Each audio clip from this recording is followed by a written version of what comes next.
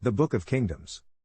Now there was a certain man from Ramathaim Zophim, of Mount Ephraim, and his name was Elkanah, the son of Jeroham, the son of Elihu, the son of Tohu, the son of Zuph, an Ephrathite. And he had 2 women, the name of the one was Hannah, and the name of the other Peninnah, and Peninnah had children, but Hannah had no children. And this man went up out of his city yearly to worship and to sacrifice to Yhwh of hosts in Shiloh. And the 2 sons of Eli, Hophni, and Phinehas, the priests of Yhwh were there. And when the time was that Elkanah offered, he gave to Peninnah his woman, and to all her sons and her daughters, portions, but to Hannah he gave a head portion because he loved Hannah, but Yhwh had shut up her womb. And her rival also vexed her to grief, to make her fret because Yhwh had shut up her womb. And as he did so year by year, when she went up to the house of Yhwh, so she vexed her, therefore she wept and did not eat. Then Elkanah her husband said to her, Hannah, why do you weep? And are you not eating? And why is your heart grieved? Am I not better to you than 10 sons? So Hannah got up after they had eaten in Shiloh, and after they had drunk. Now Eli the priest sat on a seat by a gatepost of the sanctuary of Yhwh. And she was in bitterness of herself and prayed to Yhwh, and cried many tears. And she vowed a vow and said, O Yhwh of hosts, if you will indeed look on the affliction of your female slave and remember me, and will not forget your handmaid, but will give to your female slave a man-child, then I will give him to Yhwh all the days of his life and there will no razor come upon his head. And it came to pass, as she continued praying before Yhwh, that Eli observed her mouth. Now Hannah, she spoke in her heart, only her lips moved, but her voice was not heard, therefore Eli thought she had been intoxicated. So Eli said to her, How long will you be drunk? Put away your wine from yourself. And Hannah answered and said, No my lord, I am a woman of a sorrowful spirit, I have drunk neither wine nor strong drink, but have poured out myself before Yhwh.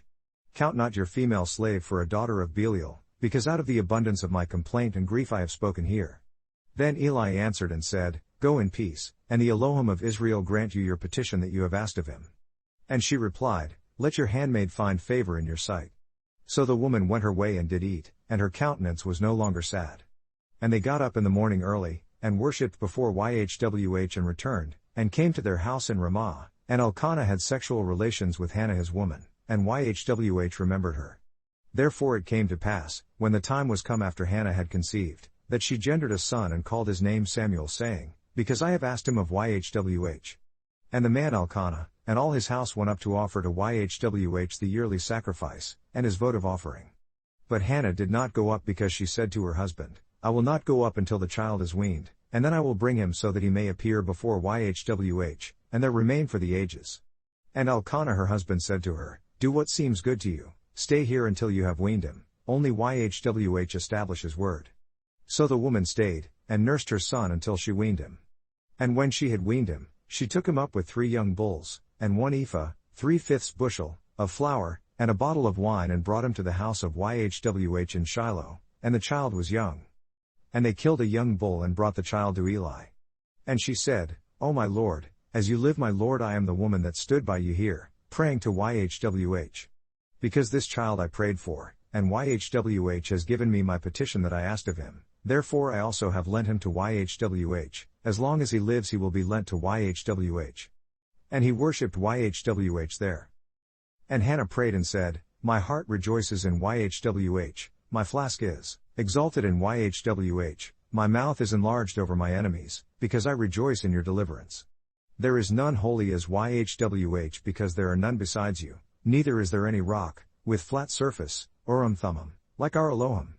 Talk no more so proudly, let not arrogant speech come out of your mouth, because Yhwh is an Elohim of knowledge, and by him actions are weighed.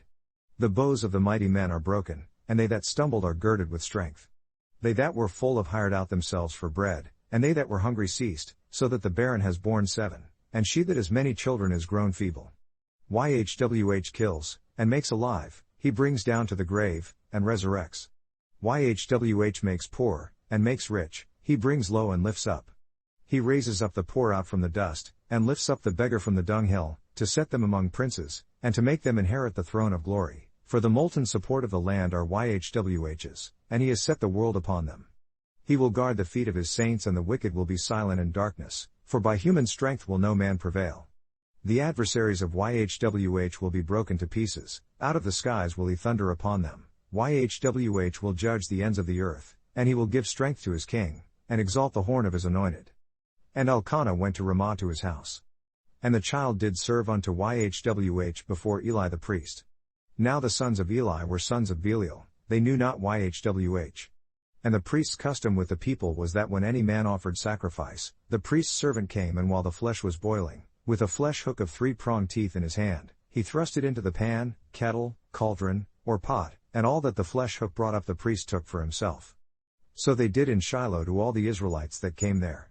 Also before they burnt the fat, the priest's servant came and said to the man that sacrificed, Give flesh too, roast for the priest, because he will not have boiled flesh from you, but raw. And if any man replied to him, Let them not fail to burn the fat presently, and then take as much as you desire, then he would answer him, No, but you will give it to me now, and if not, I will take it by force. Therefore the sin of the young men was very great before YHWH, because men abhorred the meat offering of YHWH. But Samuel served before YHWH, being a child, girded with a linen ephod. Moreover his mother made him a little coat, and brought it to him from year to year, when she came up with her husband to offer the yearly sacrifice. And Eli blessed Elkanah and his woman and said, YHWH give you seed of this woman for the loan that is lent to YHWH. And they went back to their own home. And YHWH visited Hannah, so that she conceived and gendered 3 sons and 2 daughters. And the child Samuel has grown before YHWH. Now Eli was very old, and heard all that his sons did to all Israel, and how they lay with the women that assembled at the entrance of the tabernacle at the appointed place. And he said to them, Why do you do such things? For I hear of your bad dealings by all this people. No, my sons, for it is not a good report that I hear, you make YHWH's people alienated. If one man sin against another, the judge will judge him, but if a man sin against YHWH, who will intervene for him? Notwithstanding they did not listen to the voice of their dad because YHWH would execute them. But the child Samuel grew up, and was in favor both with YHWH, and also with men. And there came a man from Elohim to Eli and said to him, This is what YHWH declares, Did I plainly appear to the house of your father, when they were in Egypt in Pharaoh's house? And did I choose him out of all the tribes of Israel to be my priest, to offer upon my altar, to burn incense, to wear an ephod, with Urim-Thummim, before me? And did I give to the house of your father all the burnt offerings made by fire of the children of Israel? Therefore kick you at my sacrifice and at my offering that I have commanded in my habitation, and honor your sons above me, to make yourselves fat with the chief of all the offerings of Israel my people? Therefore YHWH Elohim of Israel declares, I said indeed that your house and the house of your forefather should walk before me for the ages, but now YHWH says, Be it far from me. Because them who honor me I will honor, and they that despise me will be lightly esteemed. Look, the days come, that I will cut off your arm, and the arm of your father's house, that there will not be an old man in your house. And you will see an enemy in my habitation, in all the wealth that Elohim will give to Israel. And there will not be an old man in your house, all the days. And the man of yours, who I will not cut off from my altar, will be to consume your eyes, and to grieve your heart, and all the increase of your house will die in the flower of their age. And this will be a sign to you that will come upon your 2 sons, on Hophni and Phinehas, in one day they will die, the both of them. And I will raise myself up a faithful priest, that will do according to what is in my heart and in my mind, and I will build him a faithful house, and he will walk before my anointed, all the days. And it will come to pass, that everyone that is left in your house will come and bow down to him for a piece of silver and a morsel of bread. And will say, Join me, I ask you, to one of the priest's offices, that I may eat a piece of bread. And the child Samuel served YHWH before Eli. And the word of YHWH was rare in those days because there was no oracle, from Urim-Thummim, bursting down. And it came about at that time, when Eli was laid down in his place and his eyes began to wax dim, so that he could not see. And the lamp of Elohim had not yet gone out in the sanctuary of YHWH, where the ark of Elohim was, and Samuel was laid down to sleep, that YHWH called Samuel and he answered, Here I am. And he ran to Eli and said, Here I am, because you called me. But he replied, I did not call you, so go lie down again. And he went and lay down. And YHWH called again, Samuel. And Samuel got up and went to Eli and said, Here I am, because you did call me. And he answered, I called not my son, now lie down again. Now Samuel did not know YHWH, Neither was the word of Yhwh revealed to him yet. And Yhwh called Samuel again the third time. And he got up and went to Eli and said, Here I am because you did call me. And Eli perceived that Yhwh had called the child. Therefore Eli said to Samuel, Go lie down, and it will be if he calls you, that you will say, Speak Yhwh, because your slave hears. So Samuel went and lay down in his place. And Yhwh came, and stood and called as he did the other times, Samuel, Samuel. Then Samuel answered, Speak, for your slave hears. And Yhwh said to Samuel, See, I will do a thing in Israel, at which both the ears of everyone that hears it will tingle. In that day I will perform against Eli all the things that I have spoken concerning his house. When I begin, I will also make an end. Because I have told him that I will judge his house for the ages because of the depravity that he knows of, because his sons made themselves cursed, and he restrained them not. And therefore I have adjured to the house of Eli, that the depravity of Eli's house will not be covered with sacrifice nor offering for the ages. Then Samuel lay until the morning and opened the doors of the house of Yhwh. And Samuel feared to show Eli the vision. Then Eli called Samuel and said, Samuel, my son. And he answered, Here I am.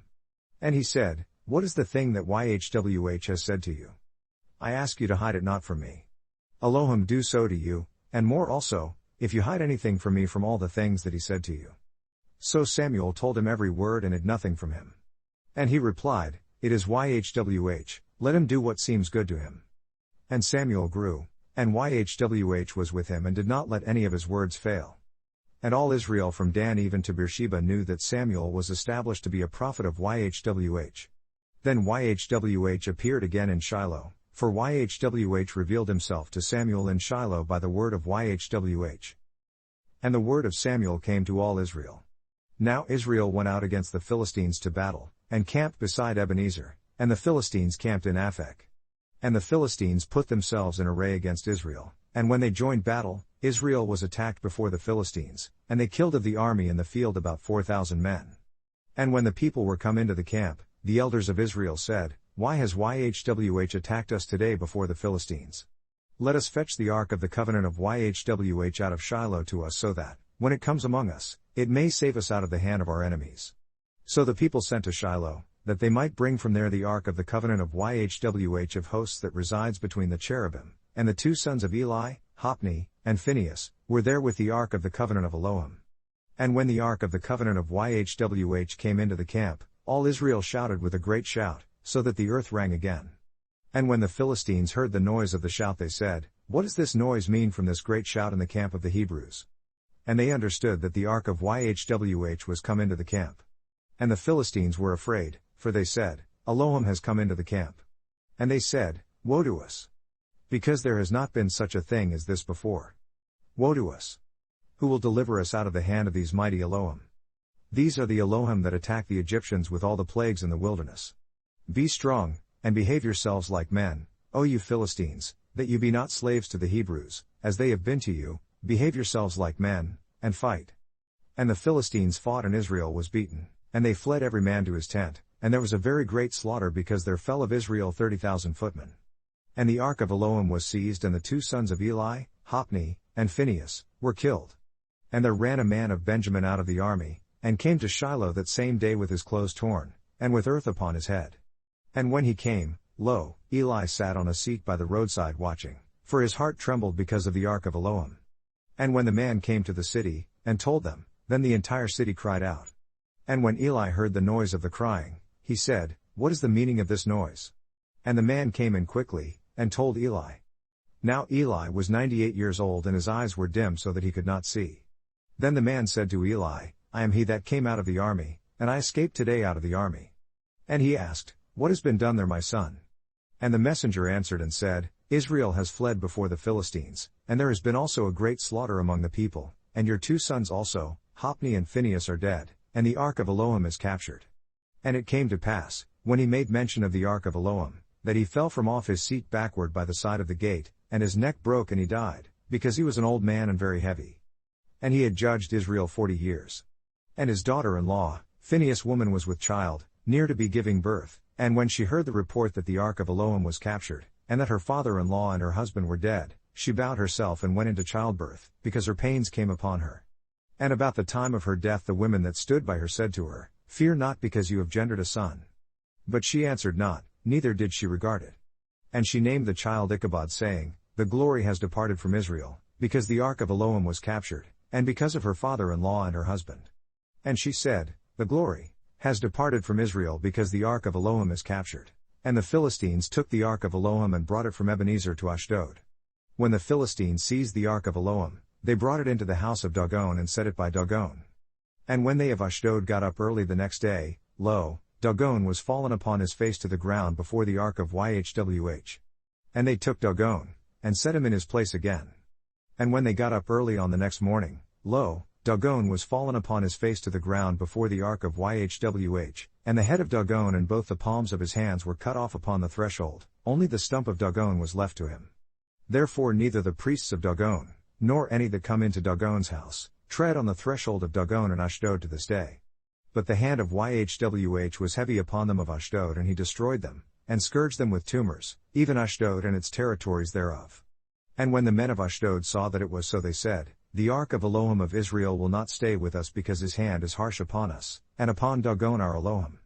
They sent therefore and gathered all the lords of the Philistines to them, and said, What will we do with the ark of Elohim of Israel? And they answered, Let the ark of Elohim of Israel be carried about to Gath. And they carried the ark of the Elohim of Israel to that area. And it was so, that after they had carried it there, the hand of Yhwh was against that city with a very great destruction, and he killed the men of the city, both small and great, and they had tumors break out on them. Therefore they sent the ark of Elohim to Ekron. And it came to pass, as the ark of Elohim came to Ekron, that the Ekronites cried out, saying, They have brought here the ark of Elohim of Israel to us, to kill us and our people. So they sent and gathered together all the lords of the Philistines, and said, Send away the ark of Elohim of Israel. Let it go back again to its own place, so that it does not kill our people and us. Because there was a deadly destruction throughout the entire city, the hand of Elohim was very heavy there. And the men that did not die were scourged with the tumors, and the cry of the city went up to the skies. Now the ark of Yhwh was in the country of the Philistines 7 months. And the Philistines called for the pagan priests and the diviners, saying, What will we do with the ark of Yhwh? Tell us how we will send it to its place. And they replied, If you send away the ark of Elohim from Israel, send it away not empty, but by all means return it with a trespass offering. Then you will be healed, and it will be revealed to you why his hand is not removed from you. Then they asked, What will be the trespass offering that we will return with it? They answered, 5 golden tumors, and 5 golden mice, according to the number of the lords of the Philistines, for one plague was on all of you, and on your lords. Therefore you will make images of your tumors, and images of your mice that corrupt the land, and you will give glory to the Elohim of Israel, so that perhaps he will lighten his hand from off of you, and from off your Elohim and from off your land. Why then do you harden your hearts as the Egyptians and Pharaoh hardened their hearts? When he had acted severely among them, did they not let the people go, and they departed? So now make a new cart, and take 2 milk cows, on which there has come no yoke, and tie the cows to the cart and bring their calves home from them. And take the ark of Yhwh, and lay it on the cart, and put the jewels of gold that you returned to him for a trespass offering in a box by its side, and send it away so that it may go. And see, if it goes up by the way of its own territory to Bethshemesh, then he has done us this great evil, but if not, then we will know that it is not his hand that scourged us, but it was by chance that this happened to us. And the men did so, and took 2 milk cows and tied them to the cart, and shut up their calves at home. And they laid the ark of Yhwh upon the cart and the box with the mice of gold and the images of their tumors. And the cows took the straight road to the way of Bethshemesh, and went along the highway, lowing as they went, and turned not aside to the right hand or to the left, and the lords of the Philistines went after them to the border of Bethshemesh. And they of Bethshemesh were reaping their wheat harvest in the valley, and they lifted up their eyes, and saw the ark, and rejoiced to see it. And the cart came into the field of Joshua, a Bethshemite, and stood there, where there was a great stone, and they split the wood of the cart and offered the cows as a burnt offering to Yhwh. And the Levites took down the ark of Yhwh, and the box that was with it, where the jewels of gold were, and put them on the great stone, and the men of Bethshemesh offered burnt offerings and sacrificed sacrifices that same day to Yhwh. And when the 5 lords of the Philistines had seen it, they returned to Ekron that same day. And these are the golden tumors that the Philistines returned for a trespass offering to Yhwh, for Ashdod 1, for Gaza 1, for Askelon 1, for Gath 1, for Ekron 1. And the golden mice, according to the number of all the cities of the Philistines belonging to the 5 lords. both of fenced cities and of country villages, even to the great stone of Abel, on which they set down the ark of Yhwh, which stone remains to this day in the field of Joshua, the Bethshemite. And he struck the men of Bethshemesh, because they had looked into the ark of Yhwh, he even killed of the people 50,070 men. And the people mourned, because Yhwh had struck many of the people with a great slaughter. And the men of Bethshemesh said, Who is able to stand before this holy Yhwh Elohim? And to whom will he go up from us? And they sent messengers to the inhabitants of Kiriath-Jearim saying, The Philistines have brought back the ark of Yhwh, come down and pick it up for you. And the men of Kiriath-Jearim came and picked up the ark of Yhwh, and brought it into the house of Abinadab in the hill, and consecrated Eleazar his son to guard the ark of Yhwh. And it came about, while the ark remained in Kiriath-Jearim, that the time was long because it was 20 years, and all the house of Israel mourned after Yhwh. And Samuel spoke to all the house of Israel saying, If you do return to Yhwh with all your hearts, then put away the foreign Elohim and Ashtaroth from among you. And prepare your hearts to Yhwh, and serve him only, and he will deliver you out of the hand of the Philistines. Then the children of Israel did put away Baalim and Ashtaroth, and served Yhwh only. And Samuel said, Gather all Israel to Mizpah and I will pray for you to Yhwh. And they gathered together to Mizpah, and drew water and poured it out before Yhwh, and fasted on that day and said there, We have sinned against Yhwh. And Samuel judged the children of Israel in Mizpah. And when the Philistines heard that the children of Israel were gathered together to Mizpah, the lords of the Philistines went up against Israel. And when the children of Israel heard it, they were afraid of the Philistines. And the children of Israel said to Samuel, Cease not to cry to Yhwh Elohim for us, that he will save us out of the hand of the Philistines. And Samuel took a young lamb, and offered it for a burnt offering holy to Yhwh, and Samuel cried to Yhwh for Israel, and Yhwh heard him. And as Samuel was offering up the burnt offering, the Philistines drew near to battle against Israel, but Yhwh thundered with a great thunder on that day upon the Philistines, and struck them, and they were beaten before Israel. And the men of Israel went out of Mizpah, and pursued the Philistines and attacked them, until they came under Bethkar. Then Samuel took a stone and set it between Mizpah and Shen, and called the name of it Ebenezer saying, Here has Yhwh helped us. So the Philistines were subdued, and they came no more into the territory of Israel, and the hand of Yhwh was against the Philistines all the days of Samuel. And the cities that the Philistines had taken from Israel were restored to Israel, from Ekron even to Gath, and its borders did Israel deliver out of the hands of the Philistines. And there was peace between Israel and the Amorites. And Samuel judged Israel all the days of his life. And he went from year to year in circuit to Bethel, Gilgal, and Mizpah, and judged Israel in all those places. And his return was to Ramah, because his house was there, and he judged Israel, and there he built an altar to Yhwh. And it came to pass when Samuel was old that he made his sons judges over Israel. Now the name of his firstborn was Joel, and the name of his second, Abiah. They were judges in Beersheba. And his sons walked not in his ways, but turned aside after unjust gain, and took bribes and perverted judgment. Then all the elders of Israel gathered themselves together, and came to Samuel to Ramah, and said to him, Look, you are old and your sons do not walk in your ways, so now appoint for us a king to judge us like all the other nations. But the thing displeased Samuel, when they said, Give us a king to judge us.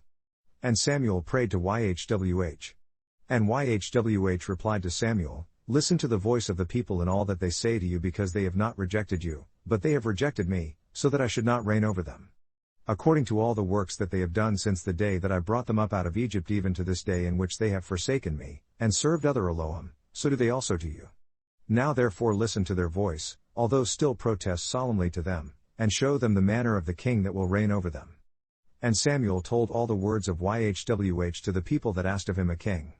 And he said, This will be the manner of the king that will reign over you. He will take your sons and appoint them for himself, for his chariots and to be his horsemen, and some will run before his chariots. And he will appoint himself captains over thousands, and captains over 50s, and will set them to plow his ground and to reap his harvest, and to make his instruments of war, and instruments of his chariots. And he will take your daughters to be perfumers, cooks and bakers. And he will take your fields and your vineyards, and your olive yards, even the best of them, and give them to his slaves. And he will take the tenth of your seed and of your vineyards, and give to his officers, and to his slaves. And he will take your male and female slaves, and your good young men and your donkeys, and put them to his work. He will take the tenth of your sheep, and you will be his slaves. And you will cry out in that day because of your king that you will have chosen for yourself, and Yhwh will not answer you in that day. Nevertheless the people refused to obey the voice of Samuel, and they said, No, but we will have a king over us, so that we also may be like all the nations, and that our king may judge us and go out before us, and fight our battles. And Samuel heard all the words of the people, and he rehearsed them in the ears of Yhwh. Then Yhwh replied to Samuel, Listen to their voice and appoint them a king. And Samuel said to the men of Israel, Let everyone go back to his city. Now there was a man of Benjamin whose name was Kish, the son of Abiel, the son of Zerah, the son of Bechorath, the son of Aphiah, a Benjamite, a mighty man of power. And he had a son whose name was Saul, a choice young and excellent man, and there was not among the children of Israel a better one than him, and from his shoulders upward he was taller than any of the people. And the donkeys of Kish, Saul's dad, were lost. So Kish said to Saul his son, Now take one of the slaves with you and get up and go look for the donkeys. And he passed through Mount Ephraim, and passed through the land of Shalisha, but they found them not. Then they passed through the land of Shalim, and they were not there, and he passed through the land of the Benjamites, but they did not find them. And when they were come to the land of Zuph, Saul said to his slave that was with him, Come and let us return, unless my dad stops caring for the donkeys and starts worrying about us. And he replied to him, Look now, there is in this city a man of Elohim, and he is an honorable man, all that he says comes to pass, so now let us go there, perhaps he can reveal to us the way that we should go. Then Saul replied to his slave, But look, if we go, what will we bring the man? For our bread is spent in our vessels, and there is no present to bring to the man of Elohim. What do we have? And the slave answered Saul again and said, See, I have here at hand the fourth part of a shekel of silver, 1/10 ounce, that is what I can give to the man of Elohim, to tell us our journey. Formerly in Israel, when a man went to inquire of Elohim, he spoke like this, Come, and let us go to the seer, because he that is now called a prophet was formerly called a seer. Then Saul replied to his slave, Well said, Come, let us go. So they went to the city where the man of Elohim was. And as they went up the hill to the city, they found young female slaves going out to draw water, and said to them, Is the seer here? And they answered them and said, He is. See, he is ahead of you, so hurry now, because he came today to the city, because there is a sacrifice of the people today in the high place. As soon as you are come into the city you will immediately find him before he goes up to the high place to eat. Because the people will not eat until he comes, because he will bless the sacrifice, and afterwards they eat that are invited. So now go up there, because about this time you will find him. And they went up into the city, and when they were come into the city, see, Samuel came out opposite them to go up to the high place. Now Yhwh had told Samuel in his ear a day before Saul came, saying, Tomorrow about this time I will send you a man out from the land of Benjamin, and you will anoint him to be ruler over my people Israel. And that he may save my people from the hands of the Philistines, for I have looked upon my people, because their cry has come to me. And when Samuel saw Saul, Yhwh replied to him, See the man who I spoke to you about. This same one will reign over my people. Then Saul drew near to Samuel in the gate and said, Tell me, I ask you, where is the seer's house? And Samuel answered Saul and said, I am the seer, go up ahead of me to the high place, because you will eat with me today, and tomorrow I will let you go and will tell you all that is in your heart. And as for your donkeys that were lost 3 days ago, do not set your mind on them, because they are found. And on whom is all the desire of Israel? Is it not on you, and on your father's entire house? And Saul answered and said, Am not I a Benjamite, of the smallest of the tribes of Israel? And my family the least of all the families of the tribe of Benjamin? Therefore why do you speak to me like this? And Samuel took Saul and his slave and brought them into the parlor, and made them sit at the head among them that were invited, which were about 30 people. And Samuel said to the cook, Bring the portion that I gave you, of which I said to you, Set it by you. And the cook took up the shoulder, and what was on it, and set it before Saul. And Samuel said, See what is left. Set it before you and eat, for to this appointed season it is kept for you, saying, The people I have called. And Saul eats with Samuel on that day. And when they were come down from the high place into the city, Samuel conversed with Saul upon the top of the house. And they got up early, and it came to pass about daybreak, that Samuel called Saul to the top of the house, saying, Up, that I may send you away. And Saul got up, and they went out both of them, he and Samuel, outside. And as they were going down to the end of the city, Samuel said to Saul, Tell the slave to pass on ahead of us. And he passed on, but you stand still a while, so that I may reveal to you the word of Elohim. Then Samuel took a vial of oil, and poured it on his head, and hugged him, and said, Is it not because Yhwh has anointed you to be ruler over his inheritance? When you are gone from me today, then you will find 2 men by Rachel's tomb in the territory of Benjamin at Zelzah. And they will say to you, the donkeys that you went to find are found, and lo, your dad has left the care of the donkeys, and is concerned for you saying, what will I do for my son? Then you will go yonder from here, and you will come to the plain of Tabor. And there you will meet 3 men going up to Elohim to Bethel, one carrying 3 young male goats, and another carrying 3 loaves of bread and another carrying a bottle of wine. And they will greet you, and give you 2 loaves of bread, which you will receive from their hands. After that you will come to the hill of Elohim, where the garrison of the Philistines is.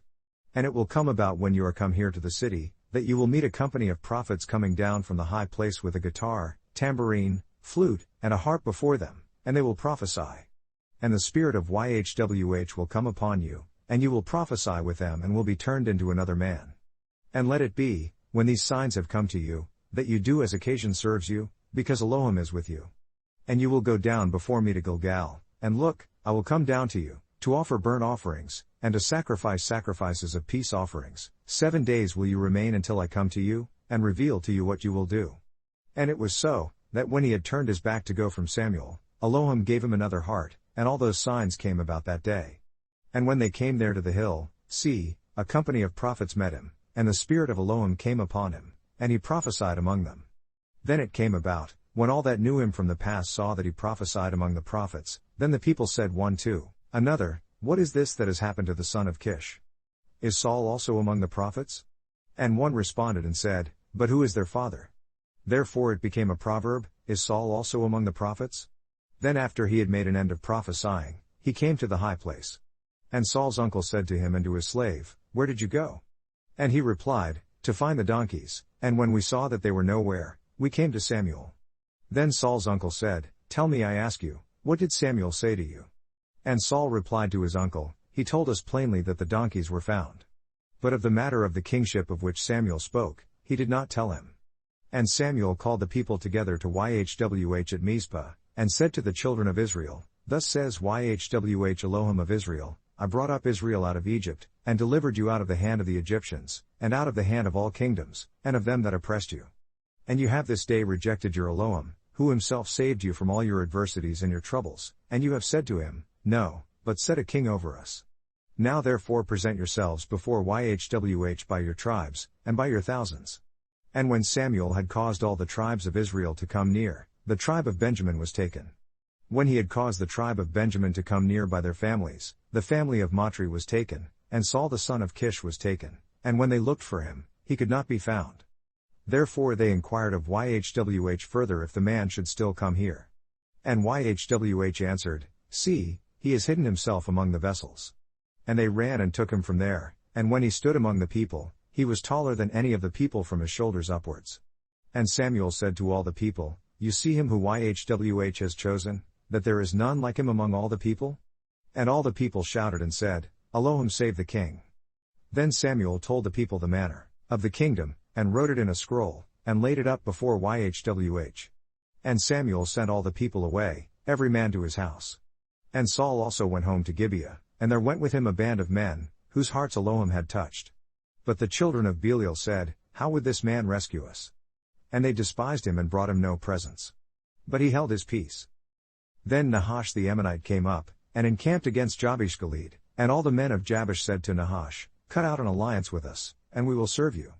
And Nahash the Ammonite answered them, on this condition I will make an alliance with you, that I may gore out all your right eyes, and lay it for a scorn upon all Israel. And the elders of Jabesh said to him, give us 7 days respite so that we may send messengers to all the territories of Israel, and then, if there is no one to save us, we will come out to you. Then came the messengers to Gibeah of Saul, and told the news in the ears of the people, and all the people lifted up their voices and wept. And lo, Saul came after the herd out of the field, and Saul said, what sickens the people so that they weep? And they told him the news of the men of Jabesh. And the spirit of Elohim came upon Saul when he heard those reports, and his nostrils flared greatly. And he took a yoke of oxen, and cut them in pieces and sent them throughout all the territory of Israel by the hands of messengers saying, whoever comes not out after Saul and after Samuel, so will it be done to his oxen. And the fear of YHWH fell on the people, and they came out with one consent. And when he numbered them in Bezek, the children of Israel were 300,000, and the men of Judah 30,000. And they said to the messengers that came, Now will you say to the men of Jabesh Gilead, tomorrow by the time the sun is hot you will have help. And the messengers came and reported it to the people of Jabesh, and they were glad. Therefore the men of Jabesh said, tomorrow we will come out to you, and you will do with us all that seems good to you. And it was so on the next day that Saul formed the people into 3 companies. And they came into the middle of the camp in the morning watch, and killed the Ammonites until the heat of the day, and it came about that they that remained were scattered, so that any 2 of them were not left together. And the people said to Samuel, who are they that said, shall Saul reign over us? Bring those men so that we may put them to death. But Saul said, there will not a man be put to death this day because today Yhwh has brought about deliverance in Israel. Then said Samuel to the people, come, and let us go to Gilgal and renew the kingdom there. And all the people went to Gilgal, and there they made Saul king before Yhwh in Gilgal, and there they sacrificed sacrifices of peace offerings before Yhwh, and there Saul and all the men of Israel rejoiced greatly. And Samuel said to all Israel, see, I have listened to your voice in all that you said to me, and have made a king over you. And now, look, the king walks before you, and I am old and gray-headed, and see, my sons are with you, and I have walked before you from my childhood to this day. Now here I am, witness against me before Yhwh and before his anointed, whose ox have I taken? Or whose donkey have I taken? Or whom have I defrauded? Who have I oppressed? Or of whose hand have I received any bribe to blind my eyes with? And I will restore it to you. And they said, you have not defrauded us, nor oppressed us, neither have you taken anything from any man's hand. And he replied to them, Yhwh is witness against you and is anointed as witness this day, that you have not found anything in my hand. And they answered, a witness. Then Samuel said to the people, it is Yhwh that appointed Moses and Aaron, and that brought your forefathers up out of the land of Egypt. Now therefore stand still, so that I may reason with you before Yhwh of all the righteous acts of Yhwh that he did for you and for your ancestors. When Jacob was come into Egypt, and your forefathers cried to Yhwh, then Yhwh sent Moses and Aaron that brought out your ancestors from Egypt, and made them live in this place. And when they forgot Yhwh Elohim, he sold them into the hand of Sisera, captain of the army from Hazor, and into the hand of the Philistines, and into the hand of the king of Moab, and they fought against them. Then they cried to Yhwh and said, we have sinned because we have forsaken Yhwh, and have served Baalim and Ashtaroth, but now rescue us out of the hand of our enemies and we will serve you. And Yhwh sent Jerubbaal, Bedin, Jephthah, and Samuel, and rescued you out of the hand of your enemies on every side, and you lived in safety. And when you saw that Nahash the king of the children of Ammon came against you, you said to me, no, but a king will reign over us, when Yhwh Elohim was your king. Now therefore see the king who you have chosen, and who you have desired. And look, Yhwh has set a king over you. If you will fear Yhwh and serve him, and obey his voice and not rebel against the commandment of Yhwh, then will both you and also the king that reigns over you continue following Yhwh Elohim. But if you will not obey the voice of Yhwh, but rebel against the commandment of Yhwh, then will the hand of Yhwh be against you, as it was against your ancestors. Now therefore stand and see this great thing that Yhwh will do before your eyes. Is it not wheat harvest today? I will call to Yhwh, and he will send thunder and rain so that you may perceive and see that your wickedness is great, and what you have done in the sight of Yhwh, in asking for yourself a king. So Samuel called to Yhwh, and Yhwh sent thunder and rain that day, and all the people greatly feared Yhwh and Samuel. And all the people said to Samuel, pray for your slaves to Yhwh Elohim, so that we do not die, because we have added to all our sins this bad, to ask for ourselves a king. And Samuel said to the people, fear not, you have done all this wickedness, yet turn not aside from following Yhwh, but serve Yhwh with all your heart. And turn not aside, because then you would go after unreal things, which cannot profit nor deliver because they are unreal. Now Yhwh will not forsake his people for his great name's sake because it has pleased Yhwh to make you his people. Moreover as for me, Elohim forbid that I should sin against Yhwh in ceasing to pray for you, but I will teach you the good and the right way. Only fear Yhwh, and serve him in truth with all your heart, for consider how many great things he has done for you. But if you will still do wickedly, you will be consumed, both you and your king. Saul reigned 1 year, and when he had reigned 2 years over Israel, Saul chose himself 3,000 men from Israel, of which 2,000 were with Saul in Michmash and in Mount Bethel, and 1,000 were with Jonathan in Gibeah of Benjamin, and the rest of the people he sent every man back to his tent. And Jonathan attacked the garrison of the Philistines that was in Geba, and the Philistines heard of it. And Saul blew the ram's horn throughout all the land, saying, Let the Hebrews hear. And all Israel has heard, saying, Saul has beaten the garrison of the Philistines, and also Israel has been abhorred by the Philistines, and the people are called after Saul to Gilgal. And the Philistines gathered themselves together to fight with Israel, 30,000 chariots, and 6,000 horsemen, and a nation as the sand that is on the seashore in multitude, and they came up and pitched in Michmash, eastward from Bethaven. When the men of Israel saw that they were in a strait, because the people were distressed, then the people hid themselves in caves, and in thickets, and in rocks, and in underground cellars, and in cisterns. And some of the Hebrews went over Jordan to the land of Gad and Gilead. As for Saul, he was still in Gilgal, and all the people followed him trembling. And he waited 7 days, according to the set time that Samuel had appointed, but Samuel came not to Gilgal, and the people were dispersed from him. And Saul said, Bring here a burnt offering to me and peace offerings. And he offered the burnt offering. And it came about, that as soon as he had made an end of offering the burnt offering, look, Samuel came, and Saul went out to meet him so that he might salute him. And Samuel said, What have you done? And Saul replied, Because I saw that the people were dispersed from me, and that you came not within the days appointed, and that the Philistines gathered themselves together at Michmash, therefore I thought, The Philistines will come down now upon me to Gilgal, and I have not entreated unto YHWH, so I forced myself therefore, and offered a burnt offering. And Samuel replied to Saul, You have done foolishly, you have not observed the commandment of YHWH Elohim that he commanded you, for now would YHWH have established your kingdom on Israel for the ages. But now your kingdom will not continue. YHWH has secured himself a man after his own heart, and YHWH has commanded him to be ruler over his people, because you have not observed what YHWH commanded you. Then Samuel arose and went up from Gilgal to Gibeah of Benjamin. And Saul numbered the people that were present with him, about 600 men. And Saul and Jonathan his son, and the people that were present with them, stayed in Gibeah of Benjamin, but the Philistines camped in Michmash.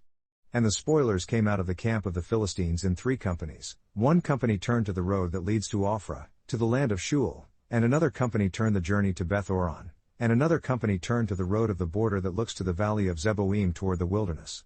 Now there were no craftsmen found throughout all the land of Israel, because the Philistines said, Unless the Hebrews make themselves swords or spears. But all the Israelites went down to the Philistines, to sharpen every man his plowshare, and his digger, and his axe, and his mattock.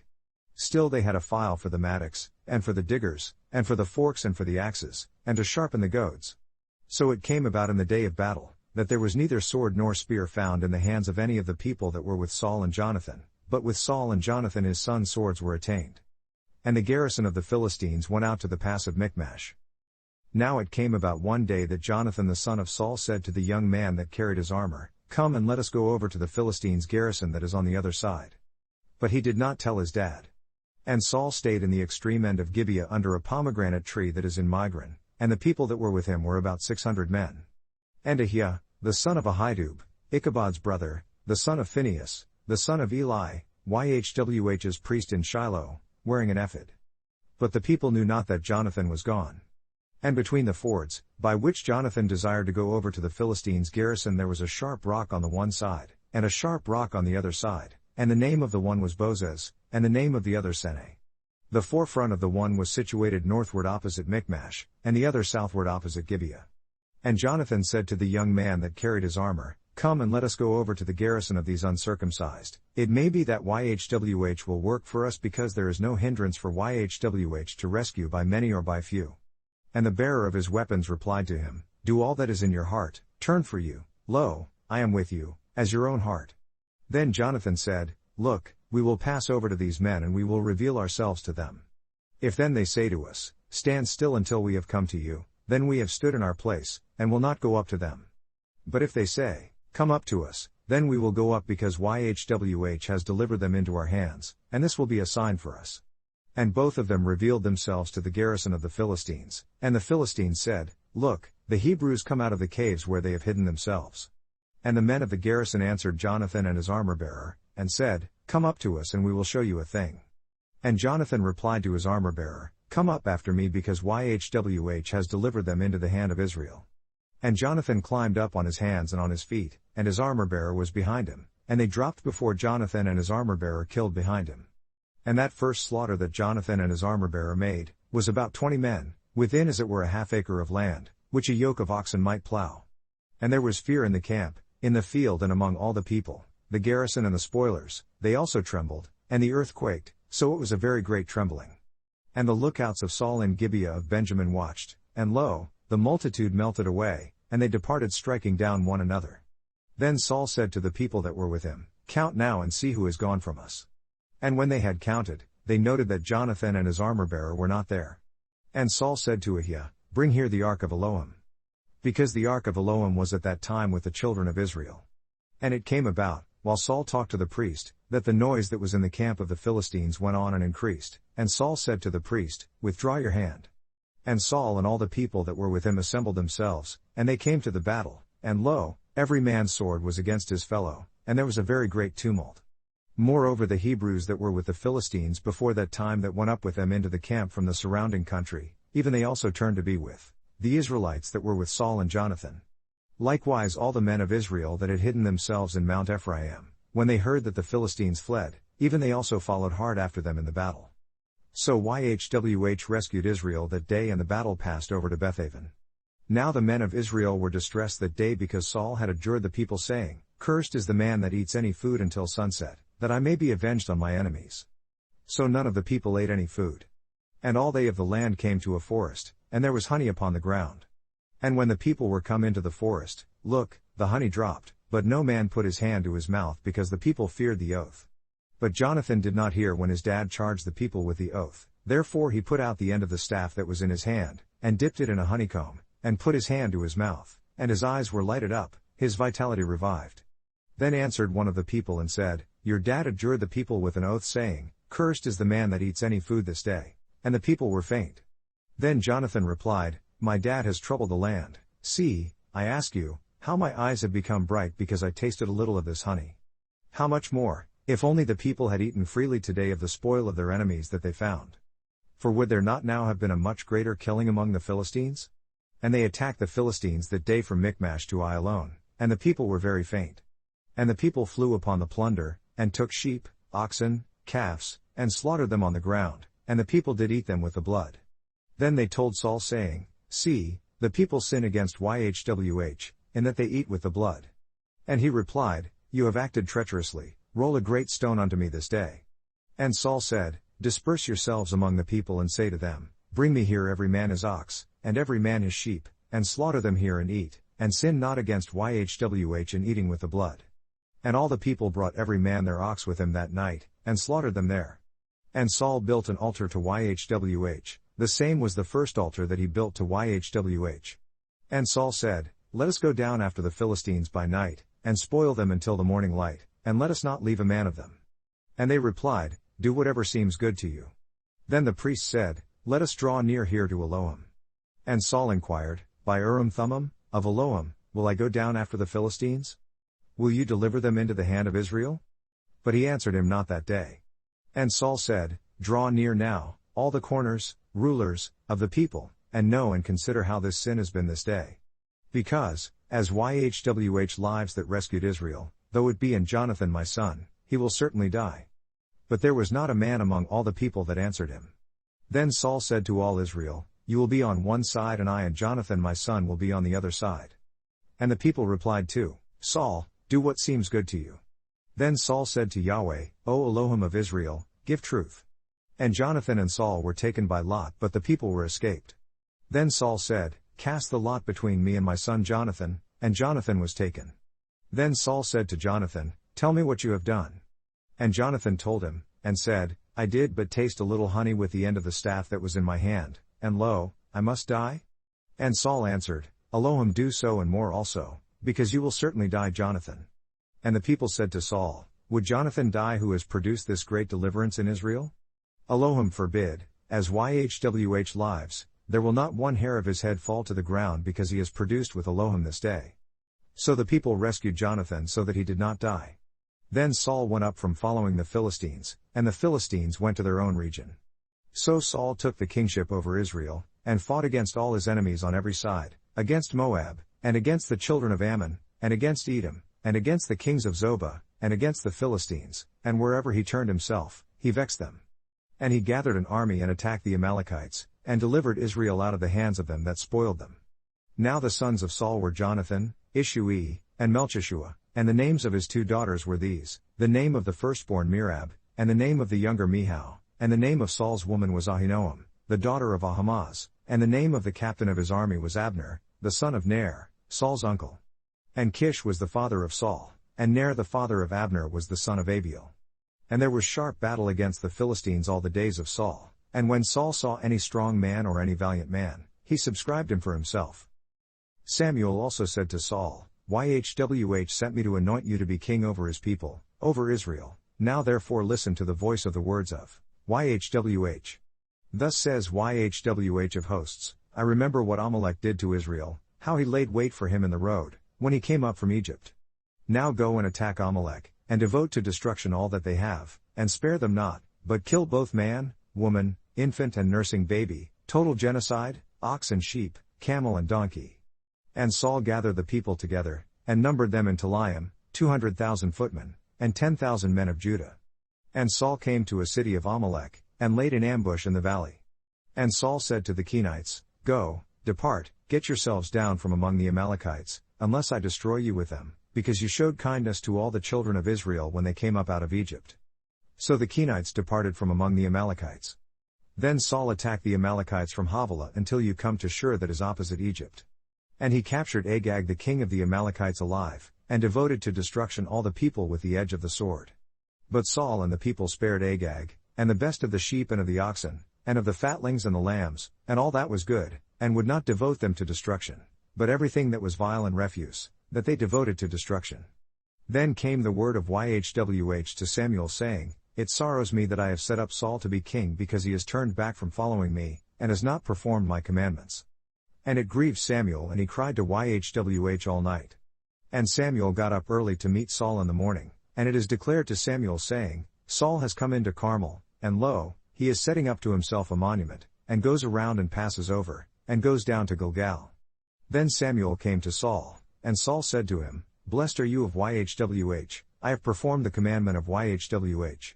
But Samuel replied, What means then this bleating of the sheep in my ears, and the lowing of the oxen that I hear? And Saul said, They have brought them from the Amalekites because the people spared the best of the sheep and of the oxen, to sacrifice to YHWH Elohim, and the rest we have devoted to destruction. Then Samuel said to Saul, Be quiet now and I will tell you what YHWH has said to me this night. And he replied to him, Keep speaking. And Samuel said, When you were little in your own sight, were you not made the ruler of the tribes of Israel, and YHWH anointed you king over Israel? And YHWH sent you on a journey and said, Go and devote to destruction the sinful Amalekites, and fight against them until they are consumed. Therefore why then did you not obey the voice of YHWH, but did fly upon the spoil, and did badly in the sight of YHWH? Then Saul said to Samuel, Yes, I have obeyed the voice of YHWH, and have gone the way that YHWH sent me, and have brought Agag the king of Amalek, and have devoted to destruction the Amalekites. But the people took of the spoil, sheep and oxen, the chief of the things that should have been devoted to destruction, to sacrifice to YHWH Elohim in Gilgal. But Samuel replied, Has YHWH as great delight in burnt offerings and sacrifices, as in obeying the voice of YHWH? Look, to obey is better than sacrifice, and to pay attention than the fat of rams. For rebellion is as the sin of witchcraft, and stubbornness is as wicked and teraphim, idolatry. Because you have rejected the word of YHWH, he has also rejected you from being king. Then Saul replied to Samuel, I have sinned, for I have transgressed the commandment of YHWH and your words, because I feared the people, and obeyed their voice instead. Now therefore, I ask you, pardon my sin and turn back with me so that I may worship YHWH. But Samuel said to Saul, I will not return with you because you have rejected the word of YHWH, and YHWH has rejected you from being king over Israel. And as Samuel turned about to go away, he laid hold upon the skirt of his mantle, and it tore. And Samuel said to him, YHWH has torn the kingdom of Israel from you this day, and has given it to a neighbor of yours, one that is better than you. And also the strength of Israel will not lie nor regret, for he is not a man that he should repent. Then he replied, I have sinned but still honor me now, I beg you, before the elders of my people, and before Israel, and turn back with me so that I may worship YHWH Elohim. So Samuel turned back after Saul, and Saul worshipped Yhwh. Then Samuel said, Bring ye here to me Agag the king of the Amalekites. And Agag came to him showing delight. And Agag said, Surely the bitterness of death is past. And Samuel replied, As your sword has made women childless, so will your mother be childless among women. And Samuel cut Agag in pieces before Yhwh in Gilgal. Then Samuel went to Ramah, and Saul went up to his house to Gibeah of Saul. And Samuel came no more to see Saul until the day of his death. Nevertheless Samuel mourned for Saul, and Yhwh regretted that he had appointed Saul king over Israel. And Yhwh said to Samuel, How long will you mourn for Saul, seeing I have rejected him from reigning over Israel? Fill your horn with oil and go, I will send you to Jesse the Bethlehemite, because I have seen among his sons for myself a king. Then Samuel replied, How can I go? If Saul hears of it, he will kill me. And Yhwh said, Take a heifer with you and say, I am come to sacrifice to Yhwh. And call Jesse to the sacrifice and I will show you what you will do, and you will anoint for me the one that I will name. Samuel did what Yhwh spoke and came to Bethlehem.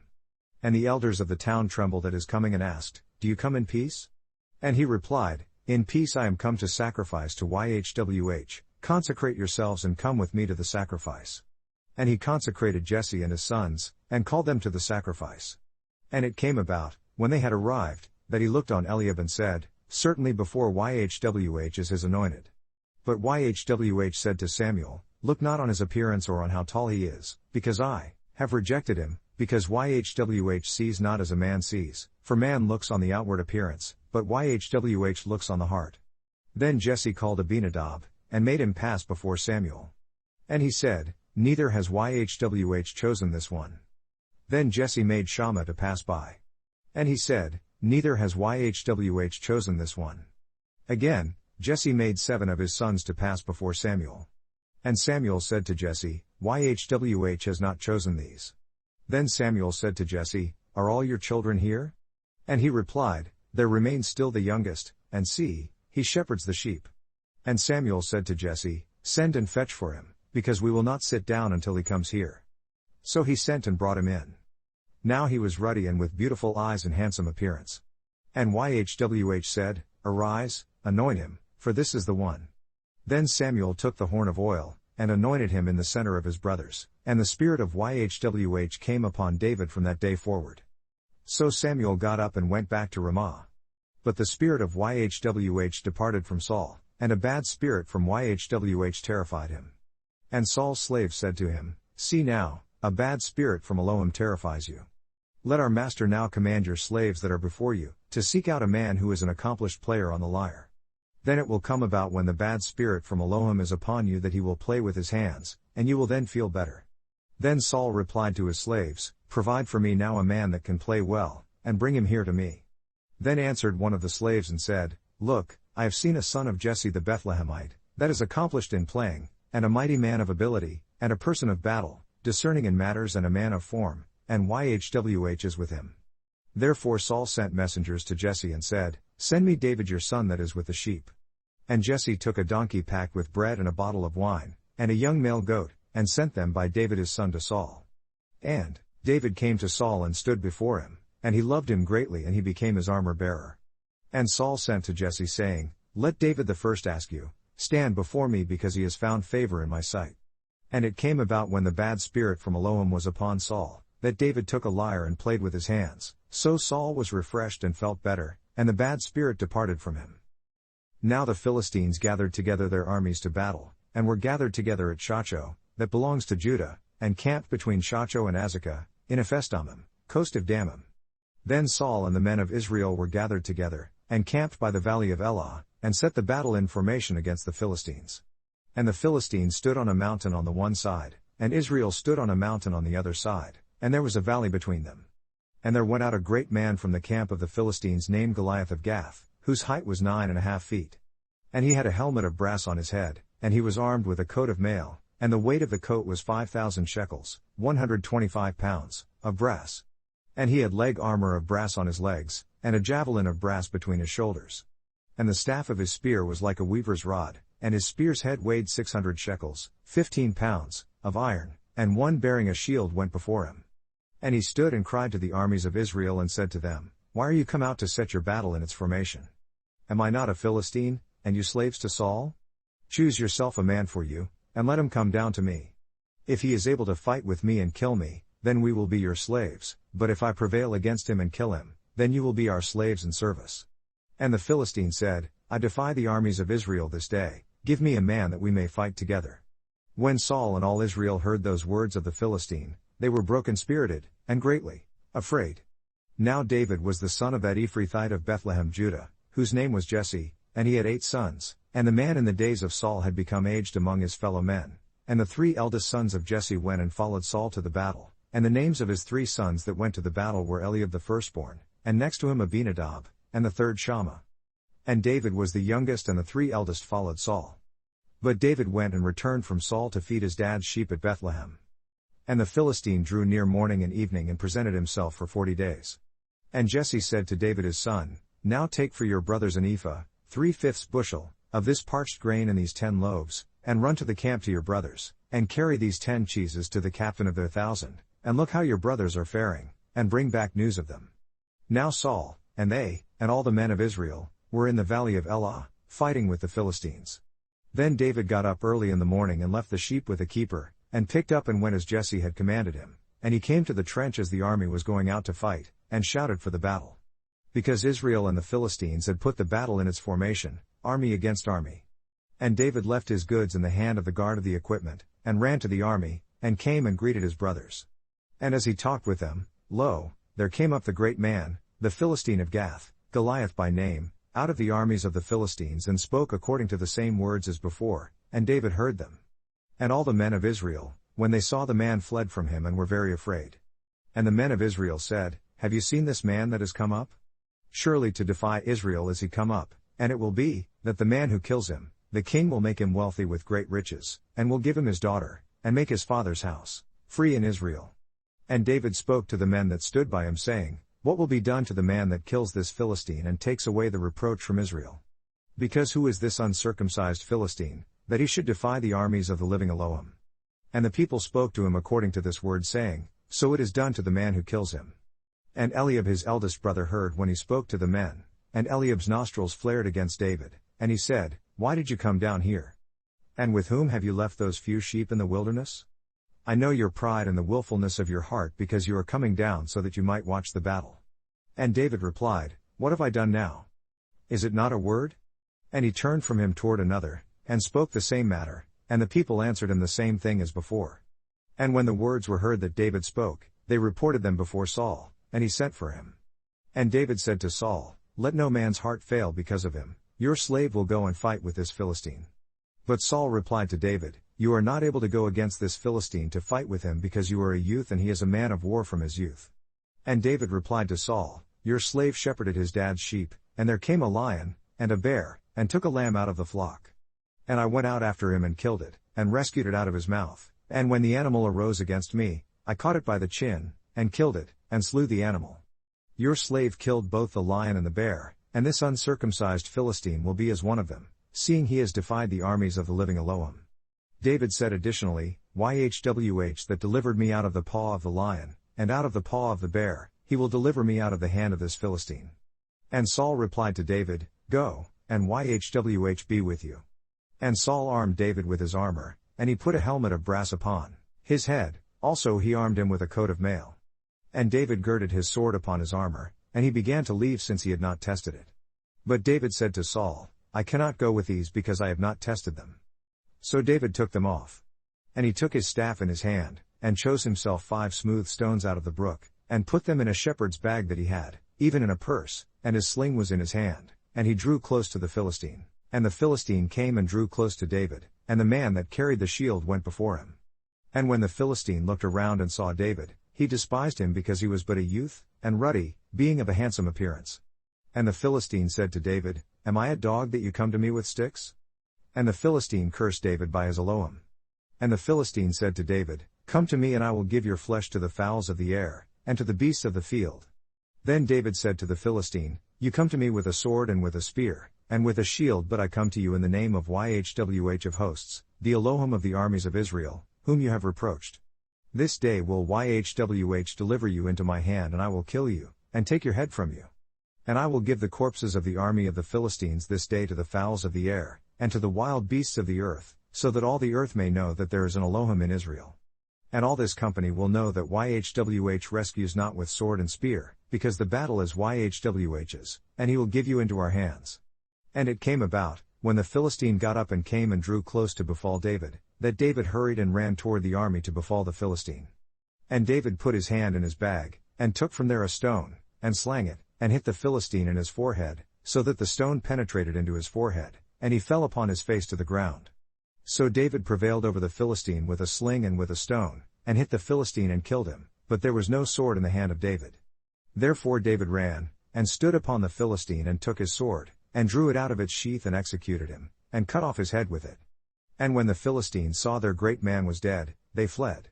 And the men of Israel and of Judah got up and shouted and pursued the Philistines until you come to the valley, and to the gates of Ekron. And the wounded of the Philistines fell down by the road to Sharaim, even to Gath and to Ekron. And the children of Israel returned from chasing after the Philistines, and they plundered their tents. And David took the head of the Philistine and brought it to Jerusalem, but he put his armor in his tent. And when Saul saw David go out against the Philistine, he said to Abner, the captain of the army, Abner, whose son is this youth? And Abner said, As your life lives, O king, I cannot tell. And the king said, You inquire whose son the young man is. And as David returned from the slaughter of the Philistine, Abner took him and brought him before Saul with the head of the Philistine in his hand. And Saul said to him, Whose son are you, young man? And David answered, I am the son of your slave Jesse the Bethlehemite. And it came about when he had made an end of speaking to Saul, that the mind of Jonathan was closely united with the mind of David, and Jonathan befriended him as himself. So Saul took him that day, and would not let him return home to his dad's house. Then Jonathan and David cut out a pledge, because he befriended him as himself. And Jonathan took off the robe that was upon him, and gave it to David and his outer garments, even to his sword, bow, and to his belt. And David went out wherever Saul sent him and conducted himself wisely, and Saul set him over the men of war, and he was accepted in the sight of all the people, and also in the sight of Saul's slaves. And it came about as they came, when David was returned from the slaughter of the Philistine, that the women came out of all the cities of Israel singing and dancing, to meet King Saul, with tambourines, with joy, and with instruments of music. And the women answered one another as they played and sang, Saul has slain his thousands, and David his 10,000s. And Saul was very angry, and the saying displeased him, and he said, They have ascribed to David 10,000s, and to me they have ascribed but thousands. And what can he have more but the kingdom? And Saul eyed David from that day forward. And it came about on the next day, that the bad spirit from Elohim came upon Saul, and he came under its influence in the middle of the house, and David played with his hands, as at other times, and there was a javelin in Saul's hand. And Saul cast the javelin because he thought, I will strike David even to the wall with it. But David skirted out of his presence twice. And Saul was afraid of David because YHWH was with him, and was departed from Saul. Therefore Saul removed him from himself, and made him his captain over 1,000, and he marched out and came in before the army. And David conducted himself wisely in all his ways, and YHWH was with him. Therefore when Saul saw that he conducted himself very wisely, he was afraid of him. But all Israel and Judah loved David, because he went out and came in before them. And Saul said to David, See my elder daughter Merab, I will give her to you for a woman, only be to me for a son of valor and fight the battles of YHWH. Because Saul avowed, Let not my hand be on him, but let the hand of the Philistines be on him instead. Then David said to Saul, Who am I? And what is my life or my dad's family in Israel, that I should be son-in-law to the king? But it came to pass at the time when Merab, Saul's daughter, should have been given to David, that she was given to Adriel the Maholathite for a woman. And Michal, Saul's daughter, loved David, and they told Saul, and the thing pleased him. And Saul said, I will give him to her so that she may be a snare to him, and that the hand of the Philistines may be against him. Therefore Saul said to David, You will this day be my son-in-law for the second time. And Saul commanded his slaves, saying, Talk with David secretly and say, See, the king has delight in you and all his slaves love you, so now therefore be the king's son-in-law. And Saul's slaves spoke those words in the ears of David. And David replied, Does it seem to you a light thing to be a king's son-in-law, seeing that I am a poor man and treated with dishonor? And the slaves of Saul told him, saying, David spoke to us like this. Then Saul replied, You will now say this to David, The king desires not any dowry but 100 foreskins of the Philistines, to be avenged of the king's enemies. But Saul thought to make David fall by the hand of the Philistines.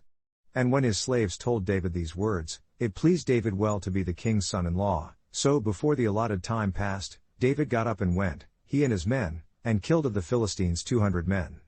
And David brought their foreskins, and they gave them in full accomplishment to the king so that he might be the king's son-in-law. And Saul gave him Michal his daughter for a woman.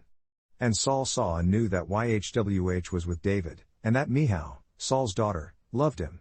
And Saul was even still more afraid of David, and Saul became David's enemy continually. And the chiefs of the Philistines came out, and it came to pass from the time of their coming out, David had acted more wisely than any of the slaves of Saul, and his name became very precious. And Saul spoke to Jonathan his son and to all his slaves so that they should kill David. But Jonathan, Saul's son, delighted much in David, and Jonathan made known to David saying, Saul my dad seeks to kill you, so now I beg you, take guard of yourself until the morning and stay in a hideout and hide yourself. And I will go out and stand beside my dad in the field where you are, and I will talk with my dad about you, and what I learn about I will tell you. And Jonathan spoke well of David to Saul his dad and said to him, Let not the king sin against his slave, against David, because he has not sinned against you, and because his deeds have been toward you very good. Because he did put his life in his hands and killed the Philistine, and Yhwh accomplished a great deliverance for all Israel. You saw it and did rejoice, so why then will you sin against innocent blood to kill David without a cause?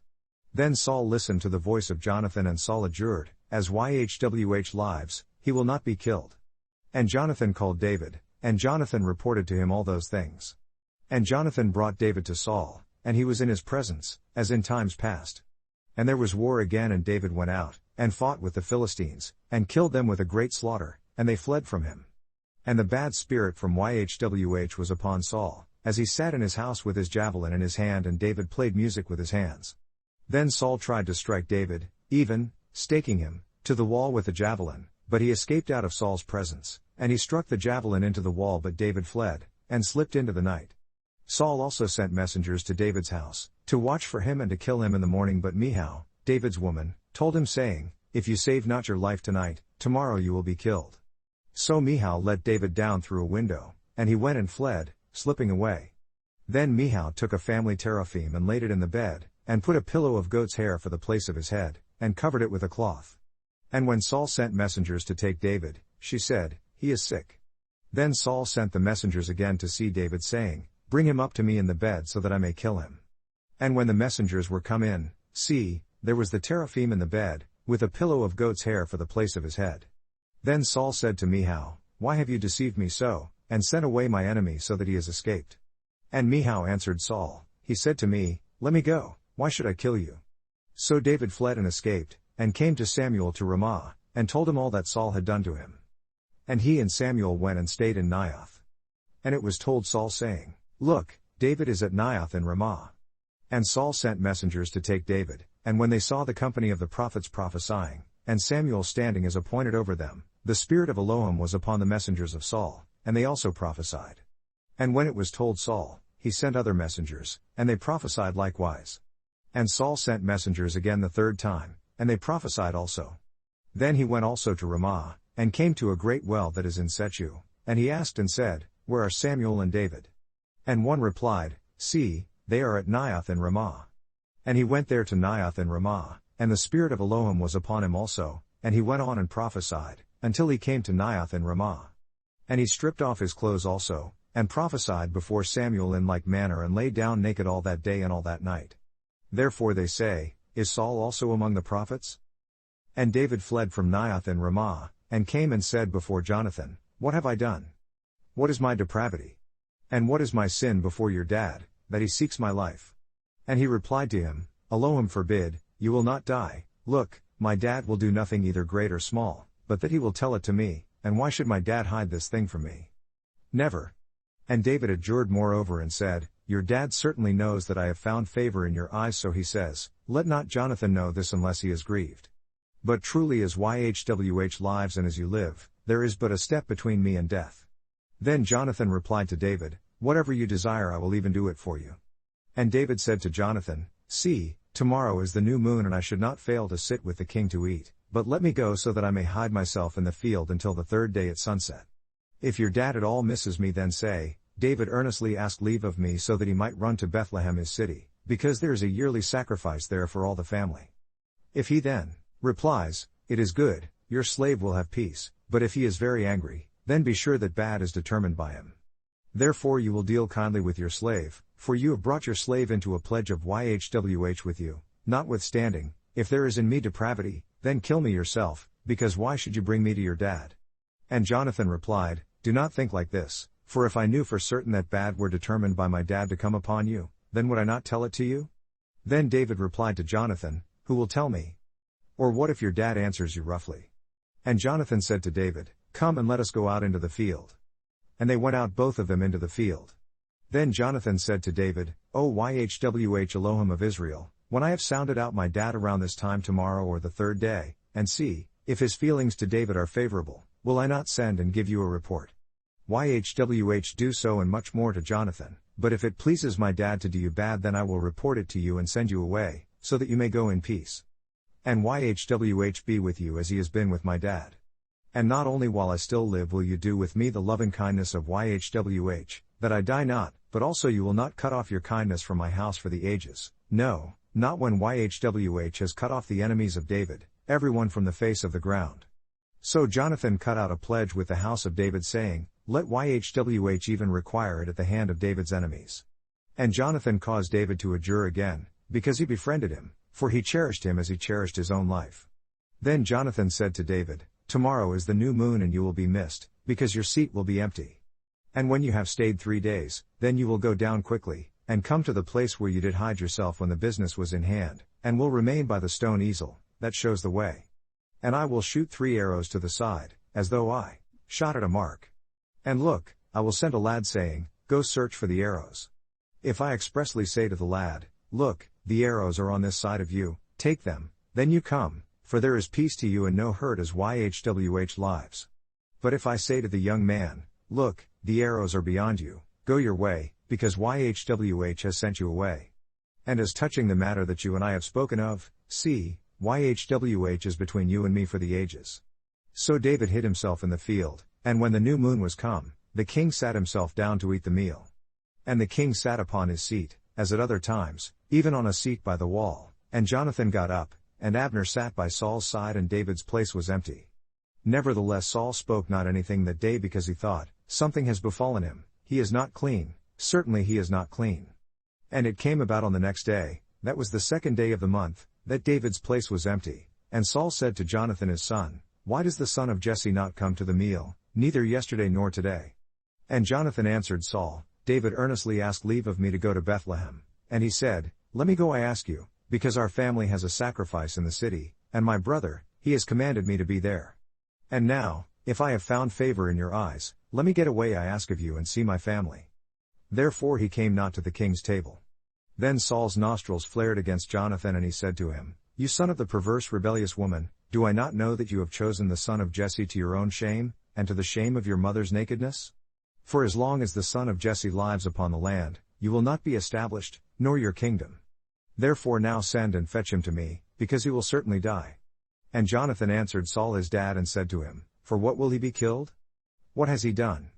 Then Saul cast a javelin at him to strike him, whereby Jonathan knew that it was determined from his dad to kill David.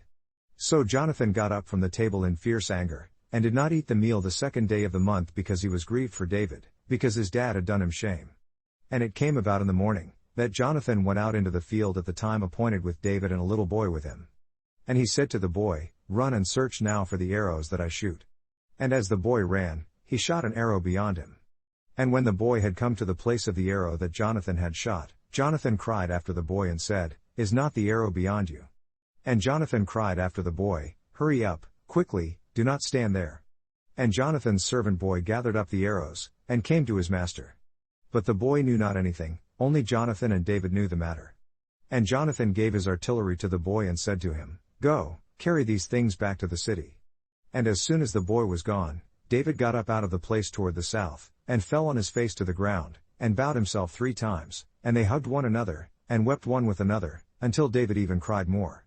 And Jonathan said to David, Go in peace, for as much as we have both adjured in the name of YHWH saying, YHWH is between me and you, and between my seed and your seed for the ages. And he got up and left, and Jonathan went back into the city.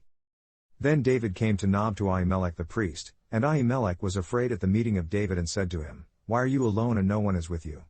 And David replied to Ahimelech the priest, "The king has commanded me some business, and has said to me, Let no one know anything of the business about which I send you, and what I have commanded you. And I have appointed my slaves to such and such a place. Now therefore what is under your hand? Give me 5 loaves of bread in my hand, or what there is present." And the priest answered David and said, "There is no common bread under my hand, but there is consecrated bread, if the young men have restrained themselves at least from women." And David answered the priest and said to him, "Of a truth women have been withheld from us for these 3 days, through my coming out, and the vessels of the young men have become consecrated, while the bread itself is in a manner common, and the more so since today there are loaves to be consecrated in the vessel." So the priest gave him consecrated bread because there was no bread there but the showbread, that was taken from before Yhwh, to put hot bread in the day when it was taken away. Now a certain man from the slaves of Saul was there that day, detained before Yhwh, and his name was Doeg, an Edomite, the chief of the herdsmen that belonged to Saul. And David said to Ahimelech, "And is there not here under your hand spear or sword? Because I have neither brought my sword nor my weapons with me, because the king's business required urgency." And the priest said, "The sword of Goliath the Philistine, who you killed in the valley of Elah, see, it is here wrapped in a cloth behind the ephod. If you will take that, take it because there is no other except that here." And David replied, "There is none like that one, give it to me." And David got up, and fled that day for fear of Saul and went to Achish the king of Gath. And the slaves of Achish said to him, "Is not this David the king of the land? Did they not sing one to another of him in dances, saying, Saul has killed his thousands and David his 10,000s? And David laid up these words in his heart, and was very afraid of Achish the king of Gath. And he changed his behavior before them, and feigned himself a madman in their hands, and marked on the doors of the gate, and let his spittle fall down upon his beard. Then Achish said to his slaves, "Lo, you see the man is mad, therefore why have you then brought him to me? Have I need of madmen, that you have brought this fellow to play the madman in my presence? Will this fellow come into my house?" David therefore departed from there and escaped to the Adullam cave, and when his brothers and his dad's entire house heard it, they went down there to see him. And everyone that was in distress, and everyone that was in debt, and everyone that was discontented, gathered themselves to him, and he became a leader over them, and there were with him about 400 men. And David went from there to Mizpah of Moab, and he said to the king of Moab, "Let my dad and my mom, I ask you, come out and be with you, until I know what Elohim will do for me." And he brought them before the king of Moab, and they stayed with him all the while that David was in the stronghold. And the prophet Gad said to David, "Remain not in the stronghold, depart, and go to the land of Judah." Then David left, and came to the forest of Hereth. When Saul heard that David was discovered, and the men that were with him, now Saul stayed in Gibeah under a tree in Ramah, having his spear in his hand, and all his slaves were standing around him. Then Saul said to his slaves that stood around him, "Hear now you Benjamites, will the son of Jesse give every one of you fields and vineyards, and make you all captains of thousands, and captains of hundreds, that all of you have conspired against me, and there is none that shows me that my son has made a league with the son of Jesse? And there is none of you that is sorry for me, or shows to me that my son has stirred up my slave against me to lie in ambush, as he does today?" Then answered Doeg the Edomite that was set over the slaves of Saul and said, "I saw the son of Jesse coming to Nob, to Ahimelech the son of Ahitub. And he inquired of Yhwh for him, and gave him provisions, and gave him the sword of Goliath the Philistine." Then the king sent to call Ahimelech the priest, the son of Ahitub, and all his father's house, the priests that were in Nob, and they came, all of them, to the king. And Saul said, "Listen now you son of Ahitub." And he answered, "Here I am my master." And Saul said to him, "Why have you conspired against me, you and the son of Jesse, in that you have given him bread, and a sword, and have inquired of Elohim for him, that he should rise against me, to lie in ambush, as he does today?" Then Ahimelech answered the king and said, "And who is so faithful among all your slaves as David that is the king's son-in-law, and goes at your bidding and is honorable in your house? Did I then begin to inquire of Elohim for him? Be it far from me, let not the king impute anything to his servant, nor to all the house of my father, because your slave knew nothing of all this, less or more." And the king said, "You will certainly die, Ahimelech, you and your father's entire house." And the king said to the footmen that stood around him, "Turn and kill the priests of Yhwh, because their hand also is with David, and because they knew when he fled and did not report it to me."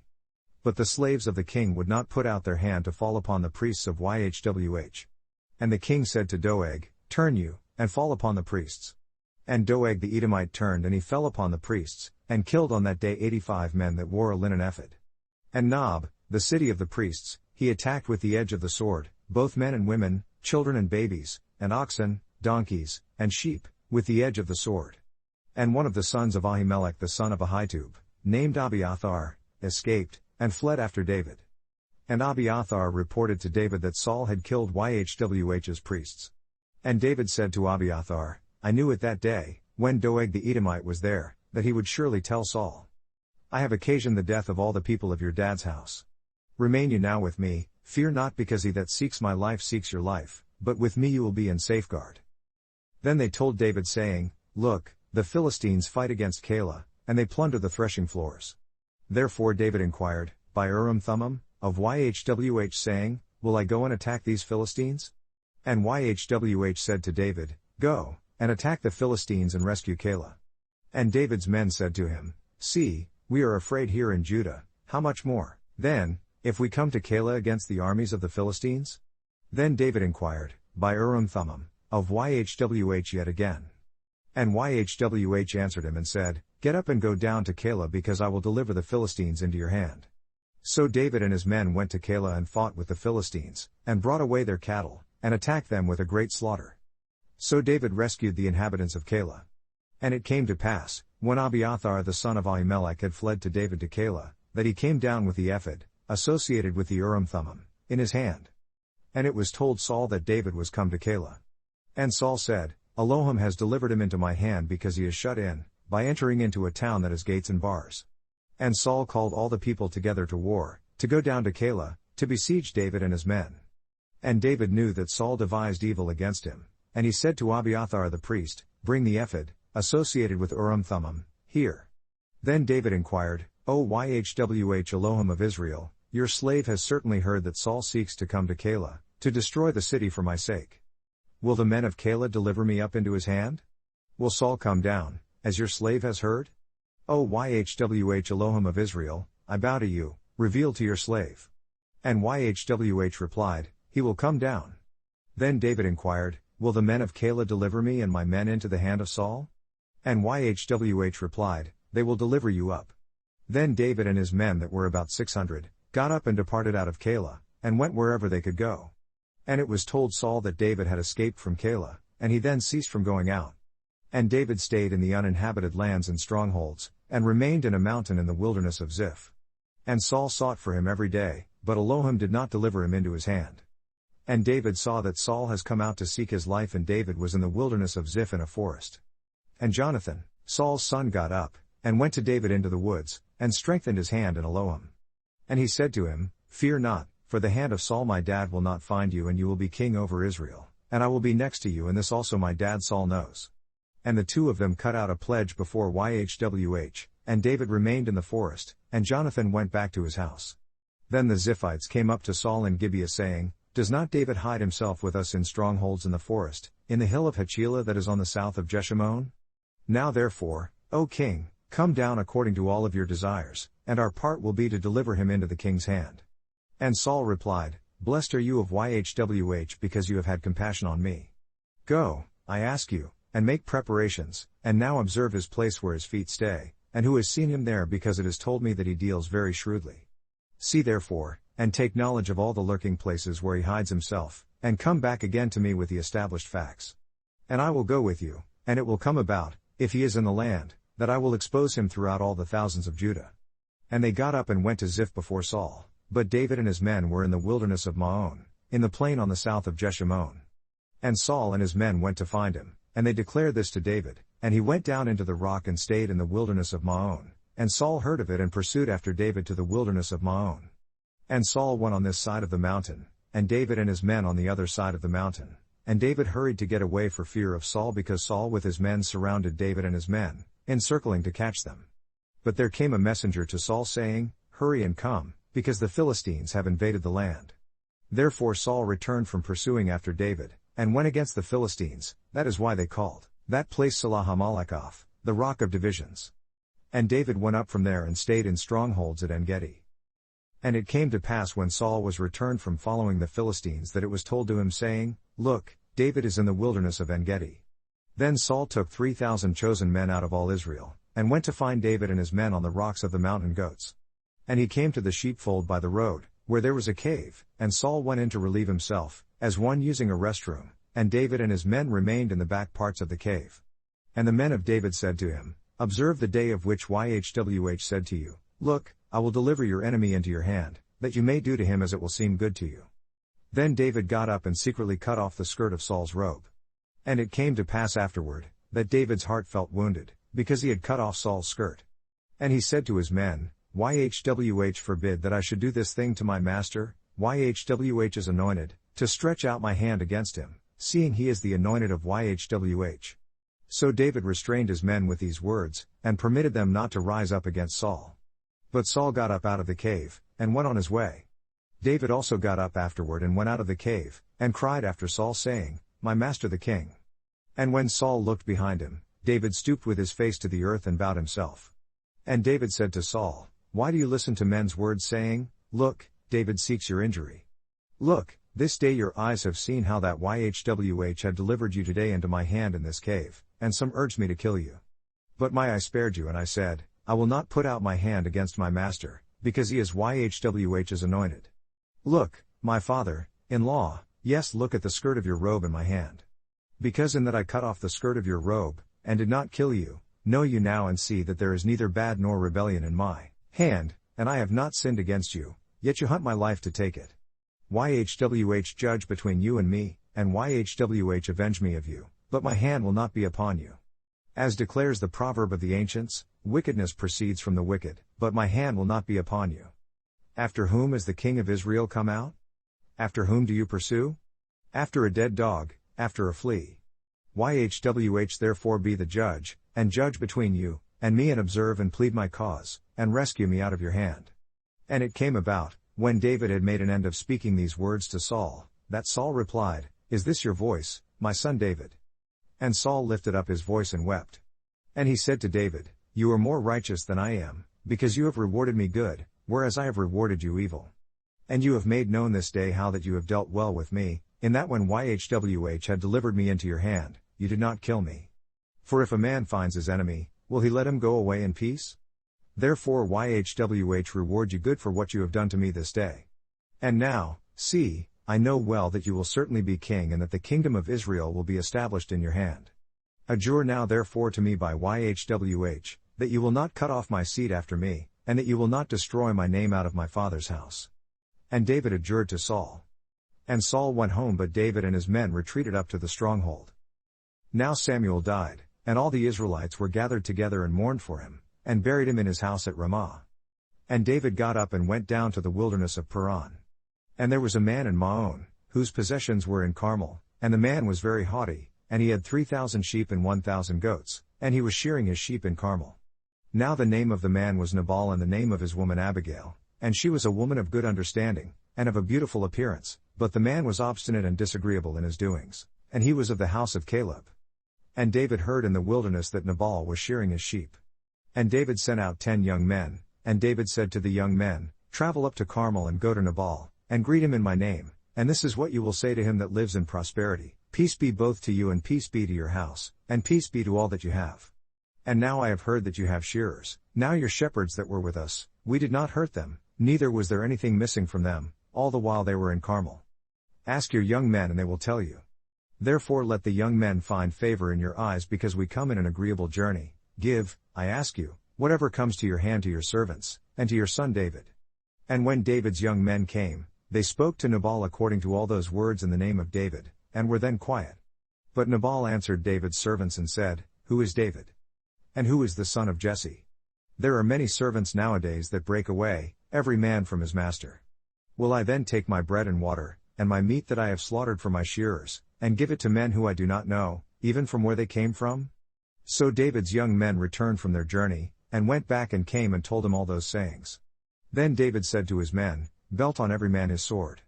And they belted on every man his sword, and David also belted on his sword, and there went up after David about 400 men, and 200 remained by their implements. But one of the young men told Abigail, Nabal's woman, saying, Look, David sent messengers out of the wilderness to greet our master, and he railed on them. But the men were very good to us and we were not hurt, neither anything was missed, as long as we were walking with them. When we were in the fields, they were a wall to us both by night and day, all the while we were with them shepherding the sheep. Now therefore know and consider what you will do, because bad is determined against our master, and against his entire household, for he is such a son of Belial, worthless, that one cannot speak to him. Then Abigail hurried, and took 200 loaves, and 2 bottles of wine, and 5 prepared sheep, and 5 measures of parched grain, and 100 clusters of raisins, and 200 cakes of figs, and put them on donkeys. And she said to her slaves, Go on before me, see, I come after you. But she told not her husband Nabal. And it was so, as she rode on the donkey, that she came down by the hiding place of the hill, and lo, David and his men came down against her, and she encountered them.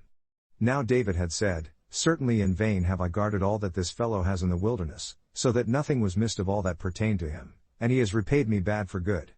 So and more also will Elohim do to the enemies of David, if I leave of all that pertains to him by the morning light any that piss against the wall. And when Abigail saw David, she hurried and got down from the donkey and fell before David on her face, and bowed herself to the ground, and fell at his feet and said, Upon me, my master, upon me let this depravity rest, and let your maidservant, I beg you, speak in your audience, and hear the words of your maidservant.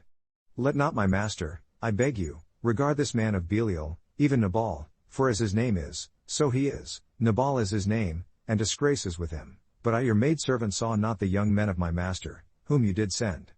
Now therefore, my master, as YHWH lives and as you live, seeing YHWH has withheld you from coming to shed blood, and from avenging yourself with your own hand, now let your enemies, and they that seek bad to my master, be as Nabal. And now this blessing that your maidservant has brought to my master, let it even be given to the young men that walk at the feet of my master.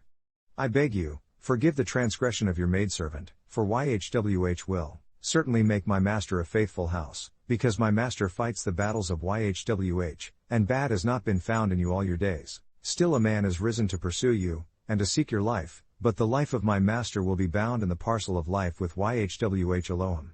And the lives of your enemies, those will he sling out, as out of the middle of a sling. And it will come to pass, when YHWH will have done to my master according to all the good that he has spoken concerning you, and will have appointed you ruler over Israel, that this will be no grief to you, nor offense of heart to my master, either that you have shed blood in vain, or that my master has avenged himself. But when YHWH will have dealt well with my master, then remember your maidservant. And David replied to Abigail, Blessed is YHWH Elohim of Israel, which sent you this day to meet me, and blessed is your advice, and blessed are you, which has kept me this day from coming to shed blood, and from avenging myself with my own hand. For in fact, as YHWH Elohim of Israel lives, which has kept me back from hurting you, except you had hurried and come to meet me, certainly there had not been left to Nabal by the morning light any that piss against the wall. So David received of her hand what she had brought him and said to her, Go up in peace to your house, see, I have listened to your voice, and have accepted your person. And Abigail came to Nabal, and see, he held a feast in his house, like the feast of a king, and Nabal's heart was merry within him, for he was very drunk, therefore she told him nothing, less or more, until the morning light. But it came about in the morning, when the wine was gone out of Nabal, and his woman had told him these things, that his heart died within him and he became as a stone. And it came to pass about 10 days after, that YHWH killed Nabal so that he died. And when David heard that Nabal was dead, he said, Blessed is YHWH, that has pleaded the cause of my reproach from the hand of Nabal, and has kept his slave from bad, for YHWH has returned the wickedness of Nabal upon his own head. And David sent and talked with Abigail, to take her to himself as his woman. And when the slaves of David were come to Abigail to Carmel, they spoke to her saying, David sent us to you, to take you to himself as his woman. And she got up, and bowed herself on her face to the ground and said, See, let your maidservant be a slave to wash the feet of the slaves of my master. And Abigail hurried and got up, and rode upon a donkey, with 5 female slaves of hers that went after her, and she went after the messengers of David, and became his woman. David also took Ahinoam of Jezreel, and they were also both of them his women. But Saul had given Michal his daughter, David's woman, to Phulte the son of Laish that was from Galim. And the Ziphites came to Saul to Gibeah saying, Does not David hide himself in the hill of Hachilah that is before Jeshimon? Then Saul arose, and went down to the wilderness of Ziph, having 3,000 chosen men of Israel with him, to find David in the wilderness of Ziph. And Saul camped in the hill of Hachilah that is before Jeshimon, by the road. But David remained in the wilderness, and he saw that Saul came after him into the wilderness. David therefore sent out spies, and understood that Saul had definitely come. And David got up and came to the place where Saul had camped, and David observed the place where Saul rested, and Abner the son of Ner, the captain of his army, and Saul rested in the entrenchment, and the people camped around him. Then answered David and said to Ahimelech the Hittite, and to Abishai the son of Zeruiah, brother to Joab, saying, Who will go down with me to Saul to the camp? And Abishai said, I will go down with you. So David and Abishai came to the people by night, and lo, Saul lay sleeping within the trench, and his spear was stuck in the ground near his head, but Abner and the people rested around him. Then Abishai said to David, Elohim has delivered your enemy into your hand this day, now therefore let me kill him, I ask you, with the spear even to the earth at once, and I will not strike him the second time. But David replied to Abishai, Do not destroy him, because who can stretch out his hand against YHWH's anointed, and be guiltless? David said furthermore, As YHWH lives, YHWH will kill him, or his day will come to die, or he will descend into battle, and perish. YHWH forbid that I should stretch out my hand against YHWH's anointed, but, I ask you, take now the spear that is near his head, and the jug of water, and let us go. So David took the spear and the jug of water from Saul's head, and they went away, and no man saw it, nor knew it, neither woke up, for they were all fast asleep, because a deep sleep from YHWH was fallen upon them. Then David went over to the other side, and stood on the top of a hill afar off, a great distance being between them. And David cried to the people, and to Abner the son of Ner, saying, Are not you going to answer me, Abner? Then Abner answered and said, Who are you that cry to the king? And David said to Abner, Are not you a mighty man? And who is like to you in Israel? Therefore then why have you not guarded your master the king? For there came one of the people in to destroy the king your master. This thing is not good that you have done. As YHWH lives, you are worthy to die, because you have not guarded your master, YHWH is anointed. And now see where the king's spear is, and the jug of water that was near his head. And Saul knew David's voice and said, Is this your voice, my son David? And David replied, It is my voice, my master, O king. And he said, Why does my master so pursue after his slave? For what have I done? Or what bad is in my hand? Now therefore, I ask you, let my master the king hear the words of his slave. If YHWH has stirred you up against me, let him accept an offering, but if they are the children of men, cursed are they before YHWH, for they have driven me out this day from living in the inheritance of YHWH, saying, Go, serve other Elohim. Now therefore, let not my blood fall to the ground before the face of YHWH, because the king of Israel has come out to seek a flea, as when one does hunt a partridge in the mountains. Then Saul replied, I have sinned, return my son David, for I will no more do you harm, because my life was precious in your eyes this day. See, I have played the fool, and have erred exceedingly. And David answered and said, Observe the king's spear. And let one of the young men come over and fetch it. YHWH renders to everyone his righteousness and his fidelity, because YHWH delivered you into my hand today, but I would not stretch out my hand against YHWH's anointed. And see, as your life has been dear to me this day in my eyes, so let my life be dear in the eyes of YHWH, and let him rescue me out of all trouble. Then Saul replied to David, Blessed are you, my son David, you will both do great things, and also will still prevail. So David went on his way, and Saul returned to his place. And David said in his heart, I will now perish one day by the hand of Saul. There is nothing better for me except I should speedily escape into the land of the Philistines. And Saul will then despair of me, to seek me any more in any territory of Israel, so I will escape out of his hand. So David got up and he passed over with the 600 men that were with him to Achish, the son of Maok, king of Gath. And David lived with Achish at Gath, he and his men, every man with his household, even David with his 2 women, Ahinoam the Jezreelitess, and Abigail the Carmelitess, Nabal's former wife. And it was told Saul that David was fled to Gath, and he sought no more for him again. And David said to Achish, If I have now found favor in your eyes, let them give me a place in some town in the country, that I may live there, for why should your slave live in the royal city with you? Then Achish gave him Ziklag that day, therefore Ziklag pertains to the kings of Judah to this day. And the time that David lived in the country of the Philistines was 1 full year and 4 months. And David went up and his men, and they made attacks on the Geshurite, Jerichite, and the Amalekite, for they are inhabitants of the land from ancient times, as you come into Shur into the land of Egypt. And David attacked the land, and left neither man nor woman alive, and took away the sheep, oxen, donkeys, camels, and the apparel, and returned and came to Achish. And Achish said, Where have you made a road today? And David replied, Against the south of Judah, and against the south of the Jerahmeelites, and against the south of the Kenites. But David saved neither man nor woman alive, to bring reports to Gath, thinking, Unless they should tell on us saying, So did David, and so will be his custom all the while he lives in the country of the Philistines. And Achish believed David, saying, He has made his people Israel utterly to abhor him, therefore he will be my slave for the ages. And it came about in those days that the Philistines gathered their armies together for warfare, to fight with Israel. And Achish said to David, Know you assuredly that you will go out with me to battle, you and your men. Then David replied to Achish, Certainly you will know what your slave can do. And Achish said to David, Therefore I will appoint you as chief guard for the ages. Now Samuel was dead, and all Israel had mourned for him, and buried him in Ramah, even in his own city. And Saul had removed the necromancer, and the soothsayers, out of the land. And the Philistines gathered themselves together, and came and camped in Shunem, and Saul gathered all Israel together, and they camped in Gilboa. And when Saul saw the army of the Philistines, he was afraid and his heart was greatly terrified. And when Saul inquired of YHWH answered him not, neither by dreams, nor by Urim-Thummim, nor by prophets. Then Saul said to his slaves, Find me a woman that is a sorceress so that I may go to her, and inquire of her. And his slaves said to him, See, there is a woman that is a sorceress at Endor. And Saul disguised himself and put on other clothing, and he went, and 2 men with him, and they came to the woman by night, and he said, I ask you, divine to me by necromancy, and bring me up who I will name to you. And the woman replied to him, Look, you know what Saul has done, how he has cut off those that practice necromancy, and the soothsayers out of the land, therefore why do you lay a trap for my life, to cause me to die? And Saul adjured to her by YHWH saying, As YHWH lives, there will no punishment happen to you for this thing. Then the woman replied, Who will I bring up for you? And he said, Bring me up Samuel.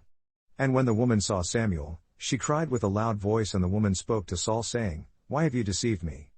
Because you are Saul. And the king replied to her, Do not fear, for what have you seen? And the woman said to Saul, Elohim I have seen coming up out of the earth. He said to her, What does he look like? And she replied, An old man comes up, and he is covered with a robe. And Saul perceived that it was Samuel, and he stooped with his face to the ground, and bowed himself. And Samuel said to Saul, Why have you disquieted me, to bring me up? And Saul answered, I am sore distressed because the Philistines make war against me, and Elohim has departed from me, and answers me no more, neither by prophets, nor by dreams, therefore I have called you so that you may reveal to me what I will do. Then Samuel replied, Why then do you ask of me, seeing YHWH has departed from you, and has become your enemy?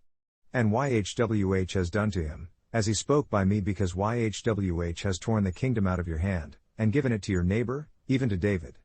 Because you obeyed not the voice of YHWH, nor executed his fierce anger upon Amalek, therefore has YHWH done this thing to you this day.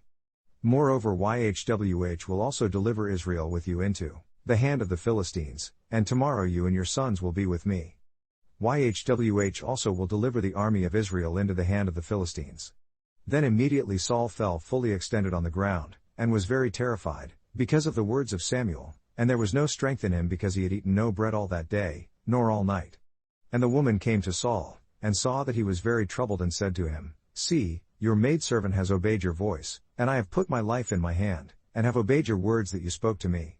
Now therefore, I ask you, listen now also to the voice of your maidservant, and let me set a morsel of bread before you, and eat so that you may have strength, when you go on your journey. But he refused and said, I will not eat. But his slaves, together with the woman, compelled him, and he heeded to their voices. So he got up from the ground and sat upon the bed. And the woman had a fat calf in the house, and she hurried and slaughtered it, and took flour and kneaded it, and did bake unleavened bread. And she brought it before Saul, and before his slaves, and they did eat. Then they got up and went away that night. Now the Philistines gathered together all their armies to Aphek, and the Israelites camped by a spring that is in Jezreel.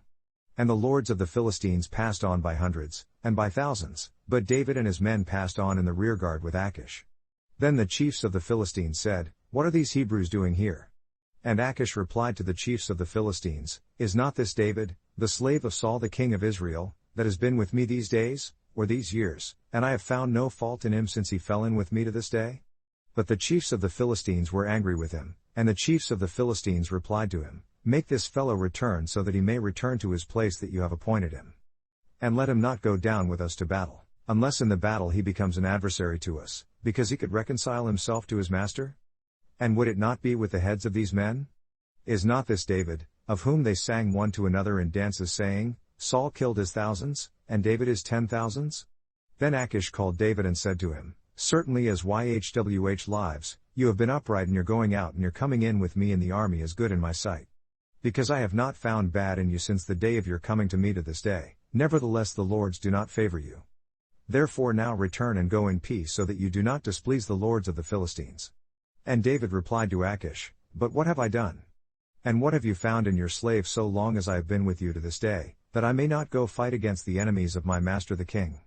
And Achish answered and said to David, I know that you are good in my sight, as an angel of Elohim, notwithstanding the chiefs of the Philistines have said, He will not go up with us to the battle.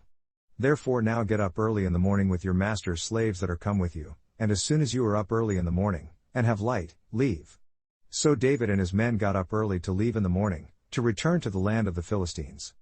And the Philistines went up to Jezreel. And it came about, when David and his men were come to Ziklag on the third day, that the Amalekites had invaded the south, and Ziklag being attacked, and burnt it with fire, and had taken the women captives that were there, they did not kill any, either great or small, but carried them away and went on their way. So David and his men came to the city, and lo, it was burnt with fire, and their women, and their sons and their daughters were taken captives. Then David and the people that were with him lifted up their voice and wept, until they had no more power to weep. And David's 2 women were taken captives, Ahinoam the Jezreelitess and Abigail the former, woman of Nabal the Carmelite. And David was greatly distressed because the people spoke of stoning him, because the heart of all the people was grieved, everyone for his sons and for his daughters, but David encouraged himself in YHWH Elohim. And David said to Abiathar the priest, Ahimelech's son, I ask you, bring me here the ephod. And Abiathar brought there the ephod, with Urim-Thummim, to David. And David inquired of YHWH asking, Will I pursue after this troop? Will I overtake them? And he answered him, Pursue. For you will certainly overtake them, and without fail recover all. So David went, he and the 600 men that were with him, and came to the brook Besor, where those that were left behind stayed. But David pursued, he and 400 men, because 200 stayed behind that were so exhausted that they could not go over the brook Besor. And they found an Egyptian in the field and brought him to David, and gave him food, and he did eat and they made him drink water. And they gave him a piece of a cake of figs, and 2 clusters of raisins, and when he had eaten, his vitality returned to him, because he had eaten no food, nor drunk any water for 3 days and 3 nights.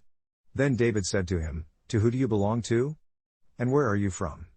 And he replied, I am a young man from Egypt, slave to an Amalekite, and my master left me, because 3 days ago I fell sick. We made an invasion upon the south of the Kerethites, and upon the territory that belongs to Judah, and upon the south of Caleb, and we burned Ziklag with fire. And David said to him, Could you bring me down to this company?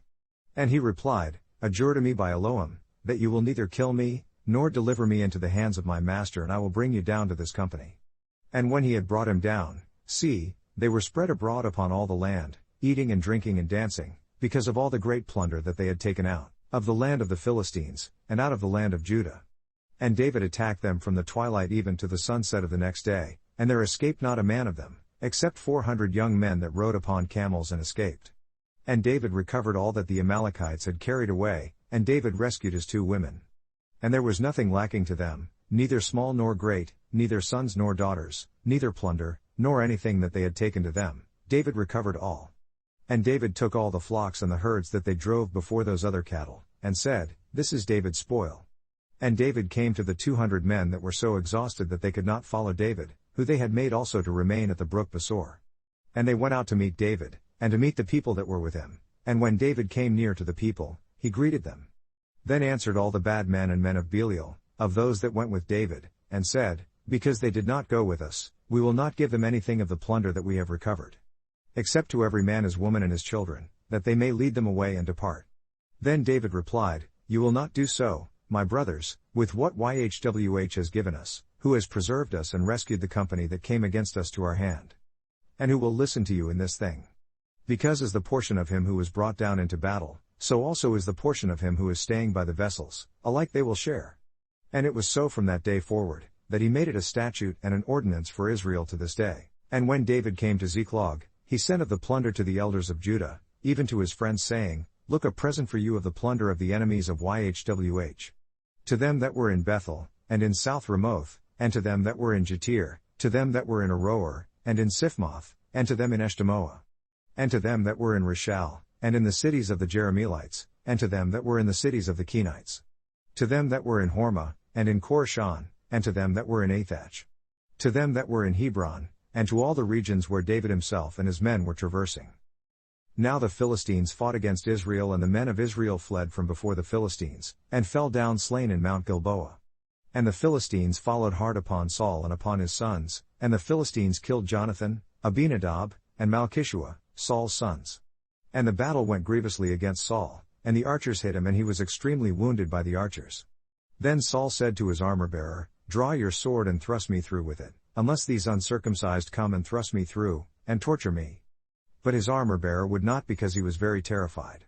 Therefore Saul took a sword, and fell on it himself. And when his armor-bearer saw that Saul was dead, he fell likewise upon his own sword and died with him. So Saul died, and his 3 sons, and his armor-bearer and all his men, that same day together. And when the men of Israel that were on the other side of the valley, and they that were on the other side Jordan, saw that the men of Israel fled, and that Saul and his sons were dead, they forsook the cities, and fled. And the Philistines came and lived in them. And it came about on the next day, when the Philistines came to strip the dead, that they found Saul and his 3 sons fallen in Mount Gilboa. And they cut off his head and stripped off his armor, and sent into the land of the Philistines all around, to publish it in the house of their idols, and among the people. And they put his armor in the house of Ashtaroth, and they fastened his body to the wall of Bethshan. And when the inhabitants of Jabesh Gilead heard what the Philistines had done to Saul, all the mighty men arose, and traveled all night, and took the body of Saul and the bodies of his sons from the wall of Bethshan, and came to Jabesh, and cremated them there. And they took their bones, and buried them under a tree at Jabesh, and fasted for 7 days. Now it came to pass after the death of Saul, when David was returned from attacking the Amalekites, and David had stayed 2 days in Ziklag, it came about on the 3rd day that a man came out of the camp from Saul with his clothes torn, and dirt upon his head, and so it was when he came to David, that he fell to the ground and prostrated himself.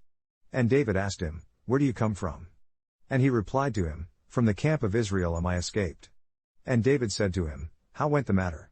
I ask you, tell me. And he answered, The people are fled from the battle, and many of the people also are fallen and dead, and Saul and Jonathan his son are dead also. Then David said to the young man that told him this, How do you know that Saul and Jonathan his son are dead? And the young man that told him said, As I happened by chance upon Mount Gilboa, Saul leaned on his spear, and lo, the chariots and horsemen followed hard after him.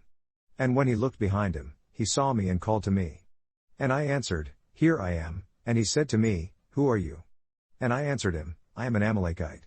He said to me again, Stand, I ask you upon me and kill me, because agony has come on me, because my life is still in me. So I stood on him and killed him, because I was sure that he could not live after he was fallen on his spear. And I took the crown that was on his head, and the bracelet that was on his arm, and have brought them here to my master. Then David took hold on his clothes and tore them, and likewise all the men that were with him.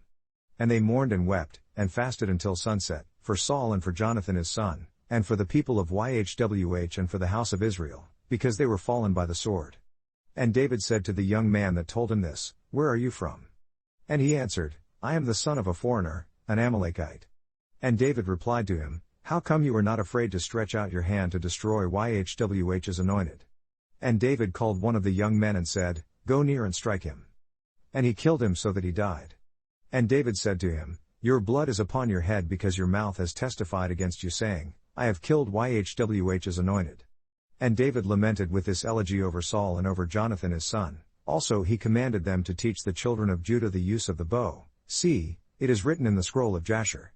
The beauty of Israel is slain upon your high place, how are the mighty fallen? Tell it not in Gath, publish it not in the streets of Ascalon, unless the daughters of the Philistines rejoice, unless the daughters of the uncircumcised triumph. You mountains of Gilboa, let there be no dew, neither let there be rain, upon you, nor fields of heave offerings, because there the shield of the mighty is vilely cast away, the shield of Saul, as though he had not been anointed with oil. From the blood of the slain, from the fat of the mighty, the bow of Jonathan turned not back, and the sword of Saul returned not empty. Saul and Jonathan were lovely and pleasant in their lives, and in their death they were not divided. They were swifter than eagles, they were stronger than lions. You daughters of Israel, weep over Saul, who clothed you in scarlet, with other delights, who put on ornaments of gold upon your apparel. How are the mighty fallen in the middle of the battle! O Jonathan, you were killed in your high place. I am distressed for you, my brother, Jonathan, very pleasant have you been to me, your friendship to me was surpassing the love of women. How are the mighty fallen, and the weapons of war perished! And it came to pass after this, that David inquired, with Urim-Thummim, of Yhwh asking, Will I go up into any of the cities of Judah? And Yhwh replied to him, Go up. And David asked, Where would I go up? And he said, To Hebron. So David went up there, and his 2 women also, Ahinoam the Jezreelitess, and Abigail Nabal's former woman the Carmelite. And his men that were with him did David also bring up, every man with his household, and they lived in the cities of Hebron. And the men of Judah came, and there they anointed David king over the house of Judah. And they told David saying, that the men of Jabesh Gilead were those that buried Saul. And David sent messengers to the men of Jabesh Gilead and said to them, Blessed are you of Yhwh, that you have shown this kindness to your master, even to Saul, and have buried him. And now Yhwh show kindness and truth to you, and I also will repay you this kindness, because you have done this thing.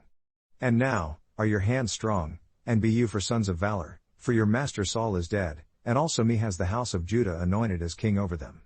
But Abner the son of Ner, captain of Saul's army, took Ishbosheth the son of Saul, and brought him over to Mahanaim, and made him king over Gilead, the Asherites, Jezreel, Ephraim, Benjamin, and over all Israel.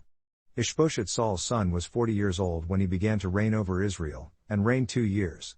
But the house of Judah followed David. And the time that David was king in Hebron over the house of Judah was 7 years and 6 months. And Abner the son of Ner, and the slaves of Ishbosheth the son of Saul, went out from Mahanaim to Gibeon.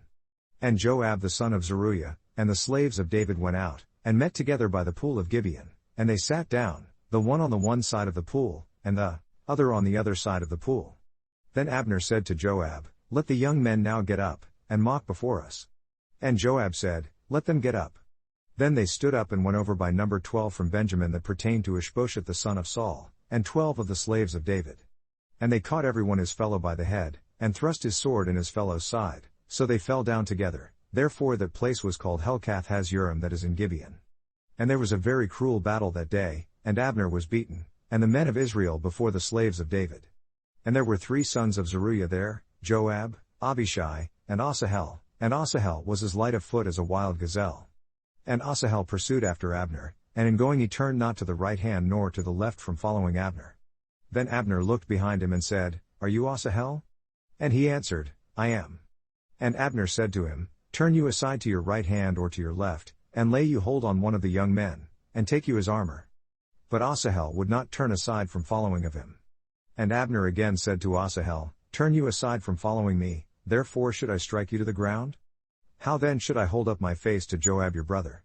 But he refused to turn aside, therefore Abner with the rear end of the spear struck him under the 5th rib so that the spear came out behind him.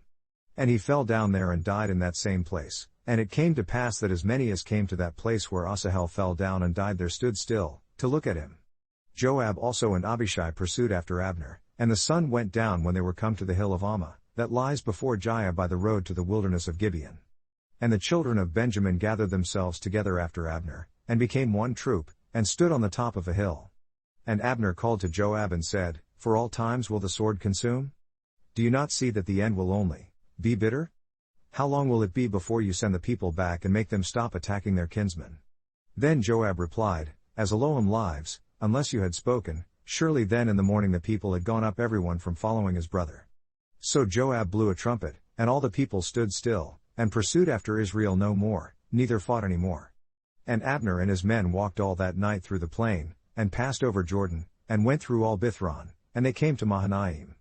And Joab returned from following Abner, and when he had gathered all the people together, there were missing of David's slaves 19 men and Asahel. But the slaves of David had killed of Benjamin, and of Abner's men, so that 360 men died. And they took up Asahel, and buried him in the tomb of his father that was in Bethlehem. And Joab and his men traveled all night, and they came to Hebron at sunrise.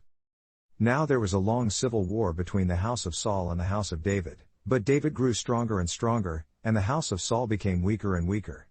And to David were sons gendered in Hebron, and his firstborn was Amnon, of Ahinoam the Jezreelitess, and his second, Chileab, from Abigail the former, woman of Nabal the Carmelite, and the third, Absalom the son of Maacah the daughter of Talmai king of Geshur, and the fourth, Adonijah the son of Haggith, and the fifth, Shephatiah the son of Abital, and the sixth, Ithream, by Eglah David's woman.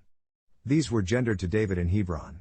And it came about, while there was civil war between the house of Saul and the house of David, that Abner made himself strong for the house of Saul. And Saul had a concubine, and her name is Rizpah daughter of Aiah, and Ishbosheth said to Abner, Why have you gone in unto my father's concubine? Then was Abner very angry for the words of Ishbosheth, and retorted, Am I a dog's head that against Judah do show kindness this day to the house of Saul your father, to his brethren, and to his friends? And I have not delivered you into the hand of David, yet you charge me today with a fault concerning this woman? So do Elohim to Abner and more also, except, as Yhwh has adjured to David, even so I do to him, to pass over the kingdom from the house of Saul and to set up the throne of David over Israel and over Judah, from Dan even to Beersheba. And he could not answer Abner a word again, because he feared him. Then Abner sent messengers to David on his behalf saying, Whose is the land? Saying also, Make your alliance with me, and see, my hand will be with you, to bring about all Israel to you. And he replied, Well, I will make an alliance with you, but one thing I require of you, that is, you will not see my face except you first bring Michal Saul's daughter, when you come to see me. And David sent messengers to Ishbosheth Saul's son saying, Deliver to me my woman Michal that I betrothed to me for 100 foreskins of the Philistines. And Ishbosheth sent and took her from her husband, even from Phultiel the son of Laish. And her husband went with her along weeping behind her to Bahurim. Then Abner said to him, Go, return, and he returned. And Abner had conferred with the elders of Israel saying, You requested for David in times past to be king over you, now then do it, for Yhwh has spoken of David saying, By the hand of my slave David the first will rescue my people Israel out of the hand of the Philistines, and out of the hand of all their enemies. And Abner also spoke in the ears of Benjamin, and Abner went also to speak in the ears of David in Hebron all that seemed good to Israel, and that seemed good to the whole house of Benjamin. So Abner came to David to Hebron, and 20 men with him. And David made Abner and the men that were with him a banquet. And Abner said to David, I will get up and go, and will gather all Israel to my master the king so that they may make an alliance with you, and that you may reign over all that your heart desires. And David sent Abner away and he went in peace. Then the slaves of David and Joab came from pursuing a raiding band, and brought in a great plunder with them, but Abner was not with David in Hebron, because he had sent him away, and he was gone in peace.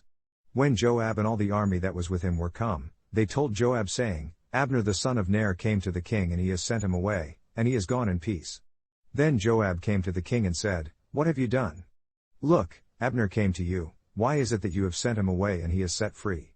Do not you know that Abner the son of Ner, that he came to deceive you, and to know your going out and your coming in, and to know all that you do? And when Joab was come out from David, he sent messengers after Abner that brought him again from the cistern of Sirah, but David did not know about it. And when Abner was returned to Hebron, Joab took him aside in the gate to speak with him quietly, and killed him there under the 5th rib so that he died, for the blood of Asahel his brother. And afterward when David heard of it he said, I and my kingdom are guiltless before Yhwh for the ages from the blood of Abner the son of Ner, let it rest on the head of Joab, and on his dad's entire house. And let there not fail from the house of Joab one that has an issue, or that is a leper, or that leans on a staff, or that falls on the sword, or that lack bread.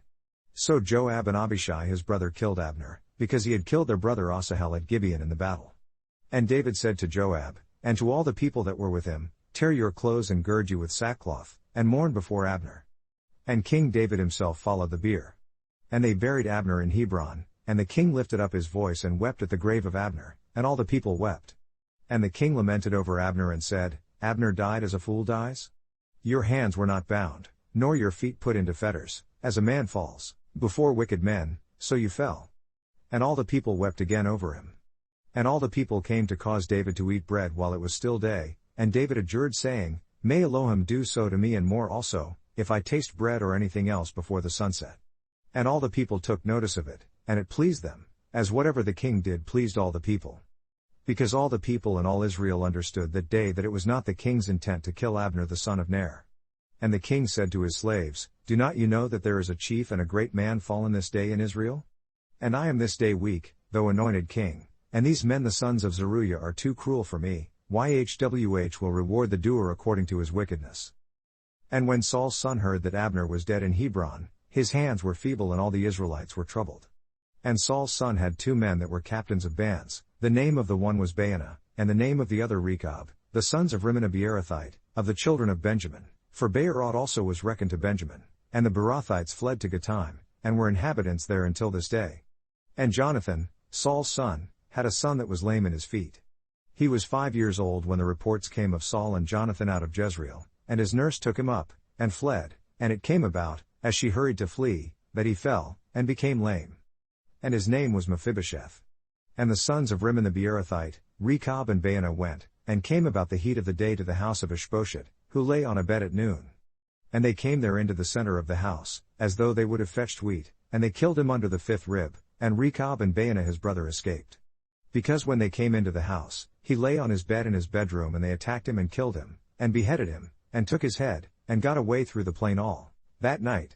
And they brought the head of Ishbosheth to David to Hebron, and said to the king, See the head of Ishbosheth the son of Saul your enemy that desired your life, and YHWH has avenged my master the king this day of Saul and of his seed. And David answered Rechab and Baanah his brother, the sons of Rimmon the Beerothite, and said to them, As YHWH lives who has ransomed my life out of all adversity, when one told me saying, See, Saul is dead, thinking to have brought good news, I took hold of him and killed him in Ziklag who thought that I would have given him a reward for his report, how much more, when wicked men have killed a righteous person in his own house upon his bed? Will I not therefore now require his blood of your hand, and take you away from the earth? And David commanded his young men and they killed them and cut off their hands and their feet, and hanged them up over the pool in Hebron.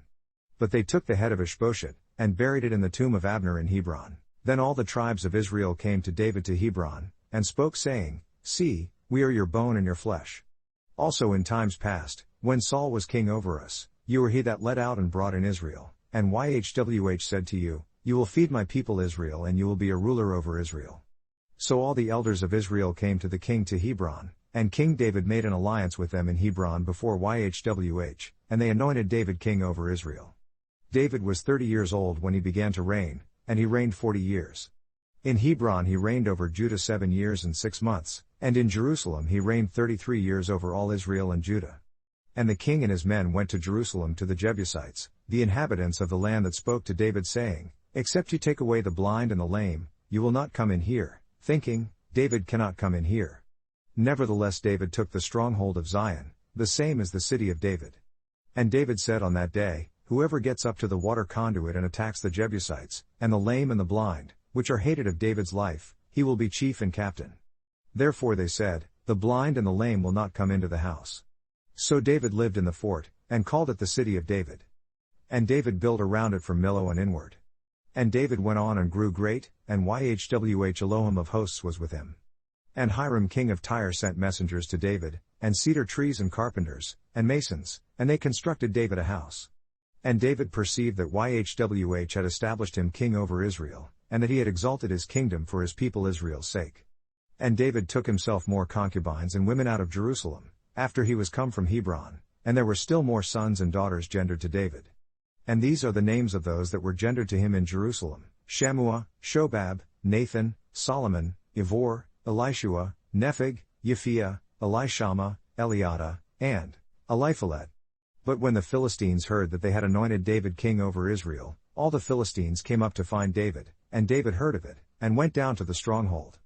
The Philistines also came and spread themselves in the valley of Rephaim, giants. And David inquired, by Urim-Thummim, of YHWH asking, Will I go up to the Philistines? Will you deliver them into my hand? And YHWH replied to David, Go up, because I will without a doubt deliver the Philistines into your hand. And David came to Baal-Perasim, and David attacked them there and said, YHWH has broken out upon my enemies before me, as the breach of waters. Therefore he called the name of that place Baal-Perasim. And there they left their images, and David and his men burnt them. And the Philistines came up still again, and spread themselves in the valley of Rephaim, giants. And when David inquired, by Urim-Thummim, of YHWH, he said, You will not go up but circle around behind them, and come upon them opposite the balsam trees. And let it be, when you hear the sound of a marching in the tops of the balsam trees, then you will move yourself because then will YHWH go out before you, to attack the armies of the Philistines. And David did so as Yhwh had commanded him, and attacked the Philistines from Geba until you come to Gezer. Again, David gathered together all the chosen men of Israel, 30,000. And David got up and went with all the people that were with him from Baal of Judah, to bring up from there the ark of Elohim, whose name is called by the name of Yhwh of hosts that sits between the cherubim. And they set the ark of Elohim upon a new cart, and brought it out of the house of Abinadab that was in Gibeah, and Uzzah and Ahio, the sons of Abinadab, drove the new cart. And they brought it out of the house of Abinadab that was at Gibeah, accompanying the ark of Elohim, and Ahio went before the ark.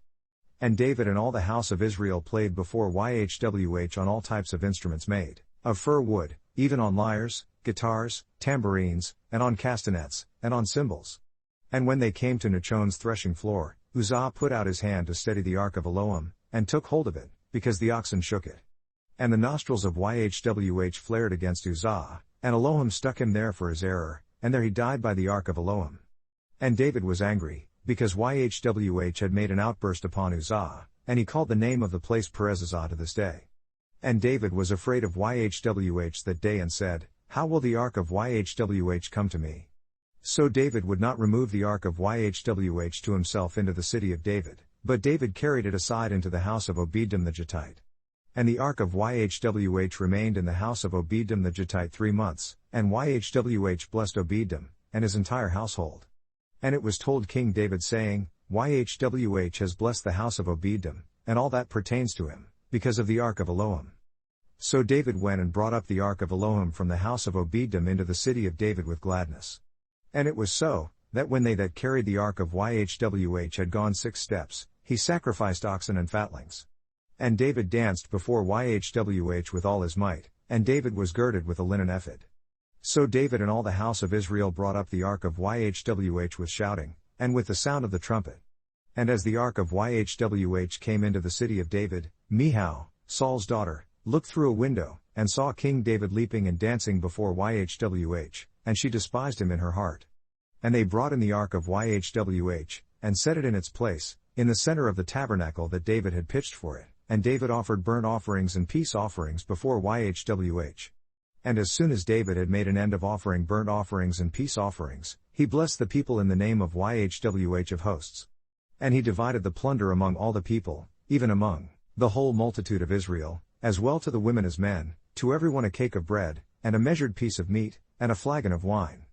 So all the people departed everyone to his house. Then David returned to bless his household. And Michal the daughter of Saul came out to meet David and said, How glorious was the king of Israel today, who exposed himself today in the eyes of the female slaves of his servants, as one of the vain men shamelessly exposes himself.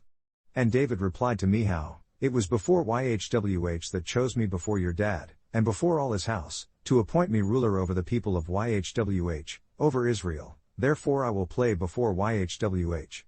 And I will be still viler than this, and will be base in my own sight, and of the female slaves that you have spoken of them will I be had in honor. Therefore Michal the daughter of Saul had no children to the day of her death. And it came about, when the king sat in his house and Yhwh had given him rest all around from all his enemies, that the king said to Nathan the prophet, See now, I live in a house of cedar, but the ark of Elohim remains within curtains. And Nathan said to the king, Go, do all that is in your heart because Yhwh is with you. And it came about that night, that the word of Yhwh came to Nathan saying, Go and tell my slave David, This is what Yhwh declares, Will you build a house for me to live in? Whereas I have not lived in any house since the time that I brought up the children of Israel out of Egypt, even to this day, but have lived in the tabernacle of the dwelling place. In all the places where I have walked with all the children of Israel spoke I a word with any of the tribes of Israel, whom I commanded to feed my people Israel, saying, Why have you not constructed for me a house of cedar? Now therefore you will say to my slave David, This is what Yhwh of hosts declares, I took you from the flocks of sheep, from following the sheep to be ruler over my people, over Israel, and I was with you wherever you went, and have cut off all your enemies out of your sight, and have made you a great name, like to the name of the great men that are in the land. Moreover I will appoint a standing place for my people Israel, and will plant them so that they may live in a place of their own, and move no more, neither will the children of the violent afflict them any more, as in the past, and as since the time that I commanded judges to be over my people Israel, and have caused you to rest from all your enemies. Also Yhwh tells you that he will make you a house. And when your days are fulfilled, and you will sleep with your forefathers, I will set up your seed after you that will proceed out of your bowels, and I will establish his kingdom. He will build a house for my name, and I will establish the throne of his kingdom for the ages. I will be his father, and he will be my son. If he commits perversity, I will correct him with the rod of men, and with the stripes of the children of men. But my mercy will not depart away from him, as I took it from Saul, whom I put away before you. And your house and your kingdom will be established for the ages before you, your throne will be established for the ages. According to all these words, and according to all this vision, so did Nathan speak to David. Then King David went in and sat before YHWH, and he said, Who am I, O Adonai YHWH? And what is my house that you have brought me here? And still this is little in your eyes, Adonai YHWH, and you do speak also concerning the house of your slave in the far-off future, and this is the law of the man, Adonai YHWH. And what can David say more to you? For you, Adonai YHWH, know your slave. For your word's sake, and according to your own heart, have you done all these great things, to make your slave know them. Therefore you are great, O YHWH Elohim, because there is none like you, neither is there any Elohim beside you, according to all that we have heard with our ears. And what one nation in the earth is like your people, even like Israel, whom Elohim went to ransom for a people to himself, and to make himself a name. And to do for you great and fearful things for your land, before your people that you ransomed to yourself from Egypt, from the nations and their Elohim? Because you have confirmed to yourself your people Israel, to be a people to you for the ages, and you YHWH, are become their Elohim. And now, O YHWH Elohim, the word that you have spoken concerning your slave and concerning his house, establish it for the ages, and do as you have said. And let your name be magnified for the ages, saying, YHWH of hosts is Elohim over Israel, and let the house of your slave David be established before you. For you, O YHWH of hosts, Elohim of Israel, have revealed to your slave saying, I will build you a house, therefore has your slave found in his heart to pray this prayer to you. And now, O Adonai YHWH, you are that Elohim, and your words are true, and you have promised this goodness to your slave. Therefore now let it please you to bless the house of your slave, that it may continue for the ages before you, because you O Adonai YHWH have spoken, and with your blessing let the house of your slave be blessed for the ages. And after this it came to pass that David attacked the Philistines and subdued them, and David took Methi-Gamma out of the hand of the Philistines. And he attacked Moab, and measured them with a line, casting them down to the ground, even with 2 lines he measured to put to death, and with 1 full line to keep alive. And so the Moabites became David's slaves, and brought tribute. David also attacked Hadadezer, the son of Rehob, king of Zobah, as he went to recover his parts at the Euphrates River. And David took from him 1,000 chariots, and 700 horsemen, and 20,000 footmen, and David hamstrung all the chariot horses, but reserved of them 100 chariots. And when the Syrians of Damascus came to help Hadadezer king of Zobah, David killed of the Syrians 22,000 men. Then David put garrisons in Syria of Damascus, and the Syrians became slaves to David, and brought tribute. And YHWH preserved David wherever he went. And David took the shields of gold that were on the slaves of Hadadezer, and brought them to Jerusalem. And from Betah, and from Berothai, cities of Hadadezer, King David took exceedingly much bronze. When Toi king of Hamath heard that David had attacked all the army of Hadadezer, then Toi sent Joram his son to King David, to salute him and to bless him, because he had fought against Hadadezer and beaten him. Because Hadadezer had wars with Toi, and Joram brought with him vessels of silver, gold, and bronze, which also King David did dedicate to YHWH, with the silver and gold that he had dedicated of all nations that he subdued, of Syria, Moab, Ammon, Philistines, and of Amalek, and of the spoil of Hadadezer, son of Rehob, king of Zobah. And David acquired himself a name when he returned from attacking of the Syrians in the valley of Salt, being 18,000 men. And he put garrisons in Edom, throughout all Edom put he garrisons, and all they of Edom became David's slaves. And YHWH preserved David wherever he went. And David reigned over all Israel, and David executed judgment and justice to all his people. And Joab the son of Zeruiah was over the army, and Jehoshaphat the son of Ahilud was recorder. And Zadok the son of Ahitub, and Ahimelech the son of Abiathar, were the priests, and Sariah was the secretary, and Benaiah the son of Jehoiada was over both the Kerethites and the Pelethites, and David's sons were chief rulers. And David said, Is there still any that is left of the house of Saul, that I may show kindness, for Jonathan's sake?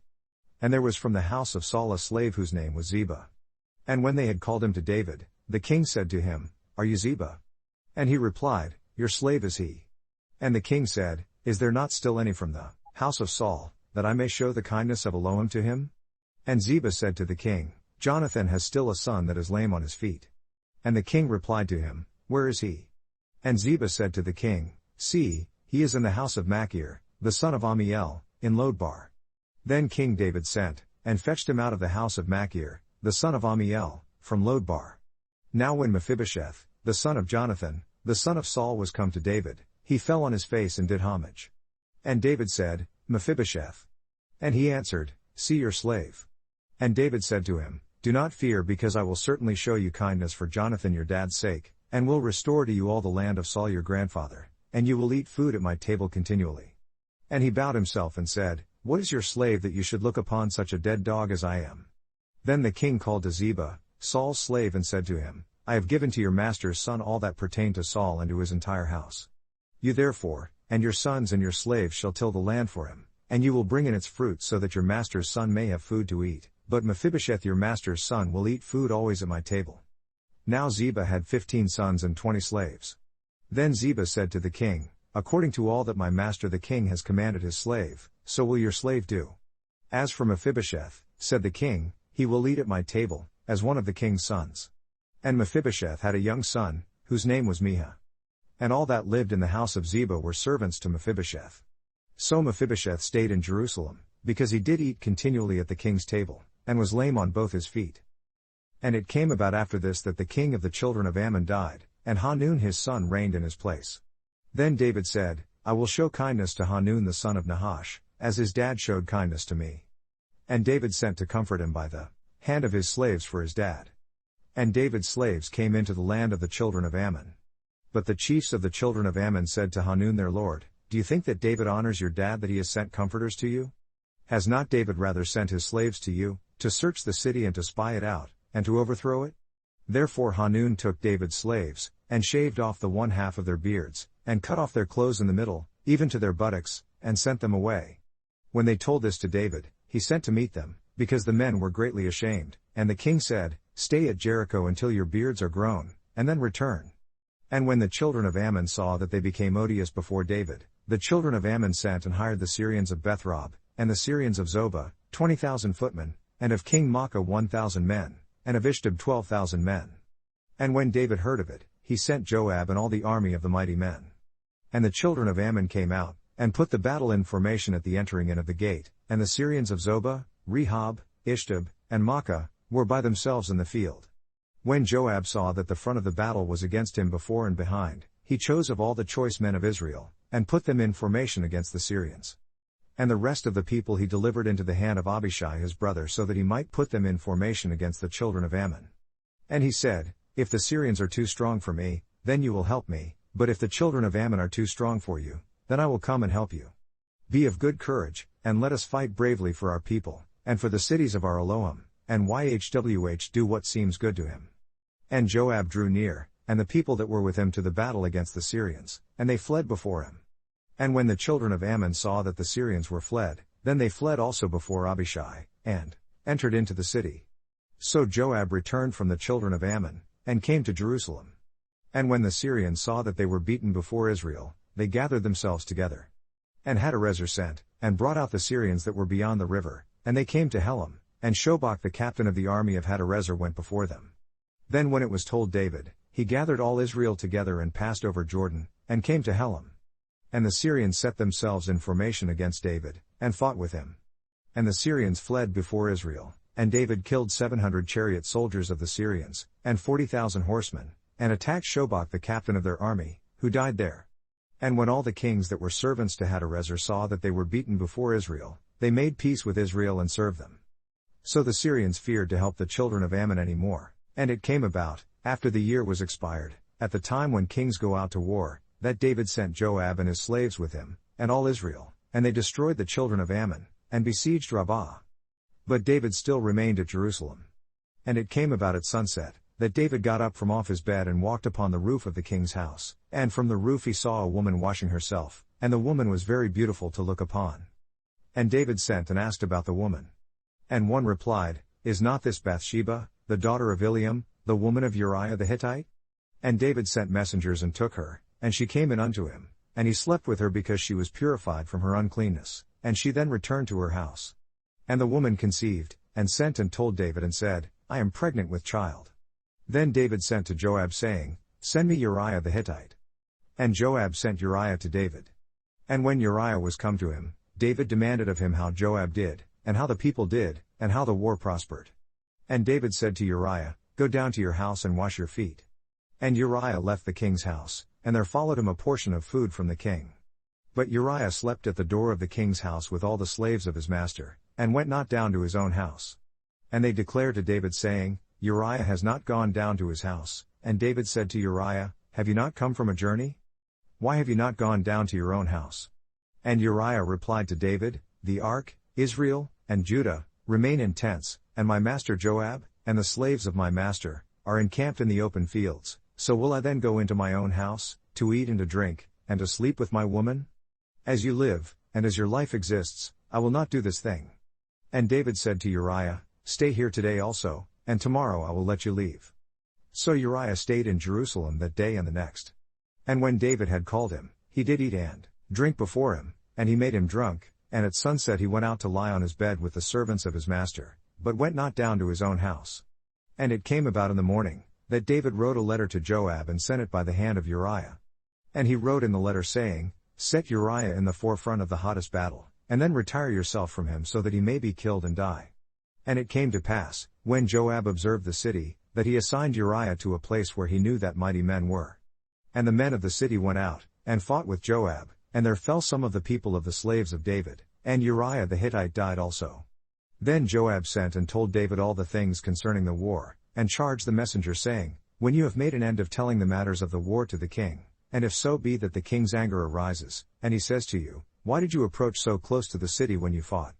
Do not you know that they would shoot from the wall? Who killed Abimelech the son of Jerubbesheth? Did not a woman cast a piece of a millstone upon him from the wall so that he died in Thebez? So why did you go near the wall? Then you will reply, Your slave Uriah the Hittite is dead also. So the messenger went and came and reported to David all that Joab had sent him for. And the messenger said to David, Certainly the men prevailed against us, and came out to us into the field, and we were upon them even to the entering of the gate. And the shooters shot from off the wall upon your slaves, and some of the king's slaves are dead, and your slave Uriah the Hittite is dead also. Then David replied to the messenger, This is what you will say to Joab, Let not this thing displease you, for the sword devours one as well as another. Make your battle more strong against the city, and overthrow it, and you encourage him. And when the woman of Uriah heard that Uriah her husband was dead, she mourned for her husband. And, when the morning was past, David sent and fetched her to his house, and she became his woman and gendered him a son. But the thing that David had done was evil to YHWH. And YHWH sent Nathan to David. And he came to him and said to him, There were 2 men in one city, the one rich and the other poor. The rich man had exceedingly many flocks and herds, but the poor man had nothing except one little ewe lamb that he had bought and nourished up. And it grew up together with him and with his children, it did eat of his own food, and drank of his own cup and lay in his bosom, and was to him as a daughter. And there came a traveler to the rich man, and he spared to take of his own flock and of his own herd, to dress for the wayfaring man that was come to him. But took instead the poor man's lamb, and dressed it for the man that was come to him. And David's nostrils flared greatly against the man, and he said to Nathan, As YHWH lives, the man that had done this thing will certainly die. And he will restore the lamb fourfold, because he did this thing and because he had no pity. And Nathan said to David, You are that man. Thus declares YHWH Elohim of Israel, I anointed you king over Israel, and I delivered you out of the hand of Saul, and I gave you your master's house, and your master's women into your bosom, and gave you the house of Israel and of Judah, and if that had been too little, I would moreover have given to you such and such things. Therefore you have despised the commandment of YHWH, to do evil in his sight?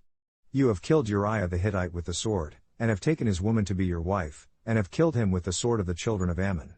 Now therefore the sword will never depart from your house, because you have despised me, and have taken the woman of Uriah the Hittite to be your wife. Thus says YHWH, See, I will raise up evil against you out of your own house, and I will take your women before your eyes, and give them to your neighbor, and he will lie with your women in the sight of the sun. Because you did it secretly, but I will do this thing before all Israel, and before the sun. And David replied to Nathan, I have sinned against YHWH. And Nathan said to David, YHWH also has passed over your sin so that you will not die. But because by this deed you have given great occasion to the enemies of YHWH to blaspheme, the child also that is gendered to you will certainly die. And Nathan left his house. And YHWH struck the child that Uriah's woman gendered to David, and it was very sick. David therefore requested of Elohim for the child, and David fasted and went in, and lay all night upon the ground. And the elders of his house got up and went to him, to raise him up from the ground, but he would not, neither did he eat food with them. And it came about on the 7th day that the child died. And the slaves of David feared to tell him that the child was dead. Because they thought, look, while the child was still alive, we spoke to him and he would not listen to our voice, how will he then vex himself, if we tell him that the child is dead? But when David saw that his slaves whispered, David perceived that the child was dead, therefore David said to his slaves, Is the child dead? And they replied, He is dead. Then David got up from the ground and washed and anointed himself, and changed his clothes, and came into the house of YHWH and worshipped. Then he came to his own house, and when he asked, they set food before him and he did eat. Then said his slaves to him, What thing is this that you have done? You did fast and weep for the child while it was alive, but when the child is dead, you did get up and eat food. And he replied, While the child was still alive, I fasted and wept because I thought, Who can tell whether Elohim will be gracious to me so that the child may live? But now he is dead, therefore should I fast? Can I bring him back again? I will go to him, but he will not return to me. And David comforted Bathsheba his woman, and went in unto her, and slept with her, and she gendered another son, and he called his name Solomon, and YHWH loved him. And he sent by the hand of Nathan the prophet, and he called his name Yedidiah, beloved of YHWH, because of YHWH. And Joab fought against Rabbah of the children of Ammon and captured the royal city. And Joab sent messengers to David and said, I have fought against Rabbah, and have captured the city of waters. Now therefore gather the remnant of the people together, and encamp against the city and capture it, unless I take the city and it is called after my name.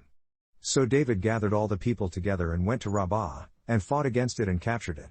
And he took their king's crown from off his head, the weight of it was a talent, 75 pounds, of gold with the precious stones, and it was set on David's head. And he brought out the plunder of the city in great abundance. And he brought out the people that were there, and put them under saws, and under iron hoes, and under iron axes, and made them pass through the brick kiln, and so did he to all the cities of the children of Ammon. So David and all the people returned to Jerusalem. And it came about after this, that Absalom the son of David had a beautiful sister, whose name was Tamar, and Amnon the son of David loved her. And Amnon was so vexed, that he fell sick for his sister Tamar because she was a virgin, and Amnon thought it hard for him to do anything to her. But Amnon had a friend, whose name was Jonadab, the son of Shimea David's brother, and Jonadab was a very subtle man. And he said to him, Why are you, being the king's son, weakly from day to day? Will you not tell me? And Amnon replied to him, I love Tamar, my brother Absalom's sister. Then Jonadab replied to him, Lay down on your bed and make yourself as sick.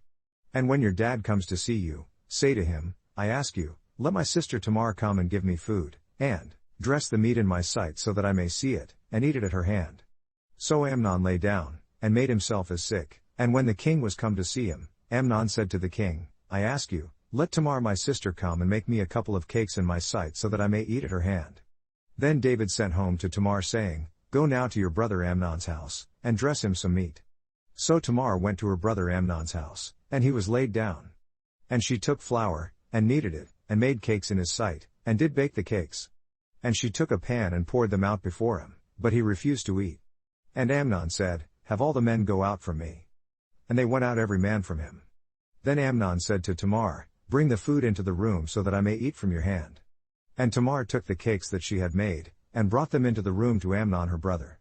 And when she had brought them to him to eat, he took hold of her and said to her, Come sleep with me my sister.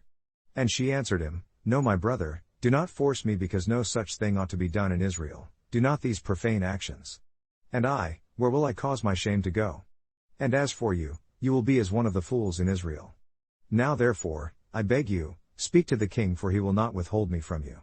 But he would not listen to her voice, but, being stronger than her, he raped and lay with her. Then Amnon hated her exceedingly, so that the hatred with which he hated her was greater than the love with which he had loved her. And Amnon said to her, Get up and be gone. And she replied to him, There is no reason, for this bad in sending me away is greater than the other that you did to me. But he would not listen to her. Then he called his slave that attended to him and said, "Now put this woman out from me, and bolt the door after her." And she had on a long-sleeved garment, for with such robes were the king's daughters that were virgins clothed. Then his slave brought her out, and bolted the door after her. And Tamar put ashes on her head, and tore her long-sleeved garment of what was on her and laid her hand on her head, and went away crying. And Absalom her brother said to her, "Has Amnon your brother been with you? But now hold your peace, my sister, he is your brother, regard not this thing." So Tamar remained deflowered in her brother Absalom's house. But when King David heard of all these things, he was exceedingly angry. And Absalom spoke to his brother Amnon neither good nor bad, because Absalom hated Amnon for raping his sister Tamar. And it came about after 2 full years that Absalom had sheep shearers in Baal-Hazor that is near Ephraim, and Absalom invited all the king's sons. And Absalom came to the king and said, "See now, your slave has sheep shearers, let the king, I ask you, and his slaves go with your servant." And the king replied to Absalom, "No, my son, let us not all now go unless we are chargeable to you." And he made his request again, but he would not go, but he bestowed to him his blessing. Then Absalom said, "If not, I ask you, let my brother Amnon go with us." And the king said to him, "Why should he go with you?" But Absalom pressed him so that he let Amnon and all the king's sons go with him. Now Absalom had commanded his slaves, saying, "Observe you now when Amnon's heart is merry with wine, and when I say to you, strike Amnon, then kill him, fear not, have I not commanded you? Be courageous, and be strong." And the slaves of Absalom did to Amnon as Absalom had commanded. Then all the king's sons got up, and every man mounted his mule and fled. And it came about, while they were on the journey, that reports came to David saying, "Absalom has killed all the king's sons, and there is not one of them left." Then the king got up and tore his clothes, and lay on the ground, and all his slaves stood by with their clothes torn. And Jonadab, the son of Shimea David's brother, answered and said, "Let not my master suppose that they have killed all the young men the king's sons. Because Amnon only is dead, for by the mouth of Absalom this had been determined from the day that he raped his sister Tamar. Now therefore let not my master the king take the thing to his heart, to think that all the king's sons are dead because Amnon only is dead." But Absalom fled. And the young man that kept the watch lifted up his eyes and looked, and lo, there came many people by the road of the hillside behind him. And Jonadab said to the king, "Look, the king's sons come as your slave said, so it is." And it came about, as soon as he had made an end of speaking, that lo, the king's sons came and lifted up their voices and wept, and the king also and all his slaves wept very greatly. But Absalom fled and went to Talmai, the son of Ammihud, king of Geshur. And David mourned for his son every day. So Absalom fled and went to Geshur, and was there for 3 years. And the heart of King David longed to go out to Absalom, because he was consoled concerning Amnon, seeing he was dead. Now Joab the son of Zeruiah perceived how the king's heart was toward Absalom. And Joab sent to Tekoa, and got from there a wise woman and said to her, "I ask you, pretend yourself to be a mourner and put on now some mourning apparel. And do not anoint yourself with oil, but be as a woman that has for a long time mourned the dead, and come to the king and speak this way to him." So Joab put the words to say in her mouth. And when the woman of Tekoa spoke to the king, she fell on her face to the ground and did homage and said, "Help, O king." And the king replied to her, "What bothers you?" And she answered, "I am indeed a widow woman and my husband is dead. And your female slave had 2 sons, and they both struggled together in the field, and there was none to separate them, but the one struck the other and killed him. And see, the whole family has risen against your female slave, and they said, 'Deliver him that killed his brother so that we may kill him, for the life of his brother who he killed, and we will destroy the heir also, and so they will quench my coal that is left, and will not leave to my husband neither name nor remnant upon the land.' And the king said to the woman, 'Go to your house and I will give orders concerning you.' And the woman of Tekoa replied to the king, 'My master, O king, the depravity is on me and on my dad's house, and the king and his throne are innocent.' And the king replied, 'Whoever says something to you, bring him to me and he will not touch you any more.' Then she replied, 'I ask you, let the king remember YHWH Elohim, that you would not permit the avenger of blood to destroy any more, unless they destroy my son.' And he replied, 'As YHWH lives, there will not one hair of your son fall to the ground.' Then the woman said, 'Let your female slave, I ask you, speak one word to my master the king.' And he replied, 'Speak on.' And the woman said, 'Therefore then have you thought such a thing against the people of Elohim? For the king does speak this thing as one that is faulty, in that the king does not return home again his own banished one. Because we must needs die, and are as water spilled on the ground that cannot be gathered up again. Neither does Elohim respect any person, still he does devise means that his banished are not expelled from him. And now that I have come to speak to the king my master this word, it is because the people made me afraid. And your female slave says, let me speak, I ask you to the king. It may be the king will perform the request of his female slave. Because the king will hear, to rescue his female slave out of the hand of the man that would destroy me and my son together out of the inheritance of Elohim.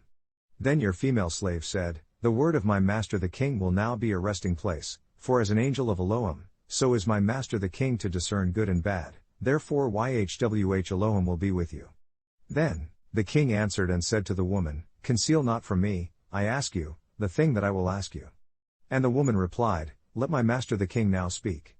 And the king said, is not the hand of Joab with you in all this? And the woman answered and said, as you exist, my master the king, none can turn to the right hand or to the left from anything that my master the king has spoken. Because your slave Joab, he charged me, and he put all these words in the mouth of your female slave. In order to bring around the appearance of this thing has your slave Joab done this thing, and my master is wise, according to the wisdom of an angel of Elohim, to know all that is in the land. And the king said to Joab, see now, I have done this thing, so go therefore, bring back the young man Absalom. And Joab fell to the ground on his face and bowed himself, and thanked the king. And Joab replied, today your slave knows that I have found favor in your sight, my master O king, in that the king has fulfilled the request of his slave. So Joab got up and went to Geshur and brought Absalom to Jerusalem. But the king said, let him turn to his own house, and let him not see my face. So Absalom returned to his own house, and did not see the king's face. But in all Israel there was none to be so much praised as Absalom for being handsome. From the sole of his feet even to the crown of his head there was no defect in him. And when he cut his hair, because it was at every year's end that he cut it, because the hair was heavy on him, therefore he cut it, he weighed the hair of his head at 200 shekels, 5 pounds, after the king's weight. And to Absalom there were gendered 3 sons and 1 daughter, whose name was Tamar, she was a woman of beautiful appearance. So Absalom resided 2 full years in Jerusalem and did not see the king's face. Then Absalom sends for Joab, to send him to the king, and he was not willing to come to him, and he sent again a second time for him and he was not willing to come. Therefore he said to his slaves, see, Joab's field is near mine and he has barley there, go and set it on fire. And Absalom's slaves set the field on fire. Then Joab got up and came to Absalom to his house, and said to him, why have your slaves set my field on fire? And Absalom answered Joab, see, I sent for you saying, come here so that I may send you to the king to say, why am I come from Geshur? It had been good for me to have been there still, now therefore let me see the king's face, and if there is any depravity in me, let him kill me. So Joab came to the king and told him, and when he had called for Absalom, he came to the king, and bowed himself, on his face to the ground before the king, and the king hugged Absalom. And it came about after this, that Absalom prepared himself chariots and horses, and 50 men to run before him. And Absalom got up early and stood beside the roadway of the gate, and it was so, that when anyone that had a controversy came to the king for judgment, then Absalom called to him and said, of what city are you from? And he replied, your servant is from one of the tribes of Israel. And Absalom said to him, see, your matters are good and right, but there is no man from the king to give you a hearing. Absalom continued to say, oh that I were made a judge in the land so that every one that has any suit or cause might come to me, and I would do him justice. And it was so, that when anyone came near to him to bow down, he put out his hand, and took him and hugged him. And on this way did Absalom to all Israel that came to the king for judgment, so Absalom stole the hearts of the people of Israel. And it came about after 40 years that Absalom said to the king, I ask you, let me go and pay my votive offering that I have vowed to YHWH in Hebron.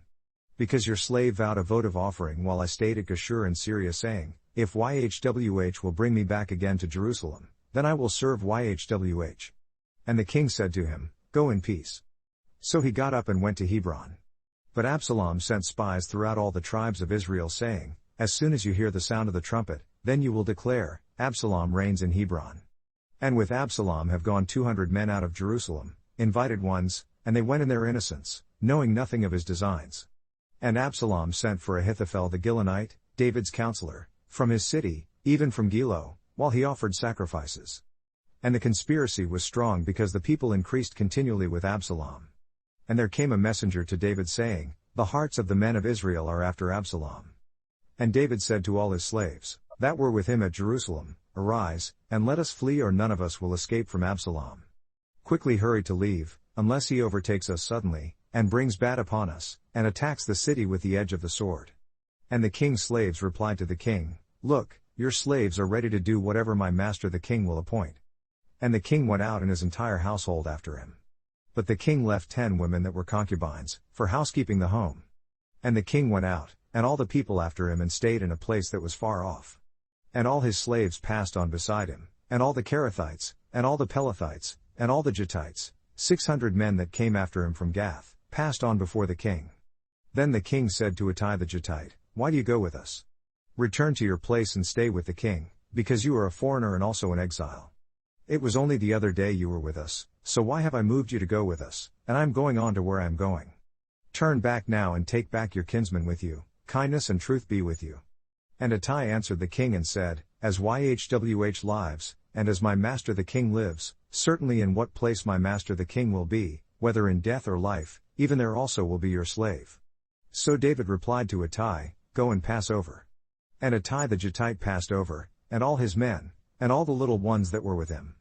And all the country wept with a loud voice, and all the people passed over. The king also himself passed over the Wadi Kidron, and all the people passed over, toward the way of the uninhabited land. And lo, Zadok also, and all the Levites were with him, bearing the ark of the covenant of Elohim, and they set down the ark of Elohim, and Abiathar went up, until all the people had finished passing out of the city. And the king said to Zadok, "Carry back the ark of Elohim into the city. If I will find favor in the eyes of YHWH, he will bring me back again and show me both it, and his abode of shepherds. But if he now says, I have no delight in you, look, here I am, let him do to me as seems good to him." The king said also to Zadok the priest, "Are you not a seer? Return into the city in peace, and your 2 sons with you, Ahimaaz your son, and Jonathan the son of Abiathar. See, I will stay in the plain of the uninhabited land, until there comes word from you to report to me." Zadok therefore and Abiathar carried the ark of Elohim back again to Jerusalem, and they remained there. And David went up by the ascent of the Mount of Olives, and wept as he went up, and had his head covered, and he went barefoot, and all the people that were with him covered everyone their head, and they went up weeping as they ascended. And one told David saying, "Ahithophel is among the conspirators with Absalom." And David replied, "O YHWH, I pray you, turn the counsel of Ahithophel into foolishness." And it came about that when David had come to the top of the Mount of Olives, where he worshipped Elohim, lo, Hushai the Archite came to meet him with his coat torn, and dirt upon his head, to whom David said, "If you pass on with me, then you will be a burden to me, but if you return to the city and say to Absalom, I will be your slave, O king, as I have been your dad's slave before, so I will now also be your slave, then you may for me defeat the counsel of Ahithophel. And have you not there with you Zadok and Abiathar the priests? Therefore it will be, that whatever you will hear out of the king's house, you will tell it to Zadok and Abiathar the priests. Look, they have there with them their 2 sons, Ahimaaz Zadok's son, and Jonathan Abiathar's son, and by them you will send to me everything that you can hear." So Hushai David's friend came into the city, and Absalom came into Jerusalem. And when David was a little past the top of the hill, lo, Ziba the slave of Mephibosheth met him, with a couple of donkeys saddled, and upon them 200 loaves of bread and 100 bunches of raisins, and 100 of summer fruits and a bottle of wine. And the king said to Ziba, "What do you intend by these?" And Ziba replied, "The donkeys are for the king's household to ride on, and the bread and summer fruit for the young men to eat, and the wine for such as are faint in the wilderness, that they may drink." And the king replied, "And where is your master's son?" And Ziba said to the king, "See, he remains in Jerusalem, because he said, Today will the house of Israel restore to me the kingdom of my dad." Then said the king to Ziba, "Look, yours are all that pertain to Mephibosheth." And Ziba replied, "I humbly ask you that I may find favor in your sight, my master O king." And when King David came to Bahurim, lo, there came out a man from the family of the house of Saul, whose name was Shimei, the son of Jerah. He came out, and cursed as he came. And he cast stones at David, and at all the slaves of King David, and all the people and all the mighty men were on his right hand and on his left. And Shimei said this when he cursed, come out, you bloody man, and you man of Belial. YHWH has returned upon you all the blood of the house of Saul, in whose place you have reigned, and YHWH has delivered the kingdom into the hand of Absalom your son. And look, you are taken in your mischief, because you are a bloody man. Then said Abishai the son of Zeruiah to the king, Why should this dead dog curse my master the king? Let me go over, I ask you, and take off his head. And the king replied, What have I to do with you, you sons of Zeruiah? So let him curse, because YHWH had said to him, Curse David. Who will then say, Why have you done so? And David replied to Abishai, and to all his slaves, See, my son that came out of my bowels, seeks my life, how much more now may this Benjamite do it? Leave him alone and let him curse because YHWH has commanded him. It may be that YHWH will look on my affliction, and that YHWH will repay me good for his cursing this day. And as David and his men went by the road, Shimei went along on the hillside over against him and cursed as he went, and threw stones at him, and cast dust. And the king arrived, and all the people who are with him, wearied, and they are refreshed there. And Absalom, and all the people the men of Israel, came to Jerusalem and Ahithophel with him. And it came about, when Hushai the Archite, David's friend was come to Absalom, that Hushai said to Absalom, Elohim save the king, Elohim save the king. But Absalom replied to Hushai, Is this your kindness to your friend? Why did you not go with your friend? And Hushai replied to Absalom, No, but whom YHWH and this people and all the men of Israel choose, his I will be and with him will I remain. And again, whom should I serve? Should I not serve in the presence of his son? As I have served in your dad's presence, so I will be in your presence. Then Absalom replied to Ahithophel, Give counsel among you what we will do. And Ahithophel said to Absalom, Go in unto your dad's concubines that he has left for housekeeping the home, and all Israel will hear that you are abhorred of your dad, then will the hands of all that are with you be strong. So they spread Absalom a tent upon the top of the house, and Absalom went in unto his dad's concubines in the sight of all Israel. And the counsel of Ahithophel that he counseled in those days, was as if a man had inquired at the oracle, Urim-Thummim, of Elohim, so was all the counsel of Ahithophel both with David and with Absalom. Moreover Ahithophel said to Absalom, Let me now choose out 12,000 men, and I will arise and pursue after David this night. And I will come on him while he is weary and weak-handed, and will rout the army, and all the people that are with him will flee, and I will strike the king only. And I will bring back all the people to you, it is the life of only one man you are pursuing after, so all the people will be at peace. And the words pleased Absalom well and all the elders of Israel. Then Absalom said, Call now Hushai the Archite also, and let us hear likewise what he has to say. Then when Hushai had come to Absalom, Absalom spoke to him saying, Ahithophel has spoken this way, will we follow his words? And if not, then speak yourself. And Hushai replied to Absalom, The counsel that Ahithophel has given is not good at this time. Because, said Hushai, you know your dad and his men, that they are mighty men, and they are bitter in their minds as a bear robbed of her cubs in the field, and your dad is a man of war, and will not lodge with the people. Look, he is now hidden in some cave, or in some other place, and it will come about, when some of them are overthrown in the first engagement that whoever hears it will say, There is a slaughter among the people that follow Absalom. And he also that is mighty, whose heart is as the heart of a lion, will dissolve because all Israel knows that your dad is a mighty man, and they that are with him are strong men. Therefore I counsel that all Israel be generally gathered to you, from Dan even to Beersheba, as the sand that is by the sea for multitude, and that you go to battle yourself. So will we come upon him in some place where he will be found, and we will light upon him as the dew falls on the ground, and of him and of all the men that are with him there will not be left so much as one. Moreover, if he is taken into a city then will all Israel bring ropes to that city, and we will draw it into the river, until there is not one small stone found there. And Absalom and all the men of Israel said, The counsel of Hushai the Archite is better than the counsel of Ahithophel. Because YHWH had appointed to defeat the good counsel of Ahithophel, to the intent that YHWH might bring bad upon Absalom. Then Hushai said to Zadok and to Abiathar the priests, This and that did Ahithophel counsel Absalom and the elders of Israel, and this, and that have I counseled. Now therefore send quickly, and tell David saying, Do not remain this night in the fords of the wilderness, but quickly pass over, unless the king is swallowed up, and all the people that are with him.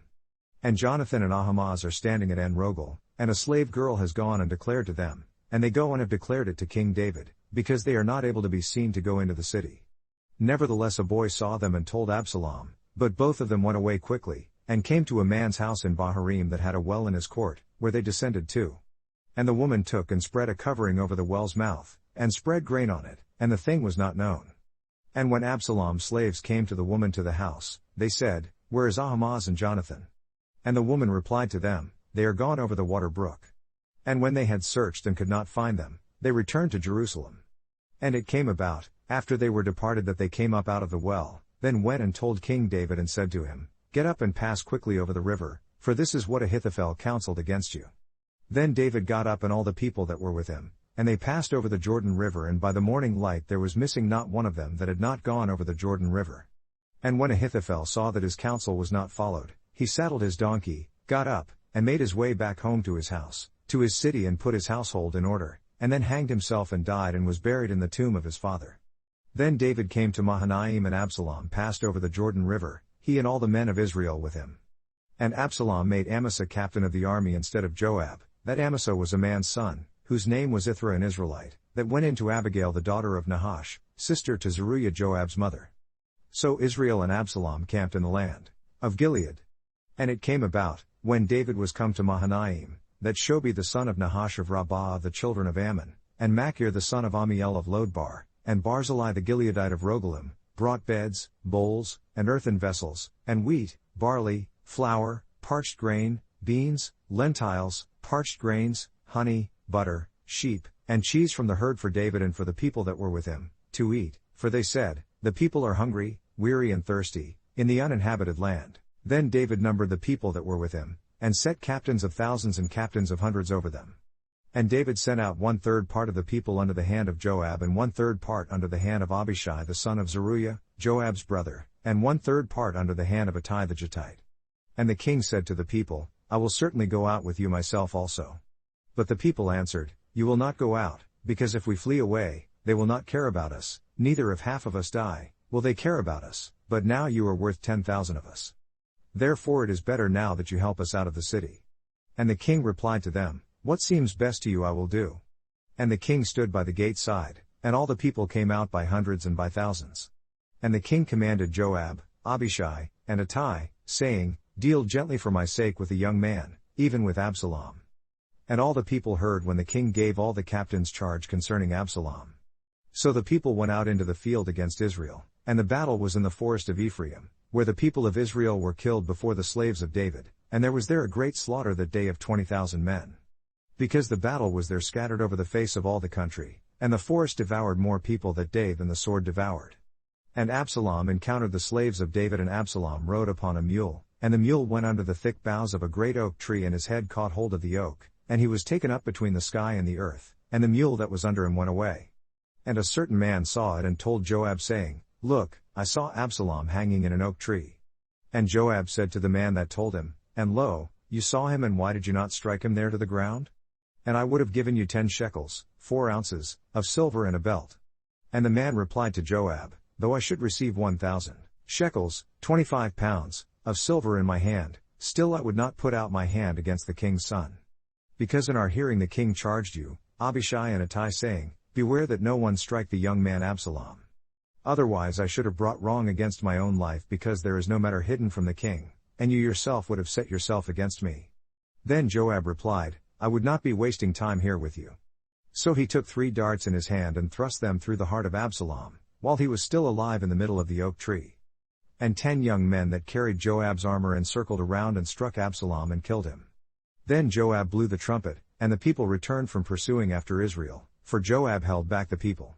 And they took Absalom and cast him into a great cave in the forest, and laid a very great heap of stones on him, and all Israel fled every one to his tent. Now Absalom in his lifetime had taken and reared up for himself a pillar that is in the king's valley. Because he said, "I have no son to keep my name in memory," and he called the pillar after his own name, and it is called to this day, Absalom's monument. Then Ahimaaz the son of Zadok said, "Let me now run and bear the king the news, how that Yhwh has avenged him of his enemies." But Joab replied to him, "You will not carry the news this day, but you will carry the news another day, but this day you will carry no news, because the king's son is dead." Then Joab said to Cushi, "Go tell the king what you have seen." And Cushi bowed himself to Joab and ran. And Ahimaaz son of Zadok adds again, and says to Joab, "And whatever it is, let me run I beg you, I too after the Cushite." And Joab replied, "Why do you desire to run, my son? Because for you there is no news found. But for the good news he said, Let me run." And he replied to him, "Run." Then Ahimaaz ran by the road of the plain, and overran Cushi. And David sat between the 2 gates, and the watchman went up to the roof over the gate to the wall, and lifted up his eyes looking observed a man running alone. And the watchman cried and told the king. And the king said, "If he is alone there is good news in his mouth."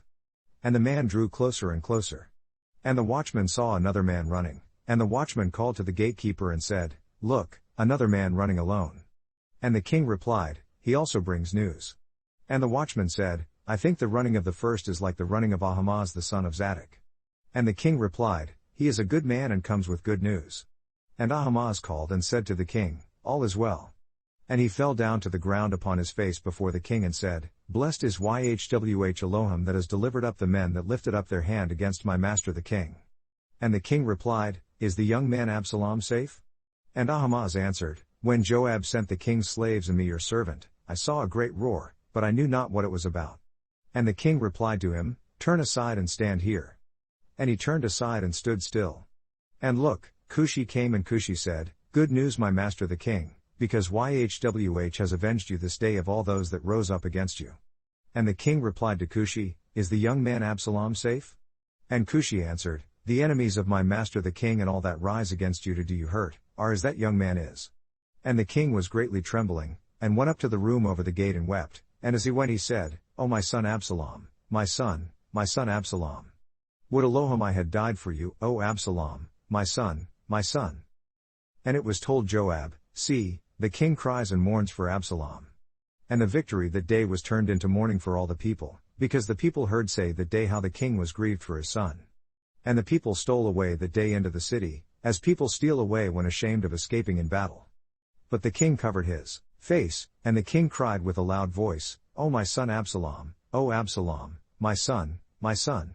And Joab came into the house to the king and said, "You have shamed this day the faces of all your slaves that this day have saved your life, and the lives of your sons and of your daughters, and the lives of your women and the lives of your concubines, in that you loved your enemies and hated your friends.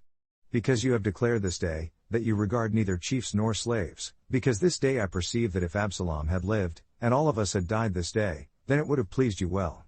Now therefore get up, go out and speak favorably to your slaves, because I adjure by Yhwh, if you do not go out, there will not remain one with you this night, and it will be worse for you than all the bad that befell you from your youth until now."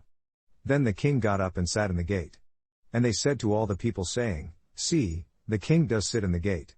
And all the people came before the king, because Israel had fled everyone to his tent.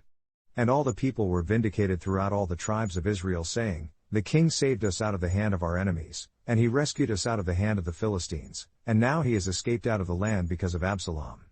And Absalom, whom we anointed over us, is dead in battle. Now therefore why speak you not a word of bringing the king back?" And King David sent to Zadok and to Abiathar the priests, saying, "Speak to the elders of Judah, saying, And why are you the last to bring back the king to his house? And the word of all Israel has come to the king, to his house, You are my kinsman, you are my bones and my flesh, why then are you the last to bring back the king? And tell you to Amasa, Are you not of my bone and of my flesh? Elohim do so to me, and more also, if you are not captain of the army before me continually in the room of Joab." And he bowed the heart of all the men of Judah, even as the heart of one man, so that they sent this word to the king, "Return you, and all your slaves." So the king returned and came to the Jordan River. And Judah came to Gilgal, to go to meet the king and to carry the king over the Jordan River. And Shimei the son of Jerah, a Benjamite, that was of Bahurim, hurried and came down with the men of Judah to meet King David. And there were 1,000 men of Benjamin with him, and Ziba the slave of the house of Saul, and his 15 sons and his 20 slaves with him, and they went over Jordan before the king. And there went over a ferry boat to carry over the king's household, and to do what he thought well. And Shimei the son of Jerah fell down before the king, as he was come over the Jordan River, and said to the king, "Let not my master impute depravity to me, neither do you remember what your slave did perversely the day that my master the king went out of Jerusalem, that the king should take it to his heart. Because your slave does know that I have sinned, therefore see, I am come the first this day of all the house of Joseph to go down to meet my master the king." But Abishai the son of Zeruiah answered and said, "Will not Shimei be put to death for this, because he cursed Yhwh's anointed?" But David replied, "What have I to do with you, you sons of Zeruiah, that you should this day be adversaries to me? Will there be anyone put to death this day in Israel? Because do not I know that I am king over Israel this day?" Therefore the king said to Shimei, "You will not die." And the king adjured this to him. And Mephibosheth the son of Saul came down to meet the king, and had neither dressed his feet, nor trimmed his beard, nor washed his clothes, from the day the king left until the day he came back in peace. And it came about, when he was come to Jerusalem to meet the king, that the king said to him, Why did you not come with me, Mephibosheth? And he answered, My master, O king, my slave deceived me, because your slave said, I will saddle me a donkey so, that I may ride on it and go to the king, because your slave is lame. And he has slandered your slave to my master the king, but my master the king is as an angel of Elohim. Do therefore what is good in your eyes. Because my dad's entire house was but dead men before my master the king, still you did set your slave among them that did eat at your own table. What right therefore have I still to cry any more to the king? And the king replied to him, Why do you speak any more of your matters? I have said, You and Ziba divide the land. And Mephibosheth replied to the king, Yes, the whole let him take, after that my master the king has come in peace to his house. And Barzillai the Gileadite came down from Rogelim, and went over Jordan with the king, to send him over the Jordan River. Now Barzillai was a very old man, even 80 years of age, and he had provided the king with sustenance while he lay up at Mahanaim, for he was a very great man. And the king said to Barzillai, Come over with me and I will sustain you with me in Jerusalem. But Barzillai replied to the king, How long have I to live, that I should go up with the king to Jerusalem? I am this day 80 years old, and can I discern between good and bad? Can your slave taste what I eat or what I drink? Can I hear any more the voice of singing men and singing women? Why then should your slave be still a burden to my master the king? Your slave will go a little way over Jordan with the king, and why should the king repay me with such a reward? Let your slave, I ask you, turn back again so that I may die in my own city, and be buried by the grave of my dad and my mother. But see your slave Chimham, let him go over with my master the king, and do to him what will seem good to you.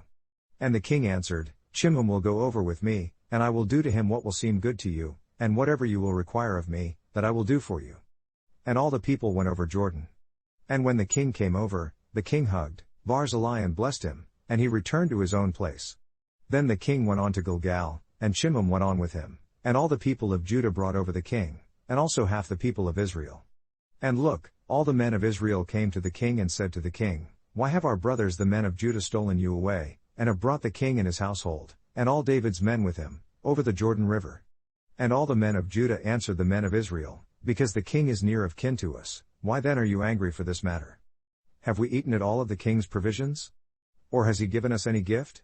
And the men of Israel answered the men of Judah and said, We have 10 parts in the king, and we have also more right in David than you. Why then did you despise us, that our advice should not be primary in bringing back our king? And the words of the men of Judah were fiercer than the words of the men of Israel. And there happened to be there a man of Belial, whose name was Sheba, the son of Bichri, a Benjamite, and he blew a trumpet and said, We have no part in David, neither have we inheritance in the son of Jesse, everyone to his tents, O Israel. So every man of Israel went up from after David, and followed Sheba the son of Bichri, but the men of Judah allied themselves to their king, from Jordan even to Jerusalem. Then David came to his house at Jerusalem, and the king took the 10 women concubines, who he had left for housekeeping the home, and put them in a ward and fed them, but went not in unto them. So they were shut up to the day of their death, living in widowhood. Then the king said to Amasa, Assemble me the men of Judah within 3 days, and you be here present. So Amasa went to assemble the men of Judah, but he delayed longer than the set time that he had appointed him. And David said to Abishai, Now will Sheba the son of Bichri do us more harm than did Absalom, so take you your master's slaves, and pursue after him unless he secures himself fenced cities and escapes us. And there went out after him Joab's men, and the Kerethites, and the Pelethites, and all the mighty men. And they went out of Jerusalem, to pursue after Sheba the son of Bichri. When they were at the great stone that is in Gibeon, Amasa went before them. And Joab's garment that he had put on was girded to him, and upon it a belt with a sword fastened on his hips in its sheath, and as he went it fell out. And Joab said to Amasa, Are you in health, my brother? And Joab grasped Amasa by the beard with the right hand to hug him. But Amasa took no notice to the sword that was in Joab's hand, so he struck him with it in the 5th rib, and spilled out his bowels to the ground, and struck him not again, and he died. So Joab and Abishai his brother pursued after Sheba the son of Bichri.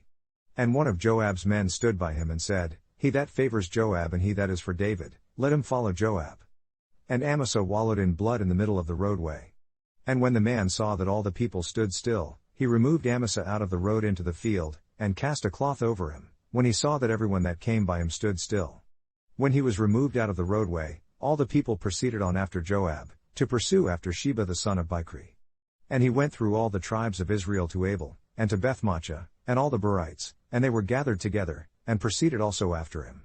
And they came and besieged him in Abel of Bethmaachah, and they cast up a mound against the city, and it stood by the rampart, and all the people that were with Joab battered the wall, to throw it down. Then a wise woman cried out from the city, Hear, hear, say, I ask you Joab, come here closer so that I may speak with you. And when he was come close to her, the woman said, Are you Joab? And he answered, I am he. Then she replied to him, Hear the words of your maidservant, and he answered, I will, hear.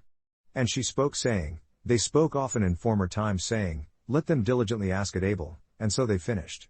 I am one of them that are peaceable and faithful in Israel. You seek to destroy a city and a mother in Israel. Why will you swallow up the inheritance of YHWH? And Joab answered and said, Far be it from me that I should swallow up or destroy. The matter is not so, but a man of Mount Ephraim, Sheba the son of Bichri by name, has lifted up his hand against the king, even against David. Deliver him only and I will depart from the city. And the woman said to Joab, Look, his head will be thrown to you over the wall. Then the woman went to all the people in her wisdom. And they cut off the head of Sheba the son of Bichri, and cast it out to Joab. And he blew a trumpet, and they retired from the city, every man to his tent. And Joab returned to Jerusalem to the king. Now Joab was over all the army of Israel, and Benaiah the son of Jehoiada was over the Kerethites and over the Pelethites.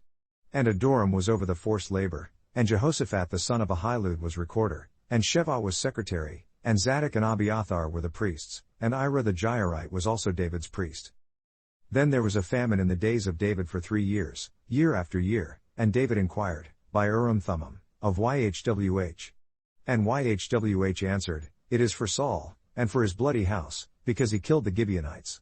And the king called the Gibeonites and said to them, Now the Gibeonites were not of the children of Israel but of the remnant of the Amorites.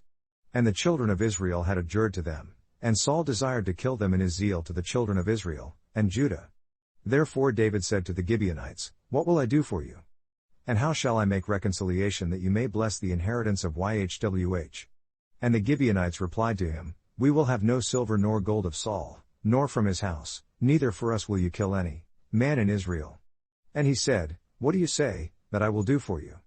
And they answered the king, The man that consumed us, and that devised against us that we should be destroyed from remaining in any of the territory of Israel, let 7 men of his sons be delivered to us and we will hang them up to YHWH in Gibeah of Saul, whom YHWH did choose. And the king replied, I will give them to you. But the king spared Mephibosheth, the son of Jonathan the son of Saul, because of YHWH's oath that was between them, between David and Jonathan the son of Saul. But the king took the 2 sons of Rizpah the daughter of Aiah, who she gendered to Saul, Armoni and Mephibosheth, and the 5 sons of Michal the daughter of Saul, who she brought up for Adriel the son of Barzillai the Maholathite, and he delivered them into the hands of the Gibeonites, and they hanged them in the hill before YHWH, and they fell all 7 together, and were put to death in the days of harvest, in the first days, in the beginning of barley harvest. And Rizpah the daughter of Aiah took sackcloth, and spread it for her upon the rock, from the beginning of harvest until water dropped upon them out of the sky. And permitted neither the birds of the air to rest on them by day, nor the animals of the field by night. And it was told David what Rizpah the daughter of Aiah, the concubine of Saul had done. And David went and took the bones of Saul and the bones of Jonathan his son from the men of Jabesh-Gilead that had stolen them from the street of Bethshan, where the Philistines had hanged them, when the Philistines had killed Saul in Gilboa.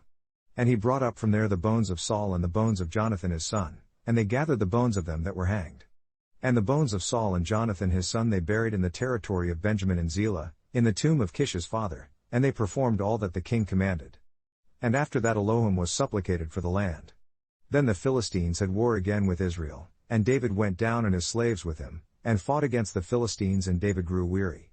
And Ishbi-Benob that was of the sons of the Rephaim, giants, the weight of whose spear weighed 300 shekels, 7.5 pounds, of brass in weight, he being belted with a new sword, intended to have killed David. But Abishai the son of Zeruiah helped him and struck the Philistine, and killed him. Then the men of David adjured to him saying, You will go no more out with us to battle so that you quench not the lamp of Israel. And it came about after this, that there was again a battle with the Philistines at Gob. Then Sibbechai the Hushathite killed Soph that was of the sons of the Rephaim, giants. And there was again a battle in Gob with the Philistines, where Elhanan the son of Jair-Yorajim, a Bethlehemite, killed the brother of Goliath the Gittite, the staff of whose spear was like a weaver's beam. And there was still again a battle in Gath, where was a man of great stature, that had on every hand 6 fingers, and on every foot 6 toes, 24 in number, and he also was gendered of the Rephaim, giants. And when he defied Israel, Jonathan the son of Shimeah the brother of David killed him. These four were gendered of the Rephaim, giants, in Gath, and fell by the hand of David, and by the hand of his slaves. And David spoke to YHWH the words of this song in the day that YHWH had rescued him out of the hand from all his enemies, and out of the hand of Saul. And he said, YHWH is my rock, and my fortress, and my deliverer, the Elohim of my rock, in him will I trust, he is my shield, and the horn of my salvation, my stronghold and my place of escape, my Savior, you saved me from violence. I will call on YHWH, who is worthy to be praised, so will I be delivered from my enemies. When the waves of death surrounded me, the wadi of Belial, worthless, terrified me, the cords of Sheol surrounded me, the snares of death confronted me, in my distress I called upon YHWH, and cried to my Elohim, and he did hear my voice out of his sanctuary, and my cry did enter into his ears. Then the earth shook and trembled, the foundations of the universe moved and shook, because he was angry. There went up a smoke out of his nostrils, and fire out of his mouth devoured, coals were kindled by it. He parted the skies also and descended, and the cloud mass was under his feet. And he rode upon a cherub, and did fly, and he was perceived upon the corner garments of the prophetic spirit, symbolic of the Urim-Thummim.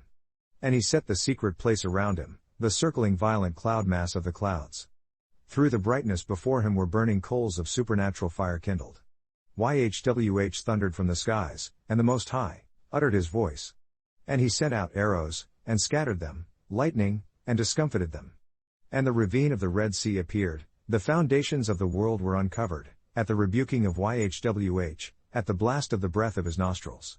He sent from above, he took me, he drew me out of many waters, he rescued me from my strong enemy, and from them that hated me, because they were too strong for me. They confronted me in the day of my calamity, but YHWH was my support. He brought me out also into a large place, he rescued me, because he delighted in me. YHWH repaid me according to my righteousness, according to the cleanness of my hands has he restored me. Because I have observed the ways of YHWH, and have not acted wickedly toward my Elohim. Because all his judgments were before me, and as for his statutes, I did not depart from them.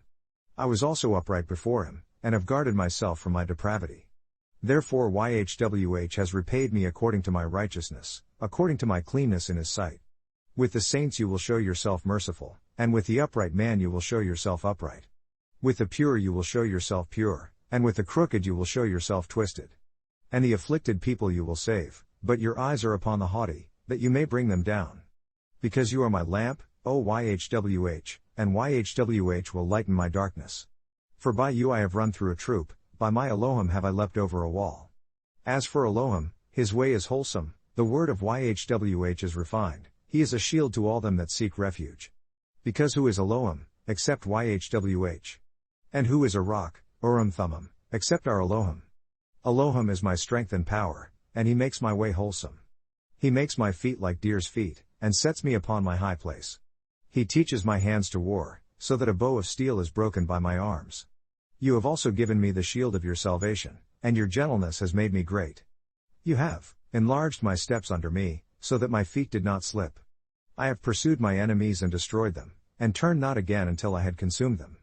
And I have consumed them and wounded them so that they could not arise, yes, they are fallen under my feet. Because you have girded me with strength to battle, those that rose up against me have you subdued under me. You have also given me the necks of my enemies so that I might destroy them that hate me. They looked, but there were none to rescue, even to YHWH, but he answered them not. Then I did beat them as small as the dust of the earth, I did stamp them as the mire of the street, and did spread them abroad. You also have delivered me from the disputes of my people, you have retained me to be head of the heathen, a people that I knew not will serve me. Foreigners will submit themselves to me, as soon as they hear, they will be obedient to me. Foreigners will fade away, and gird themselves by their close places. YHWH lives, and blessed is my rock, Urim-Thummim, and exalted is Elohim of the rock of my salvation. It is Elohim that avenges me, and that brings down the people under me. And that brings me out from my enemies, you also have lifted me up on high above them that rose up against me, you have rescued me from the violent man. Therefore I will give thanks to you, O YHWH, among the heathen, and I will sing praises to your name.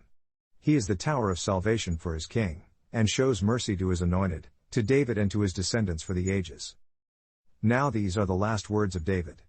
David the son of Jesse said, and the man who was raised up on high, the anointed of the Elohim of Jacob, and the sweet psalmist of Israel revealed, the spirit of YHWH spoke by me, through Urim-Thummim, and his word was in my tongue. The Elohim of Israel avowed, the rock, Urim-Thummim, of Israel spoke to me, he that reigns over mankind must be righteous, ruling in the fear of Elohim. And he will be as the light of the morning, when the sun rises, even a morning without clouds, as the tender grass springing out of the earth by clear shining after rain.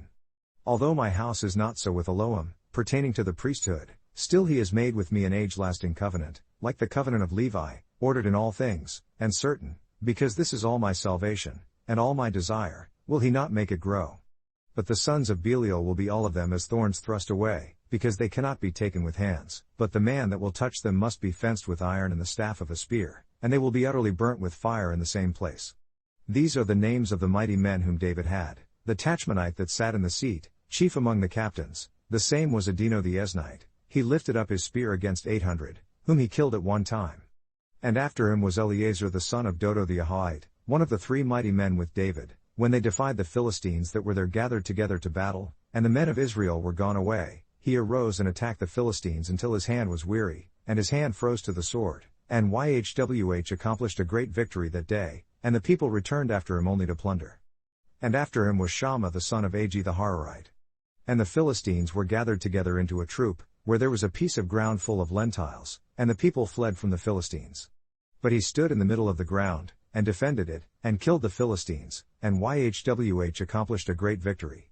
And 3 of the 30 chiefs went down and came to David in the harvest time to the cave of Adullam, and the troop of the Philistines camped in the valley of Rephaim, giants. And David was then in the stronghold, and the garrison of the Philistines was then in Bethlehem. And David longed and said, Oh, that one would give me drink from the waters of the well of Bethlehem that is by the gate. And the 3 mighty men broke through the army of the Philistines, and drew water out of the well of Bethlehem, that was by the gate, and took it and brought it to David. Nevertheless he would not drink it, but poured it out unto YHWH. And he said, Far be it from me, O YHWH, that I should do this. Is not this the blood of the men that went in jeopardy of their lives? Therefore he would not drink it. These things did these 3 mighty men. And Abishai, the brother of Joab, the son of Zeruiah, was chief among the 3. And he lifted up his spear against 300, and killed them, and had a name among the 3. Was he not most honorable of the 3? Therefore he was their captain, but he attained not to the first 3. And Benaiah the son of Jehoiada, the son of a mighty man, of Kabzeel, who had done many acts, he killed 2 lion-like men of Moab. He went down also and killed a lion in the middle of a cave in a time of snow, and he killed an Egyptian, a spectacular man, and the Egyptian had a spear in his hand, but he went down to him with a staff, and plucked the spear out of the Egyptian's hand, and killed him with his own spear. These things did Benaiah the son of Jehoiada, and had the name among the 3 mighty men. He was more honorable than the 30, but he attained not to the first 3. And David set him over his guard. Asahel the brother of Joab was one of the 30, Elhanan the son of Dodo of Bethlehem, Shammah the Haradine, Elika the Haradite, Helez the Paltite, Ira the son of Ikesh the Tekoite, Abiezer the Anethathite, Mebani the Hushathite, Zaman the Ahite, Maharai the Netophathite, Heleb the son of Baanah, a Netophathite, Ittai the son of Ribai out of Gibeah from the children of Benjamin, Benaiah the Pirathonite, Hiddai of the brooks of Gosh, Abioban the Arbathite, Asmaveth the Barhamite, Eliabah the Shalbanite, of the sons of Joshan, Jonathan, Shammah the Hararite, Ahiam the son of Sharar the Hararite, Eliphalet the son of Ahasbai, the son of the Machathite, Eliam the son of Ahithophel the Gilonite, Hezrai the Carmelite, Parai the Arbit, Igal the son of Nathan of Zobah, Bani the Gadite, Zelek the Ammonite, Naharai the Beerothite, armor-bearer to Joab the son of Zeruiah, Ira an Ithrite, Gareb an Ithrite, Uriah the Hittite, 37 in all. And again the nostrils of YHWH flared against Israel, and he moved David against them to say, Go number Israel and Judah. Because the king said to Joab the captain of the army that was with him, Go now through all the tribes of Israel, from Dan even to Beersheba, and number you the people so that I may know the number of the people. And Joab replied to the king, Now YHWH Elohim add to the people, how many whatever they be, 100-fold, and that the eyes of my master the king may see it. But why does my master the king delight in this thing? But the king's word prevailed against Joab, and against the captains of the army. So Joab and the captains of the army went out from the presence of the king, to number the people of Israel. And they passed over the Jordan River and camped in Aroer, on the right side of the city that lies among the Wadi of Gad, and toward Yazir. Then they came to Gilead, and to the land of Tat-Evashi, and they came to Dan-Han, and around to Zidon, and came to the stronghold of Tyre, and to all the cities of the Hivites, and of the Canaanites, and they went out to the south of Judah, even to Beersheba. So when they had gone through all the land, they came to Jerusalem at the end of 9 months and 20 days. And Joab revealed the sum of the number of the people to the king, and there were in Israel 800,000 mighty men that drew the sword, and the men of Judah were 500,000 men. And David's heart chastised him after he had numbered the people. And David said to YHWH, I have sinned greatly in what I have done, and now, I beseech you O YHWH, take away the depravity of your slave because I have done very foolishly. Because when David was up in the morning, the word of YHWH came to the prophet Gad, David's seer saying, Go and say to David, This is what YHWH says, I offer you 3 things so choose yourself one of them, that I may do it to you. So Gad came to David and told him, and said to him, Will 7 years of famine come to you in your land? Or will you flee 3 months before your enemies, while they pursue you? Or that there are 3 days pestilence in your land? Now advise, and see what answer I will return to him that sent me.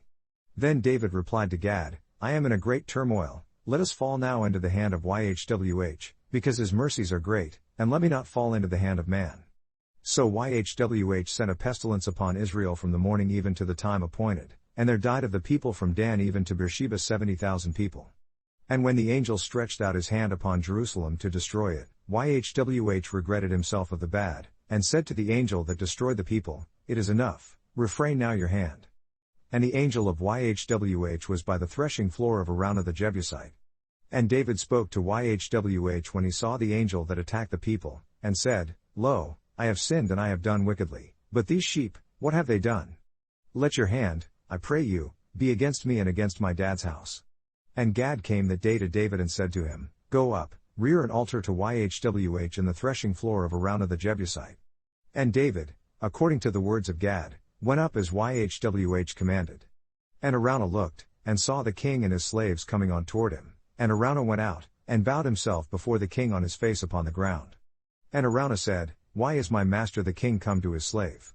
And David replied, To buy the threshing floor from you, to build an altar to YHWH, that the plague might be refrained from the people. Then Araunah replied to David, Let my master the king take and offer up what seems good to him. See, here are the oxen for a whole burnt offerings, and threshing instruments and the yokes of the oxen for wood.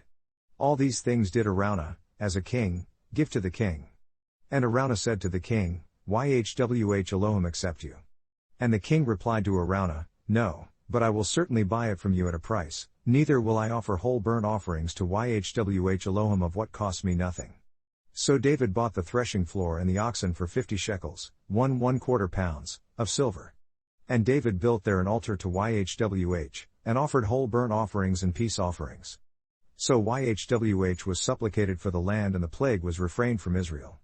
Now King David was old and stricken in years, and they covered him with blankets, but he could not keep warm. Therefore his slaves said to him, Let there be found for my master the king a young virgin, and let her remain with the king, and let her serve him, and let her lie in your bosom so that my master the king may get warm. So they searched for a beautiful girl within all the territory of Israel, finding Abishag a Shunammite, and brought her to the king. And the girl was very beautiful, and served the king and attended to him, but the king never had sexual relations with her. Then Adonijah the son of Haggith exalted himself saying, I will be king, and he prepared himself chariots and horsemen, and 50 men to run before him. And his dad had not displeased him at any time in saying, Why have you done so? And he also was a very agreeable man, and his mother gendered him after Absalom. And he conferred with Joab the son of Zeruiah, and with Abiathar the priest, and they followed Adonijah and helped him. But Zadok the priest, and Benaiah the son of Jehoiada, and Nathan the prophet, and Shimei, and Ray, and the mighty men that belonged to David, were not with Adonijah. Then Adonijah slaughtered sheep and oxen and fat cattle by the stone of Zoheleth that is by Enrogel, and called all his kinsmen the king's sons, and all the men of Judah the king's slaves, but Nathan the prophet, and Benaiah, and the mighty men, and Solomon his brother, he did not call. Therefore Nathan spoke to Bathsheba the mother of Solomon saying, Have you not heard that Adonijah the son of Haggith does reign, and David our master does not know about it? Now therefore come, let me, I ask you, give you counsel so that you may save your own life, and the life of your son Solomon. Go and get you in unto King David and say to him, Did you not my master O king, adjure to your maidservant saying, Assuredly Solomon your son will reign after me, and he will sit on my throne? Why then does Adonijah reign? Look, while you still talk there with the king, I also will come in after you and confirm your words. Then Bathsheba went in unto the king to the parlor, and the king was very old, and Abishag the Shunammite attended to the king. And Bathsheba bowed, and did homage to the king. And the king said, What would you like? And she replied to him, My master, you adjured by Yhwh Elohim to your maidservant saying, Assuredly Solomon your son will reign after me, and he will sit on my throne. And now, look, Adonijah reigns, and now my master the king does not know about it. And he has slaughtered oxen and fat cattle and sheep in abundance, and has called all the sons of the king, and Abiathar the priest, and Joab the captain of the army, but Solomon your servant he has not called. And you my master O king, the eyes of all Israel are on you so that you should tell them who will sit on the throne of my master the king after him. Otherwise it will come to pass, when my master the king will be laid to rest with his forefathers, that I and my son Solomon will be counted as offenders. And lo, while she still talked with the king, Nathan the prophet also came in. And they told the king saying, See, Nathan the prophet. And when he had come in before the king, he bowed himself before the king with his face to the ground. And Nathan said, My master O king, have you declared that Adonijah will reign after you and that he will sit on your throne? Because he has gone down this day, and has slaughtered oxen and fat cattle and sheep in abundance, and has called all the king's sons, and the captains of the army, and Abiathar the priest, and look, they eat and drink before him and say, Elohim save King Adonijah. But me, even me your servant and Zadok the priest, and Benaiah the son of Jehoiada, and your servant Solomon, has he not called? Is this thing done by my master the king, and have you not showed it to your slave, who should sit on the throne of my master the king after him? Then King David answered and said, Call to me Bathsheba. And she came into the king's presence, and stood before the king. And the king adjured and declared, As Yhwh lives, that has ransomed my life out of all distress, even as I adjure to you by Yhwh Elohim of Israel saying, Assuredly Solomon your son will reign after me, and he will sit on my throne in my place, even so will I certainly do this day. Then Bathsheba bowed with her face to the ground, and did homage to the king and said, Let my master King David live for the ages.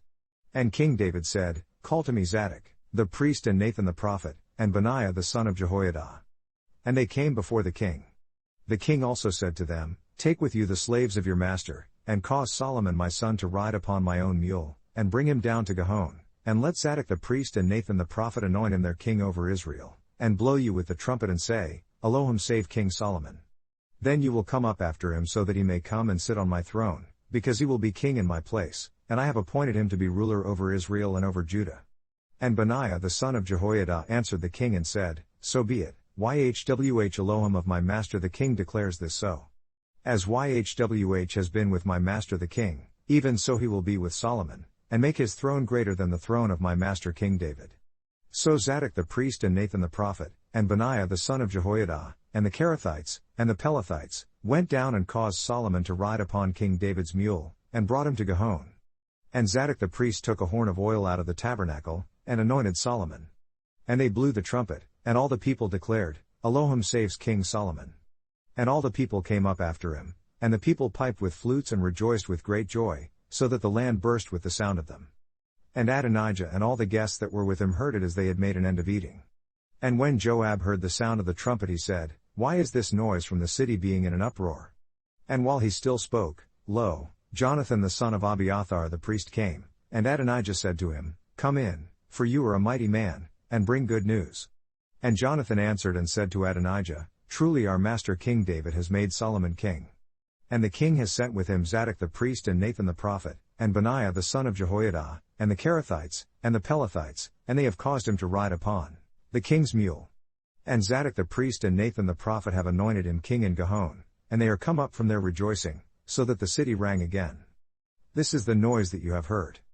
And also Solomon sits on the throne of the kingdom. And moreover the king's slaves came to bless our master King David saying, Elohim make the name of Solomon better than your name, and make his throne greater than your throne. And the king bowed himself upon the bed. And also the king said, Blessed is Yhwh Elohim of Israel that has given one to sit on my throne this day, my eyes even seeing it. And all the guests that were with Adonijah were afraid, and got up and went everyone his way. And Adonijah feared because of Solomon, and got up and went, and caught hold on the horns of the altar. And it was told Solomon saying, Look, Adonijah fears King Solomon, for lo, he has caught hold on the horns of the altar saying, Let King Solomon adjure to me today that he will not kill his slave with the sword. And Solomon replied, If he will show himself a worthy man, there will not a hair from him fall to the ground, but if bad will be found in him, he will die. So King Solomon sent, and they brought him down from the altar. And he came and bowed himself to King Solomon, and Solomon said to him, Go to your house. Now the time of David drew near that he should die, and he charged Solomon his son saying, I go the way of all the earth, you be strong therefore and show yourself a man, and observe the charge of Yhwh Elohim, to walk in his ways, to observe his statutes, commandments, judgments and his testimonies, as it is written in the Torah of Moses. So that you may succeed in all that you do, and in whatever you do and wherever you turn. That Yhwh may continue his word that he spoke concerning me saying, If your children take heed to their way, to walk before me in truth with all their heart and with all their mind, there will not fail you, said he, a man on the throne of Israel. You also know what Joab the son of Zeruiah did to me, and what he did to the 2 captains of the army of Israel. To Abner the son of Ner and to Amasa the son of Cheter, who he killed and shed the blood of war in peace, and put the blood of war upon his belt that was around his hips, and in his shoes that were on his feet. Act therefore according to your wisdom, and let not his grey hair go down to the shoal in peace. But show kindness to the sons of Barzillai the Gileadite, and let them be of those that eat at your table, because so they came to me when I fled because of Absalom your brother. And see, you have with you Shimei the son of Jerah, a Benjamite of Baharim that cursed me with a grievous curse in the day when I went to Mahanaim. But he came down to meet me at Jordan, and I adjured to him by Yhwh saying, I will not put you to death with the sword. Now therefore hold him not guiltless, because you are a wise man, and know what you should do to him, but his grey hair also bring down to Sheol with blood. So David rested with his forefathers, and was buried in the city of David. And the days that David reigned over Israel were 40 years, 7 years he reigned in Hebron, and 33 years he reigned in Jerusalem. Then Solomon sat on the throne of David his dad, and his kingdom was greatly established. And Adonijah the son of Haggith came to Bathsheba the mother of Solomon. And she asked, Do you come peaceably? And he replied, Peaceably. Then he said, I have something to say to you. And she replied, Tell me. And he said, You know that the kingdom was mine, and that all Israel set their faces on me so that I should reign, but the kingdom was turned around and has become my brother's because it was his from Yhwh. And now I ask one petition of you, deny me not. And she replied to him, Keep speaking. And he said, Speak I ask you, to Solomon the king, for he will not tell you no, that he grant to me Abishag the Shunammite for my woman. Bathsheba replied, Well, I will speak for you to the king. Bathsheba therefore went to King Solomon, to speak to him for Adonijah. And the king got up to meet her, and bowed himself to her, and sat down on his throne and caused a seat to be set for the king's mother, and she sat on his right hand. Then she said, I desire one small petition of you, I ask you, tell me not no. And the king replied to her, Tell me my mother, for I will not tell you no. Then she said, Let Abishag the Shunammite be granted to Adonijah your brother for his woman. King Solomon answered and said to his mother, And why do you ask Abishag the Shunammite for Adonijah? Ask for him the kingdom also, because he is my elder brother, even for him, and for Abiathar the priest, and for Joab the son of Zeruiah. Then King Solomon adjured by Yhwh saying, Elohim do so to me, and more also, if Adonijah has not spoken this word against his own life. Now therefore, as Yhwh lives that has established me, and set me on the throne of David my dad, and who has made me a house as he promised, Adonijah will be put to death this day. And King Solomon sent by the hand of Benaiah the son of Jehoiada, and he struck him so that he died. And to Abiathar the priest the king commanded, You depart to Anatoth, to your own fields, because you are worthy of death. But I will not at this time put you to death, because you carried the ark of Adonai Yhwh before David my dad. And because you have been afflicted in all that my dad was afflicted. So Solomon thrust out Abiathar from being priest to Yhwh, that he might fulfill the word of Yhwh that he spoke concerning the house of Eli in Shiloh. Then news came to Joab, because Joab had turned after Adonijah, though he turned not after Absalom. And Joab fled to the tabernacle of Yhwh, and caught hold on the horns of the altar. And it was told King Solomon that Joab was fled to the tabernacle of Yhwh, and look, he is by the altar. Then Solomon sent Benaiah the son of Jehoiada saying, Go, fall upon him. And Benaiah came to the tabernacle of Yhwh, and said to him, This is what the king declares, come out. And he replied, No, but I will die here. And Benaiah brought the king word back saying, This is what Joab replied and this is how he answered me. Then the king replied to him, do as he has said and fall upon him, and bury him so that you may take away the innocent blood that Joab shed, from me, and from the house of my dad. And YHWH will return his blood upon his own head, who fell upon 2 men more righteous and better than he, and killed them with the sword. My dad David did not know about it. Abner the son of Ner, captain of the army of Israel, and Amasa the son of Cheter, captain of the army of Judah. Their blood will therefore return upon the head of Joab, and upon the head of his seed for the ages, but on David and upon his seed, his house, and upon his throne, will there be peace for the ages from YHWH. So Benaiah the son of Jehoiada went up, and fell on him and killed him, and he was buried in his own house in the wilderness. And the king put Benaiah the son of Jehoiada in his room over the army, and Zadok the priest did the king put in the room of Abiathar. And the king sent and called for Shimei and said to him, Build yourself a house in Jerusalem and live there, and go not out from there anywhere. Because it will be, that on the day you go out, and pass over the Wadi Kidron, you will know for certain that you will certainly die, your blood will be on your own head. Then Shimei replied to the king, The saying is good, as my master the king has spoken, so will your slave do. And Shimei lived in Jerusalem many days. And it came about at the end of 3 years, that 2 of the slaves of Shimei ran away to Achish son of Maacah king of Gath. And they told Shimei saying, See, your slaves are in Gath. So Shimei got up and saddled his donkey, and went to Gath to Achish to find his slaves, and Shimei went and brought back his slaves from Gath.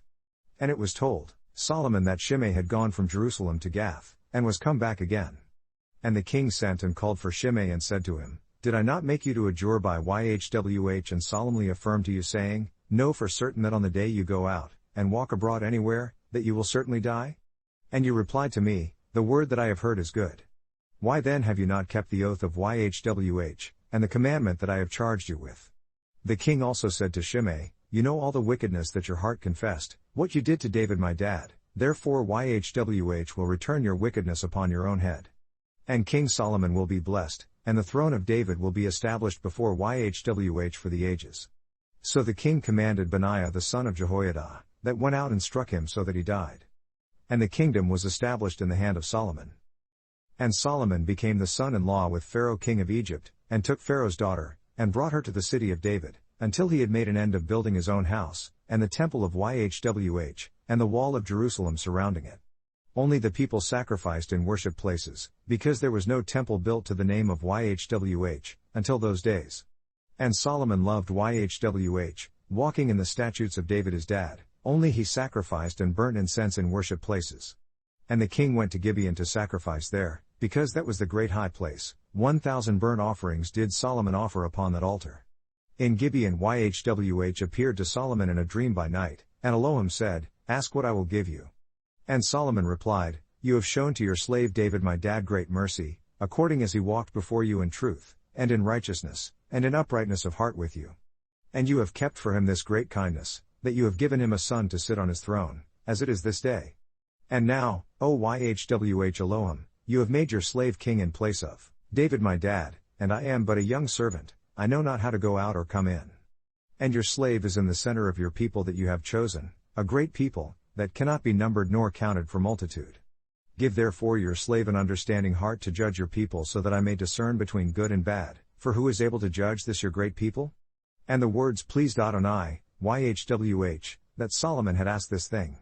Then Elohim replied to him, Because you have asked this thing, and have not asked for yourself a long life, neither have asked riches for yourself, nor have asked the life of your enemies, but have asked for yourself understanding to discern judgment. See, I have done according to your words. Lo, I have given you a wise and an understanding heart, so that there was none like you before you, neither after you will any arise like unto you.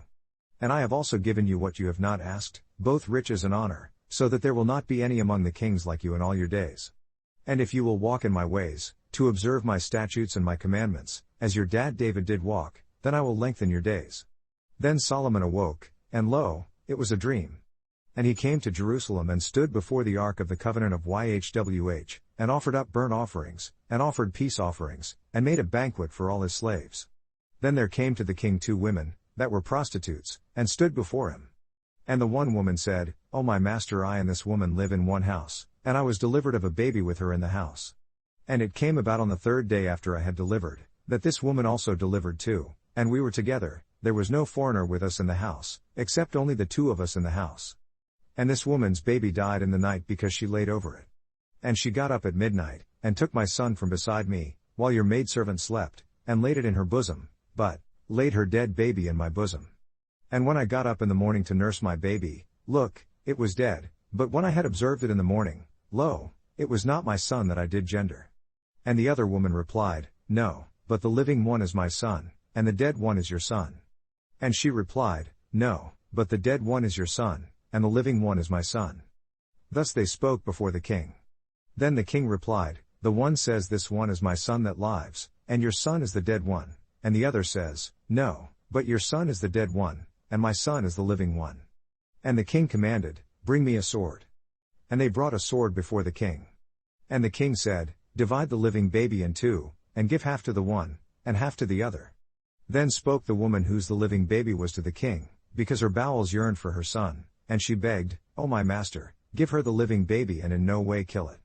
But the other replied, Let it be neither yours, nor mine, but divide it. Then the king answered and said, Give her the living baby, and in no way kill it, because she is the mother.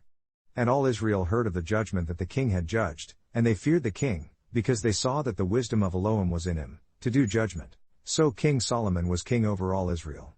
And these were the chiefs that he had: Azariah the son of Zadok the priest, Elihoreph and Ahiah, the sons of Shisha, scribes, Jehoshaphat the son of Ahilud, the recorder.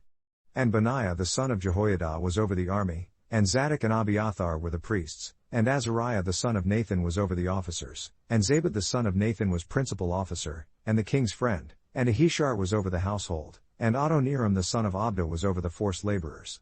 Solomon also had 12 officers over all Israel that provided supplies for the king and his household, each man his month in a year made provision.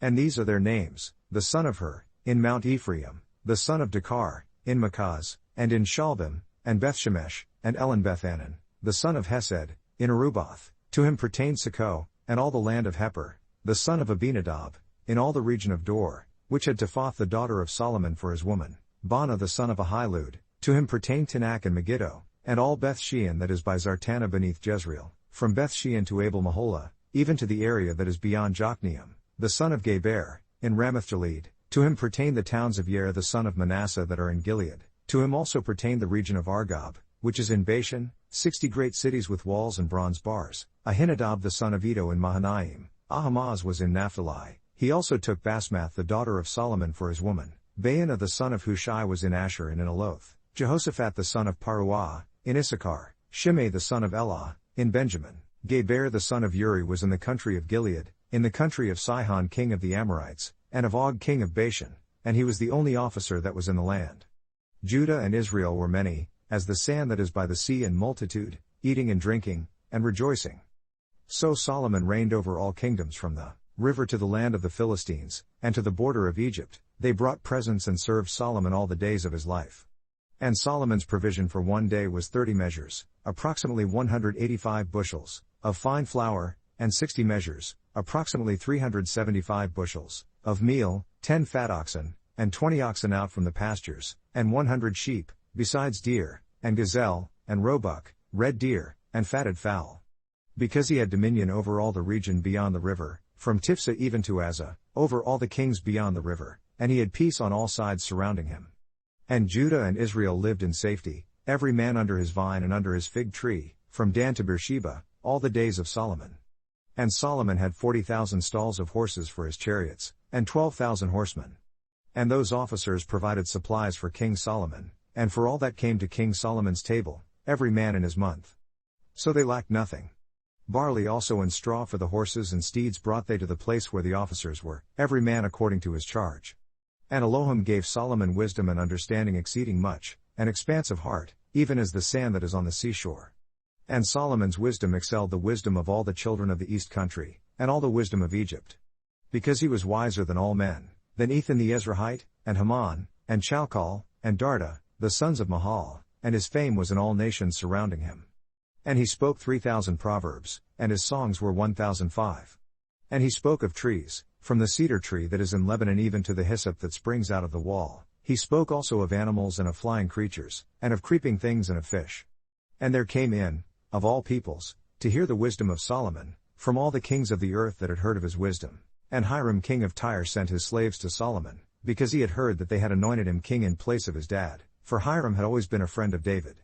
And Solomon sent to Hiram saying, "You know how that David my dad could not construct a temple to the name of Yhwh Elohim because of the wars that were around him on every side, until Yhwh put them under the soles of his feet. But now Yhwh Elohim has given me rest on every side, so that there is neither adversary nor distress occurring.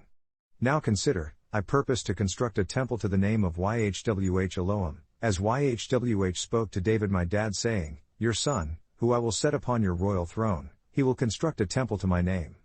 Now therefore command that they cut me cedar trees out of Lebanon, and my slaves will be with your slaves. And to you I will give wages for your slaves according to all that you will appoint, because you know that there is not one among us that has the skill to cut timber like the Sidonians." And it came about, when Hiram heard the words of Solomon, that he rejoiced greatly and said, "Blessed is Yhwh this day that has given to David a wise son over this great people."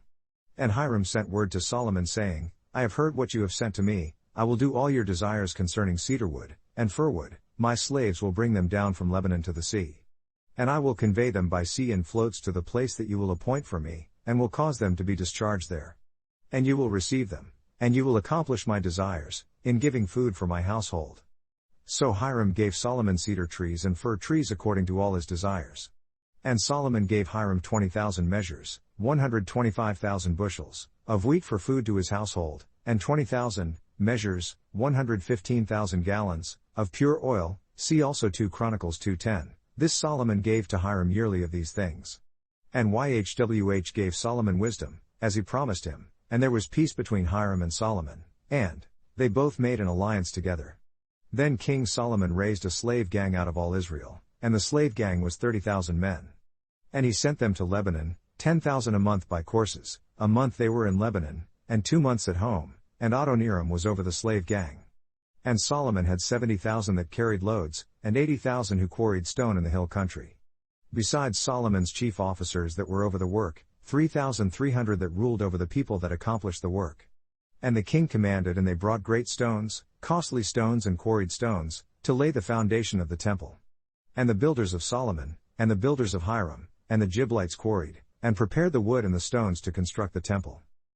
And it came about in the 480th year after the children of Israel were come out of the land of Egypt, in the 4th year of Solomon's reign over Israel, in the month Ziv, April to May, which is the 2nd month, that he began to construct the temple of Yhwh.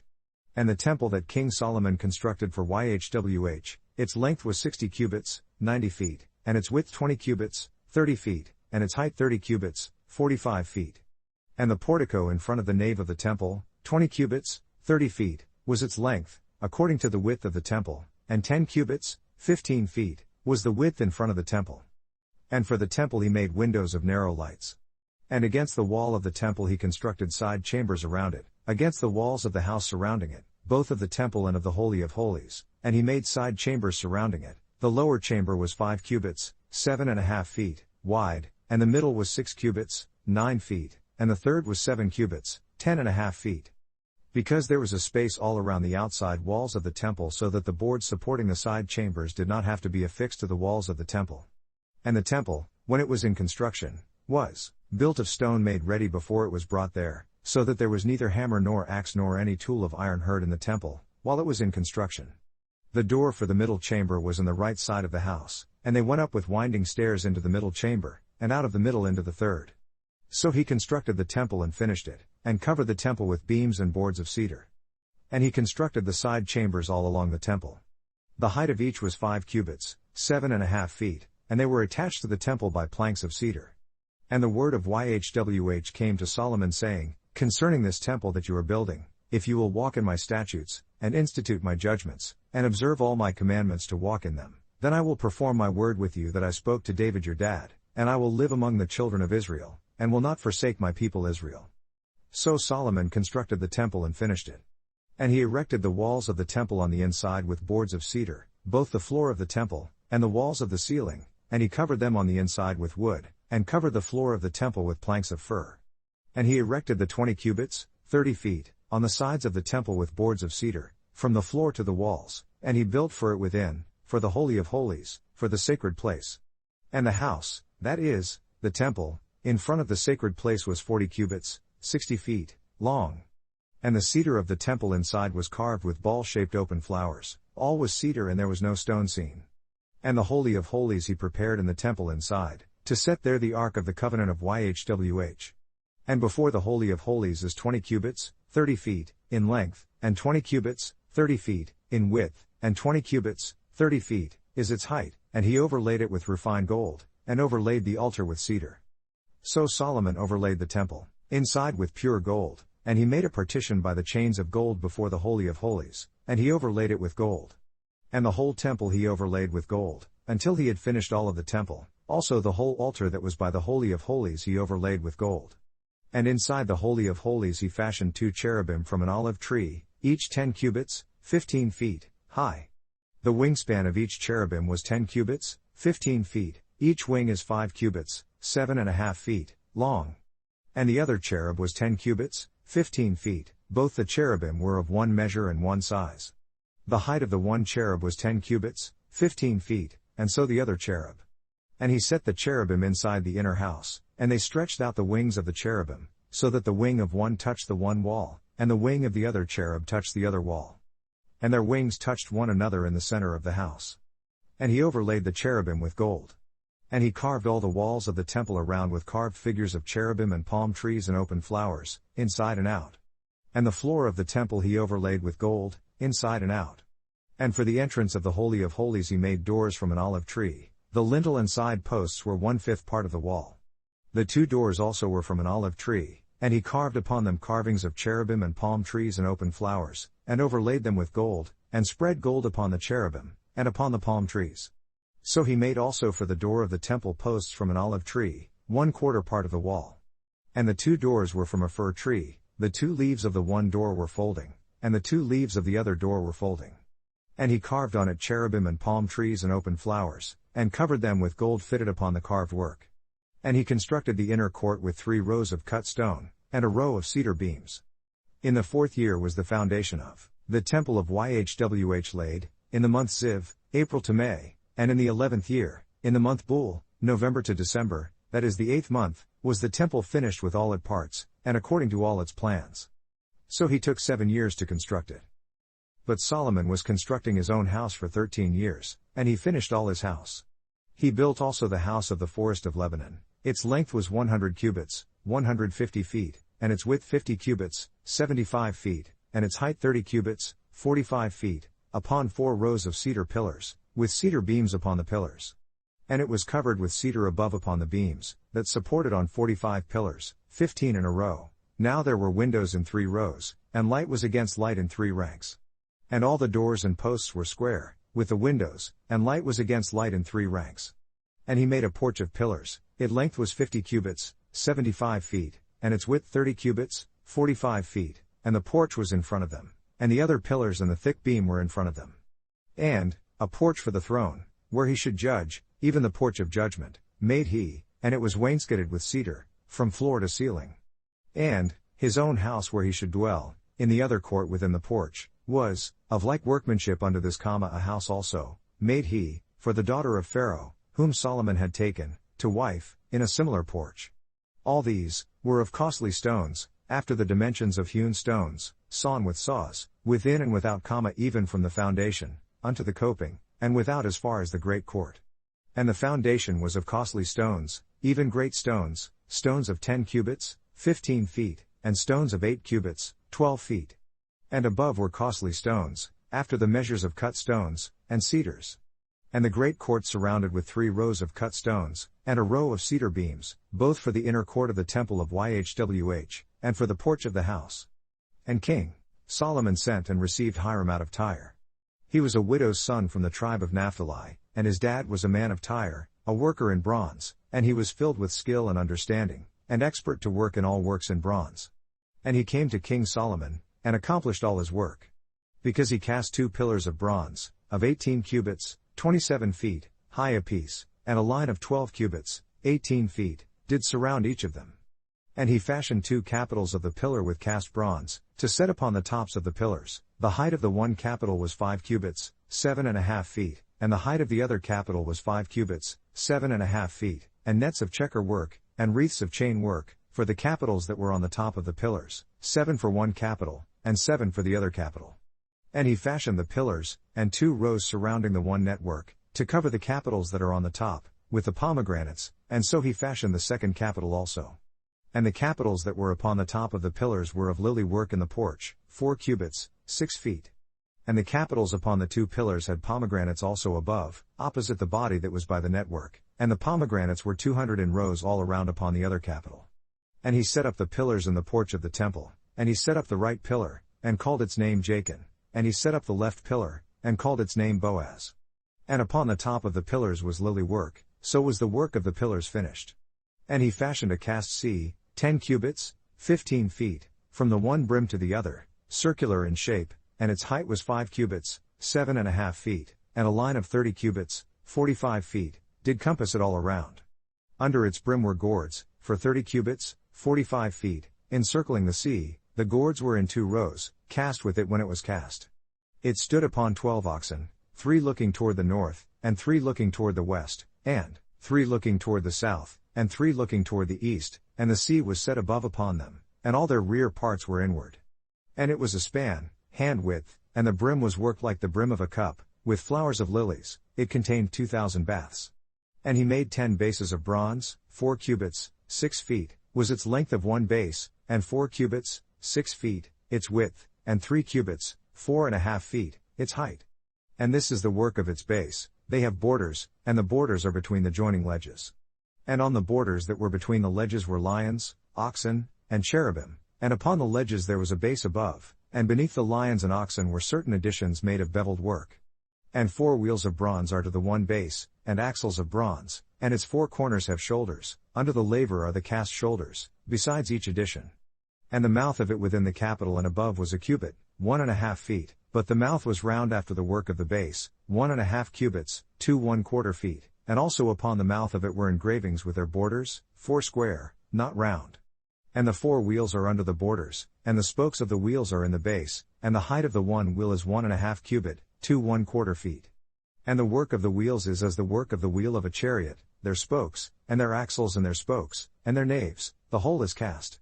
And 4 shoulders are to the 4 corners of the one base, out of the base are its shoulders. And in the top of the base there was a circular band of 1/2 cubit, 3/4 foot, high, and on the top of the base the ledges, and its borders were part of it.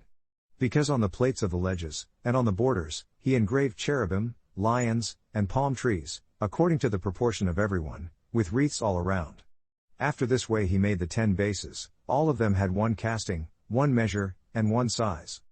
Then he fashioned 10 lavers, of bronze. 1 laver contained 40 baths, 230 gallons, and every laver was 4 cubits, 6 feet, and upon every one of the 10 bases 1 laver.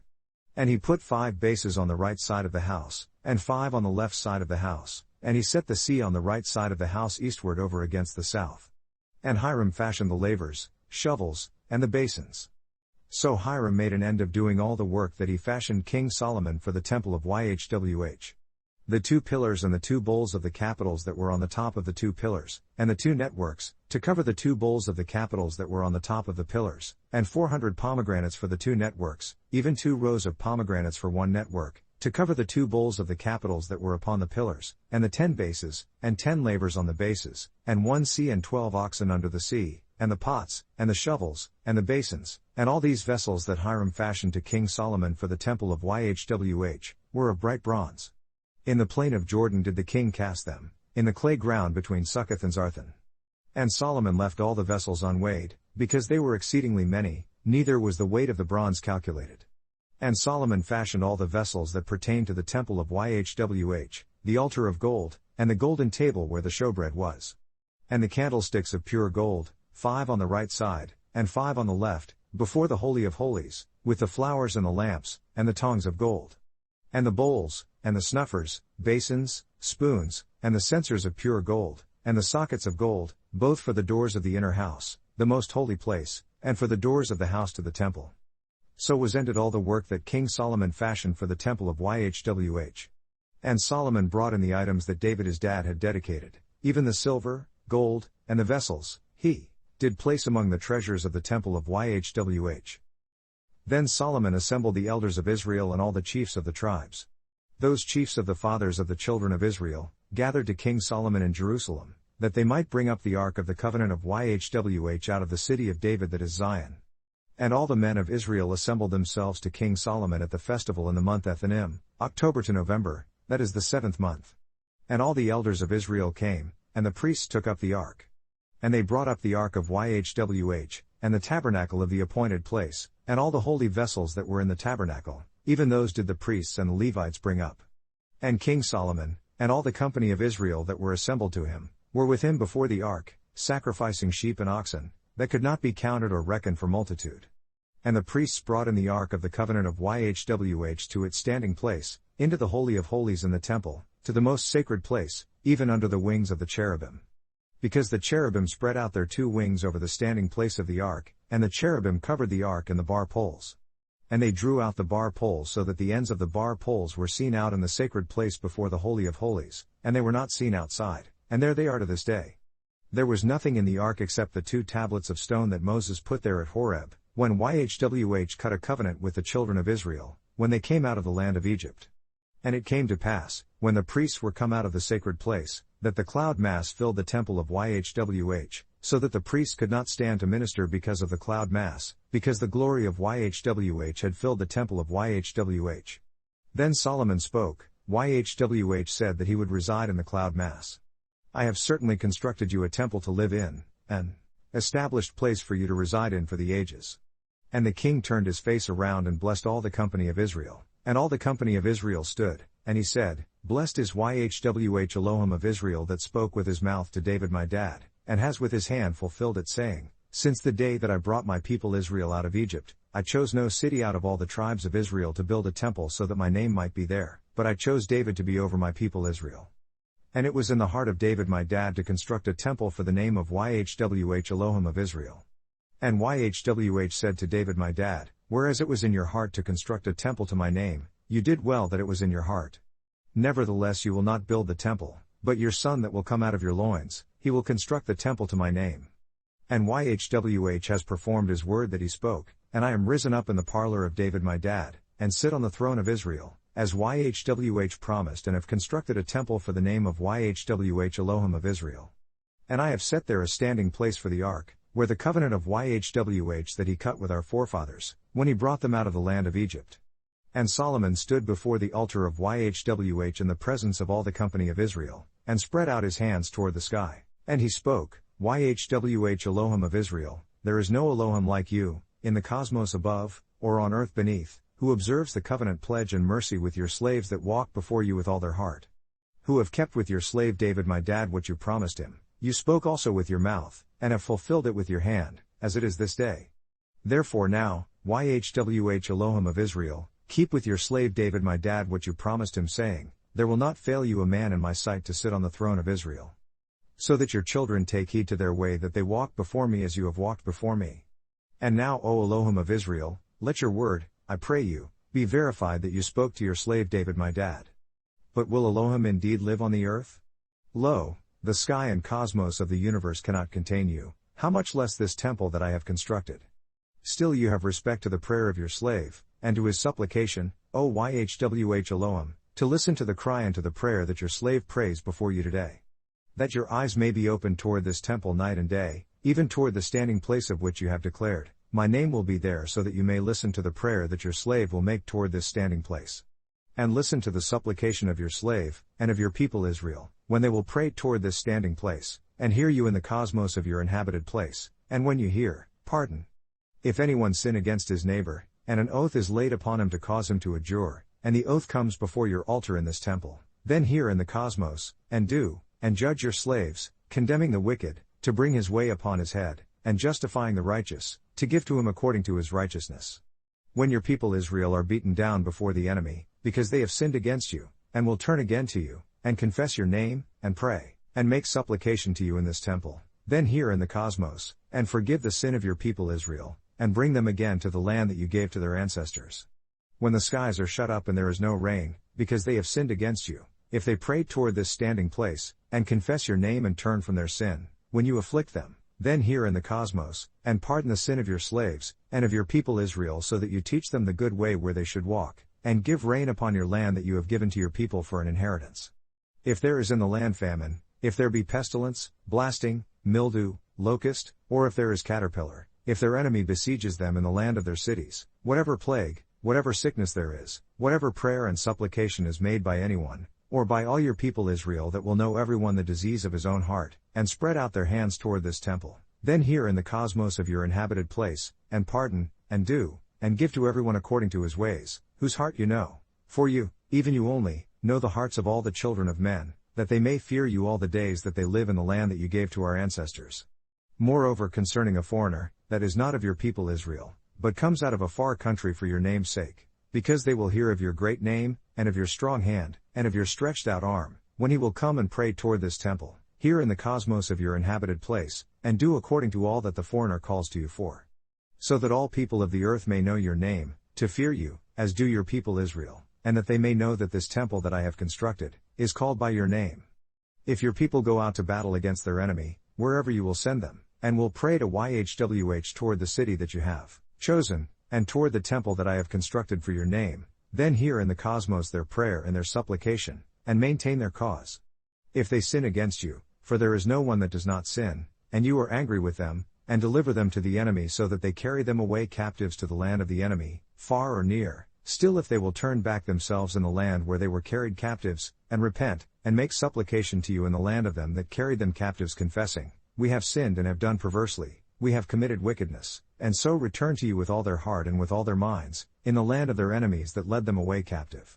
And pray to you toward their land, which you gave to their forefathers, the city that you have chosen, and the temple that I have constructed for your name, then hear their prayer and their supplication in the cosmos of your inhabited place, and maintain their cause, and pardon your people that have sinned against you, and all their rebellion in which they have sinned against you, and give them compassion before them who carried them captive, that they may have compassion on them, because they are your people and your inheritance, that you brought out of Egypt, from the midst of the smelting furnace of iron, that your eyes may be open to the supplication of your slave, and to the supplication of your people Israel, to listen to them in all that they call for unto you. Because you did separate them from among all the people of the land, to be your inheritance, as you spoke by the hand of Moses your slave, when you brought our ancestors out of Egypt, O Adonai YHWH. And it was so, that when Solomon had made an end of praying all this prayer and supplication to YHWH, he arose from before the altar of YHWH, from kneeling on his knees with his hands spread up to the skies. And he stood, and blessed all the company of Israel with a loud voice, saying, Blessed is YHWH that has given rest to his people Israel, according to all that he has promised. There has not failed one word of all his good promises that he promised by the hand of Moses his slave. YHWH our Elohim be with us, as he was with our forefathers, let him not leave us, nor forsake us, that he may incline our hearts to him, to walk in all his ways and to observe his commandments, and his statutes and his judgments that he commanded our ancestors. And let these my words, which I have made supplication before YHWH with, be near to YHWH Elohim day and night, that he will maintain the cause of his slave, and the cause of his people Israel at all times, as the matter will require, that all the people of the earth may know that YHWH is Elohim, and that there is no one else. Let your heart therefore be whole with YHWH Elohim, to walk in his statutes and to observe his commandments, as at this day. And the king and all Israel with him, offered sacrifice before YHWH. And Solomon offered a sacrifice of peace offerings that he offered to YHWH, 22,000 oxen, and 120,000 sheep. So the king and all the children of Israel dedicated the temple of YHWH.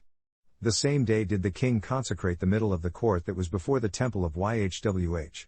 Because there he offered burnt offerings, and meat offerings, and the fat of the peace offerings, because the bronze altar that was before YHWH was too little to receive the burnt offerings, and meat offerings, and the fat of the peace offerings. And at that time Solomon held a festival, and all Israel with him, a great company, from the entering in of Hamath to the river of Egypt, before YHWH Elohim, for 7 days and 7 days, even 14 days. On the 8th day he sent the people away, and they blessed the king and went to their tents joyful and glad of heart for all the goodness that YHWH had done for David his slave, and for Israel his people. And it came about, when Solomon had finished the construction of the temple of YHWH, and the king's house, and all Solomon's desire that he was delighted to do, that YHWH appeared to Solomon a second time, as he had appeared to him at Gibeon. And YHWH said to him, I have heard your prayer and your supplication, that you have made before me. I have consecrated this temple that you have constructed, to put my name there for the ages, and my eyes and my heart will be there for times. And if you will walk before me, as David your dad walked, in integrity of heart and in uprightness, to do according to all that I have commanded you, and will observe my statutes and my judgments, then I will establish the throne of your kingdom upon Israel for the ages, as I promised to David your dad saying, there will not fail you a man upon the throne of Israel. But if you will at all turn from following me, you or your children, and will not observe my commandments and my statutes that I have set before you, but go and serve other Elohim and worship them, then I will cut off Israel out of the land that I have given them, and this temple that I have consecrated for my name, will I cast out of my sight, and Israel will become a proverb and a taunt among all people. And at this temple that is highest, everyone that passes by it will be appalled and will whisper, and they will ask, why has YHWH done this to this land, and to this temple? And they will answer, because they abandoned YHWH Elohim, who brought out their forefathers from the land of Egypt, and have taken hold of other Elohim, and have worshipped them and served them, therefore has YHWH brought upon them all this calamity. And it came to pass at the end of 20 years, when Solomon had constructed the two houses, the temple of YHWH, and the king's house, now Hiram the king of Tyre had furnished Solomon with cedar trees and fir trees, and with gold, according to all his desire. Then King Solomon assigned Hiram 20 cities in the land of Galilee. And Hiram came out from Tyre to see the cities that Solomon had given him, and they did not please him. Then he said, what cities are these that you have given me, my brother? And he called them the land of Kabul to this day. And Hiram sent to the king 120 talents, 4.5 tons, of gold. And this is the reason for the forced labor that King Solomon raised, because to construct the temple of YHWH, and his own house in Millo, and the wall of Jerusalem, and Hazor, Megiddo, and Gezer. Because Pharaoh king of Egypt had gone up and taken Gezer, and burned it with fire, and killed the Canaanites that lived in the city, and gave it for a present to his daughter, Solomon's woman. And Solomon rebuilt Gezer, and Bethor on the lower, and Baalath, and Tadmor in the wilderness, in the land, and all the storage cities that Solomon had, and cities for his chariots, and cities for his horsemen, and what Solomon desired to construct in Jerusalem, and in Lebanon, and in all the land of his dominion. And all the people that were left of the Amorites, Hittites, Perizzites, Hivites, and Jebusites, that were not of the children of Israel, their children that were left after them in the land, who the children of Israel also were not able to devote to destruction, upon those did Solomon extend his serfdom of forced labor to this day. But of the children of Israel did Solomon make no slaves, but they were men of war, and his servants, and his princes, and his captains, and rulers of his chariots, and his horsemen. These were the chief of the officers that were over Solomon's work, 550 that had rule over the people that did the work. But Pharaoh's daughter came up out of the city of David to her house that Solomon had built for her, then he constructed Millo. And 3 times in a year did Solomon offer burnt offerings and peace offerings upon the altar that he built to YHWH, and he burned incense upon the altar that was before YHWH. So he finished the temple requirements. And King Solomon constructed a navy of ships in Eziongeber, that is near Eloth, on the shore of the Red Sea, in the land of Edom. And Hiram sent in the navy his slaves and seamen that had knowledge of the sea, with the slaves of Solomon. And they came to Ophir, and acquired from their gold, 420 talents, 16 tons, and brought it to King Solomon. And when the queen of Sheba heard of the fame of Solomon concerning the name of YHWH, she came to test him with hard questions. And she came to Jerusalem with a very rich wealth, with camels that carried spices, and very much gold and precious stones, and when she had come to Solomon, she conversed with him of all that was in her heart. And Solomon answered all her questions, there was not anything hidden from the king that he did not tell her. And when the queen of Sheba had seen all Solomon's wisdom, and the house that he had built, and the food of his table and the assembly of his slaves, and the attendance of his ministers and their apparel, and his cupbearers, and his ascent by which he went up to the temple of YHWH, there was no more spirit left in her. And she said to the king, it was a true report that I heard in my own land of your deeds and of your wisdom. But I did not believe the words until I came here, and my eyes have seen it, and lo, the half of it was not told me. Your wisdom and prosperity exceeds the fame that I heard of. Happy are your men, happy are these your slaves that stand continually before you, and that hear your wisdom. Blessed is YHWH Elohim that delighted in you, to set you on the throne of Israel, because YHWH loved Israel for the ages, therefore he appointed you king, to institute judgment and justice. And she gave the king 120 talents, 4.5 tons, of gold, and of spices a very great store, and precious stones. There came no more such abundance of spices as these that the queen of Sheba gave to King Solomon. And the navy also of Hiram, that brought gold from Ophir, brought in from Ophir very many almug trees, and precious stones.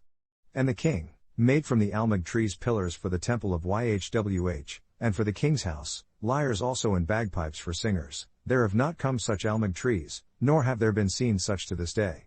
And King Solomon gave to the queen of Sheba all her desires, whatever she asked for, besides what Solomon gave her from his royal bounty. So she returned to her own country, she and her slaves. Now the weight of gold that came to Solomon in 1 year was 666 talents, 25 tons, of gold, besides what he had from the traders, and from the traffic of the spice merchants, and from all the kings of Arabia, and the governors of the country. And King Solomon fashioned 200 shields of beaten gold, 600 shekels, 7.5 pounds, of gold went for each shield. And he fashioned 300 shields of beaten gold, 3 minas, 3/3 pounds, of gold went for each shield, and the king put them in the house of the forest of Lebanon. Also the king fashioned a great throne of ivory, and overlaid it with the best gold. The throne had 6 steps, and a round top is to the throne behind it, and hands are on this side and on that, to the area of sitting, and 2 lions are standing near the hands, and 12 lions stood there on the one side and on the other upon the 6 steps, there was not the likes of it fashioned in any kingdom. And all King Solomon's drinking vessels were of gold, and all the vessels of the house of the forest of Lebanon were of pure gold, none were of silver, it was accounted for nothing in the days of Solomon. Because the king had at sea a navy of Tharshish with the navy of Hiram, once in 3 years the navy of Tharshish came, bringing gold, silver, ivory, and apes, and peacocks. So King Solomon exceeded all the kings of the earth for riches and for wisdom. And all the earth requested for Solomon, to hear his wisdom that Elohim had put in his heart. And they brought everyone his present, vessels of silver and vessels of gold, and clothing, armor, spices, horses, and mules. This occurred yearly. And Solomon gathered together chariots and horsemen, and he had 1,400 chariots, and 12,000 horsemen, who he brought to the cities for chariots, and with the king at Jerusalem. And the king caused silver to be in Jerusalem as stones, and cedars made he to be as the sycamore trees that are in the valley, for abundance. And Solomon had horses brought out of Egypt, and linen yarn, the king's merchants received the linen yarn for a price. And a chariot came up and went out of Egypt for 600 shekels, 15 pounds, of silver, and an horse for 150, 3/3 pounds, and so for all the kings of the Hittites, and for the kings of Syria, they did bring them out by their means. But King Solomon loved many foreign women, together with the daughter of Pharaoh, women of the Moabites, Ammonites, Edomites, Zidonians, and Hittites, of the nations concerning which Yhwh commanded the children of Israel, you will not go into them, neither will they come into you, because surely they will turn away your heart after their Elohim. Solomon clung to these in love. And he had 700 wives, princesses, and 300 concubines, and his women perverted his heart. Because it came to pass, when Solomon was old, that his women perverted his heart after other Elohim, and his heart was not whole with Yhwh Elohim, as was the heart of David his dad. Because Solomon departed after Ashtoreth the goddess of the Zidonians, and after Milcom the abomination of the Ammonites. And Solomon did bad in the sight of Yhwh, and went not fully after Yhwh, as did David his dad. Then Solomon constructed a cultic platform for Chemosh, the abomination of Moab, in the hill that is before Jerusalem, and for Moloch, the abomination of the children of Ammon. And likewise he did for all his foreign women that burn incense and sacrifice to their Elohim. And Yhwh was angry with Solomon, because his heart was turned from Yhwh Elohim of Israel that had appeared to him twice, and had commanded him concerning these things, that he should not go after other Elohim, but he observed not what Yhwh commanded. Therefore Yhwh said to Solomon, since this is done by you, and you have not observed my covenant and my statutes that I have commanded you, I will certainly tear in pieces the kingdom from you, and will give it to your servants, Levites. Nevertheless in your days I will not do it because of David your dad's sake, but I will tear it in pieces out of the hand of your son. But I will not tear in pieces all the kingdom, but will give one tribe to your son for David my servant's sake, and for Jerusalem's sake that I have chosen. Then Yhwh stirred up an adversary to Solomon, Hadad the Edomite, he was of the king's royal house in Edom. Because it came about, when David was in Edom, and Joab the captain of the army was gone up to bury the slain, after he had struck every male in Edom. For 6 months did Joab remain there with all Israel, until he had cut off every male in Edom, but Hadad fled, he and certain Edomites of his dad's slaves with him, to go into Egypt, Hadad being still a young child.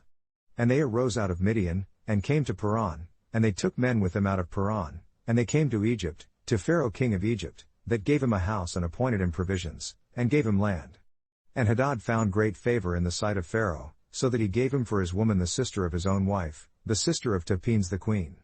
And the sister of Tahpenes gendered him Genubath his son, who Tahpenes weaned in Pharaoh's house, and Genubath was in Pharaoh's household among the sons of Pharaoh. And when Hadad heard in Egypt that David rested with his forefathers, and that Joab the captain of the army was dead, Hadad said to Pharaoh, "Let me leave so that I may go to my own country." Then Pharaoh replied to him, "But what have you lacked with me so that you seek to go to your own country?" And he answered, "Nothing, but let me go there anyway." And Elohim stirred him up another adversary, Rezon the son of Eliada, that fled from his master Hadadezer king of Zobah, and he gathered men to him, and became captain over a band, when David killed them of Zobah, and they went to Damascus and lived there, and reigned in Damascus. And he was an adversary to Israel all the days of Solomon, besides the mischief that Hadad did, and he abhorred Israel and reigned over Syria. And Jeroboam the son of Nebat, an Ephrathite of Zereda, Solomon's slave, whose mother's name was Zeruiah, a widow woman, even he lifted up his hand against the king. And this was the reason for which he lifted up a hand against the king. Solomon built Millo, he shut up the breach of the city of David his dad, and the man Jeroboam was a mighty man of valor. And Solomon, seeing the young man that he was industrious, he made him ruler over all the burden of the house of Joseph. And it came about at that time when Jeroboam went out of Jerusalem, that the prophet Ahijah the Shilonite found him in the road, and he had covered himself with a new garment, and both of them were alone in the field. And Ahijah caught the new garment that was on him, and tore it in 12 pieces, and he said to Jeroboam, "Take yourself 10 pieces, because this is what YHWH says, the Elohim of Israel, see, I will tear in pieces the kingdom out of the hand of Solomon, and will give 10 tribes to you, but he will have 1 tribe for my slave David's sake, and for Jerusalem's sake, the city that I have chosen out of all the tribes of Israel, because they have forsaken me, and bowed themselves to Ashtoreth, goddess of the Zidonians, to Chemosh Elohim of Moab, and to Milcom Elohim of the sons of Ammon. And have not walked in my ways, to do what is right in my eyes, concerning my statutes and my judgments, like David his dad.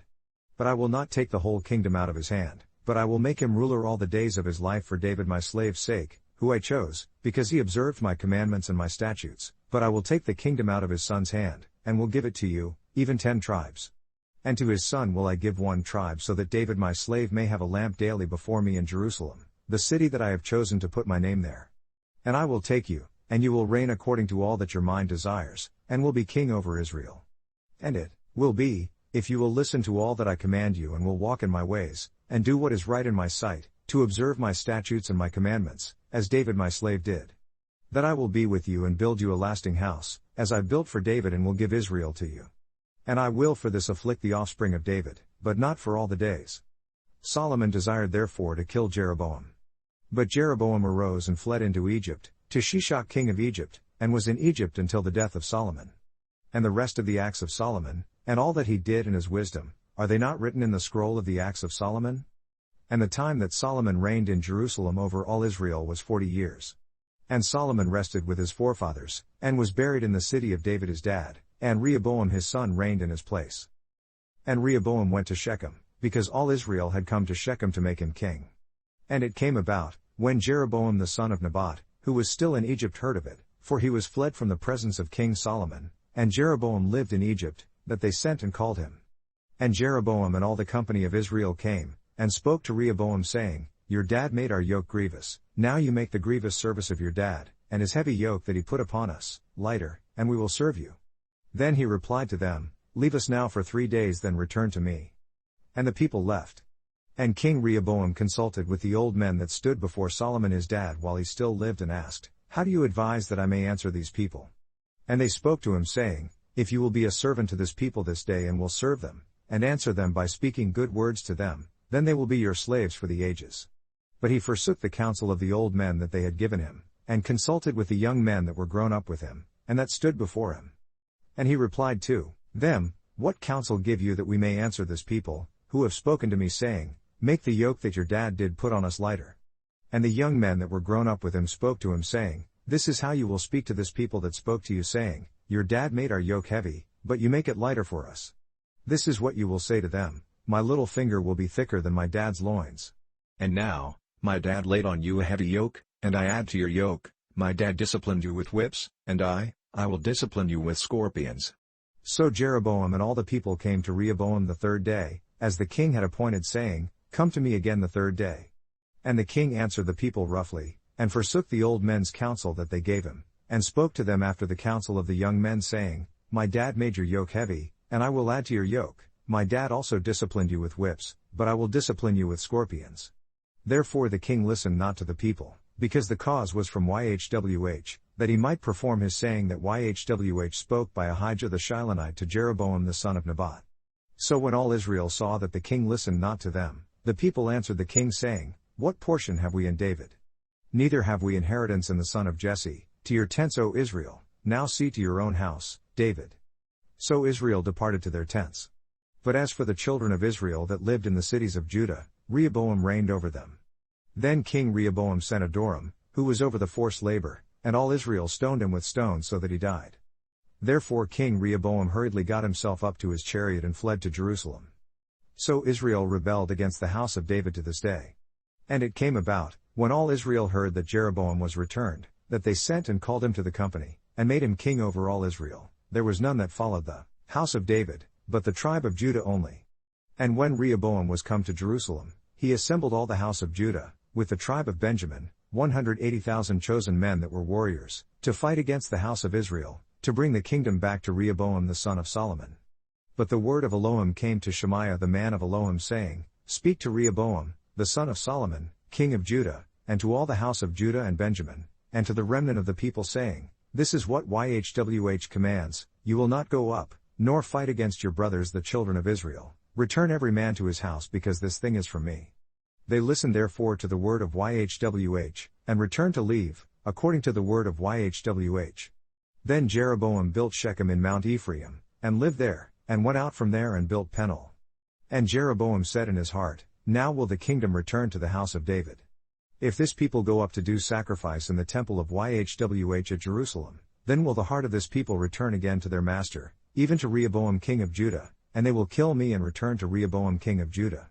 So the king took counsel, and fashioned 2 calves of gold and said to them, It is too much for you to go up to Jerusalem. See your Elohim, O Israel, that brought you up out of the land of Egypt.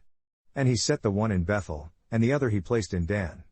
And this thing became a sin because the people went to worship before the one, even to Dan. And he made a house of worship places, and appointed priests of the lowest of the people that were not of the sons of Levi.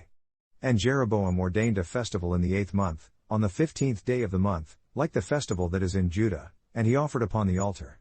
So he did in Bethel, sacrificing to the calves that he had fashioned, and he placed in Bethel the priests of the worship places that he had appointed. So he offered upon the altar that he had made in Bethel the 15th day of the 8th month, even in the month that he had devised of his own heart, and ordained a festival for the children of Israel, and he offered upon the altar, and burned incense. And look, there came a man of Elohim out of Judah by the word of YHWH to Bethel, and Jeroboam stood by the altar to burn incense. And he cried against the altar in the word of YHWH and said, O altar, altar, this is what YHWH declares, See, a child will be gendered to the house of David, Josiah by name. And upon you will he offer the priests of the worship places that burn incense on you, and men's bones will be burned upon you. And he gave a sign that same day saying, This is the sign that YHWH has spoken, See, the altar will be torn in pieces, and the ashes that are on it will be poured out. And it came to pass, when King Jeroboam heard the saying of the man of Elohim that had cried against the altar in Bethel, that he put out his hand from the altar saying, Lay hold on him. And his hand that he put out against him, withered, so that he could not pull it in again to himself. The altar also was torn in pieces, and the ashes poured out from the altar, according to the sign that the man of Elohim had given by the word of YHWH. And the king answered and said to the man of Elohim, Entreat now the presence of YHWH Elohim, and pray for me, that my hand may be restored to me again. And the man of Elohim prayed to YHWH, and the king's hand was restored to him again, and became as it was before. And the king said to the man of Elohim, Come home with me, and refresh yourself and I will give you a reward. And the man of Elohim replied to the king, If you will give me half your house, I will not go in with you, neither will I eat bread nor drink water in this place. Because so was it charged me by the word of YHWH saying, Eat no bread, nor drink water, nor return by the same road that you came. So he went another way, and returned not by the road that he came to Bethel by. Now, there lived an old prophet in Bethel, and his sons came and told him all the works that the man of Elohim had done that day in Bethel, the words that he had spoken to the king, those they also told to their dad. And their dad replied to them, What road did he take? Because his sons had seen what road the man of Elohim went that came from Judah. And he said to his sons, Saddle me the donkey. So they saddled him the donkey and he rode on it and went after the man of Elohim and found him sitting under an oak, and he said to him, Are you the man of Elohim that came from Judah? And he replied, I am. Then he said to him, Come home with me and eat bread. And he replied, I may not return with you, nor go in with you, neither will I eat bread nor drink water with you in this place, because it was told to me by the word of YHWH, You will eat no bread nor drink water there, nor return to go by the road that you came from. He replied to him, I am a prophet also as you are, and an angel spoke to me by the word of YHWH saying, Bring him back with you to your house so that he may eat bread and drink water. But he lied to him. So he went back with him, and did eat bread in his house, and drank water. And it came about, as they sat at the table, that the word of YHWH came to the prophet that brought him back. And he cried to the man of Elohim that came from Judah saying, This is what YHWH declares, since you have disobeyed the mouth of YHWH, and have not observed the commandment that YHWH Elohim commanded you, but came back and have eaten bread and drunk water in the place of which YHWH did say to you, Eat no bread and drink no water, your carcass will not come to the tomb of your fathers. And it came to pass, after he had eaten bread and after he had drunk, that he saddled for him the donkey for the prophet whom he had brought back. And when he was gone, a lion met him by the road, and killed him, and his carcass was cast in the road, and the donkey stood by it, the lion also stood by the carcass. And look, men passed by and saw the carcass cast in the road, and the lion standing by the carcass, and they came and told it in the city where the old prophet lived. And when the prophet that had brought him back from the road heard this, he said, It is the man of Elohim who was disobedient to the word of YHWH. Therefore YHWH has delivered him to the lion that has torn and killed him, according to the word of YHWH that he spoke to him. And he spoke to his sons saying, Saddle me the donkey. And they saddled it for him. And he went and found his carcass cast in the roadway, and the donkey and the lion standing by the carcass. The lion had not eaten the carcass, nor torn the donkey. And the prophet took up the carcass of the man of Elohim, and laid it on the donkey and brought it back, and the old prophet came to the city to mourn and to bury him. And he laid his carcass in his own grave, and they mourned over him, saying, Alas my brother! And it came about, after he had buried him, that he spoke to his sons, saying, When I am dead, then bury me in the tomb where the man of Elohim is buried, lay my bones beside his bones. Because the saying that he cried by the word of YHWH against the altar in Bethel, and against all the houses of the worship places that are in the cities of Samaria, will certainly come to pass. After this thing Jeroboam returned not from his bad ways, but appointed again from the lowest of the people priests of the worship places, whoever would, he consecrated him, and he became one of the priests of the worship places. And this thing became sin to the house of Jeroboam, even to cut it off, and to destroy it from off the face of the land. At that time Abijah the son of Jeroboam fell sick.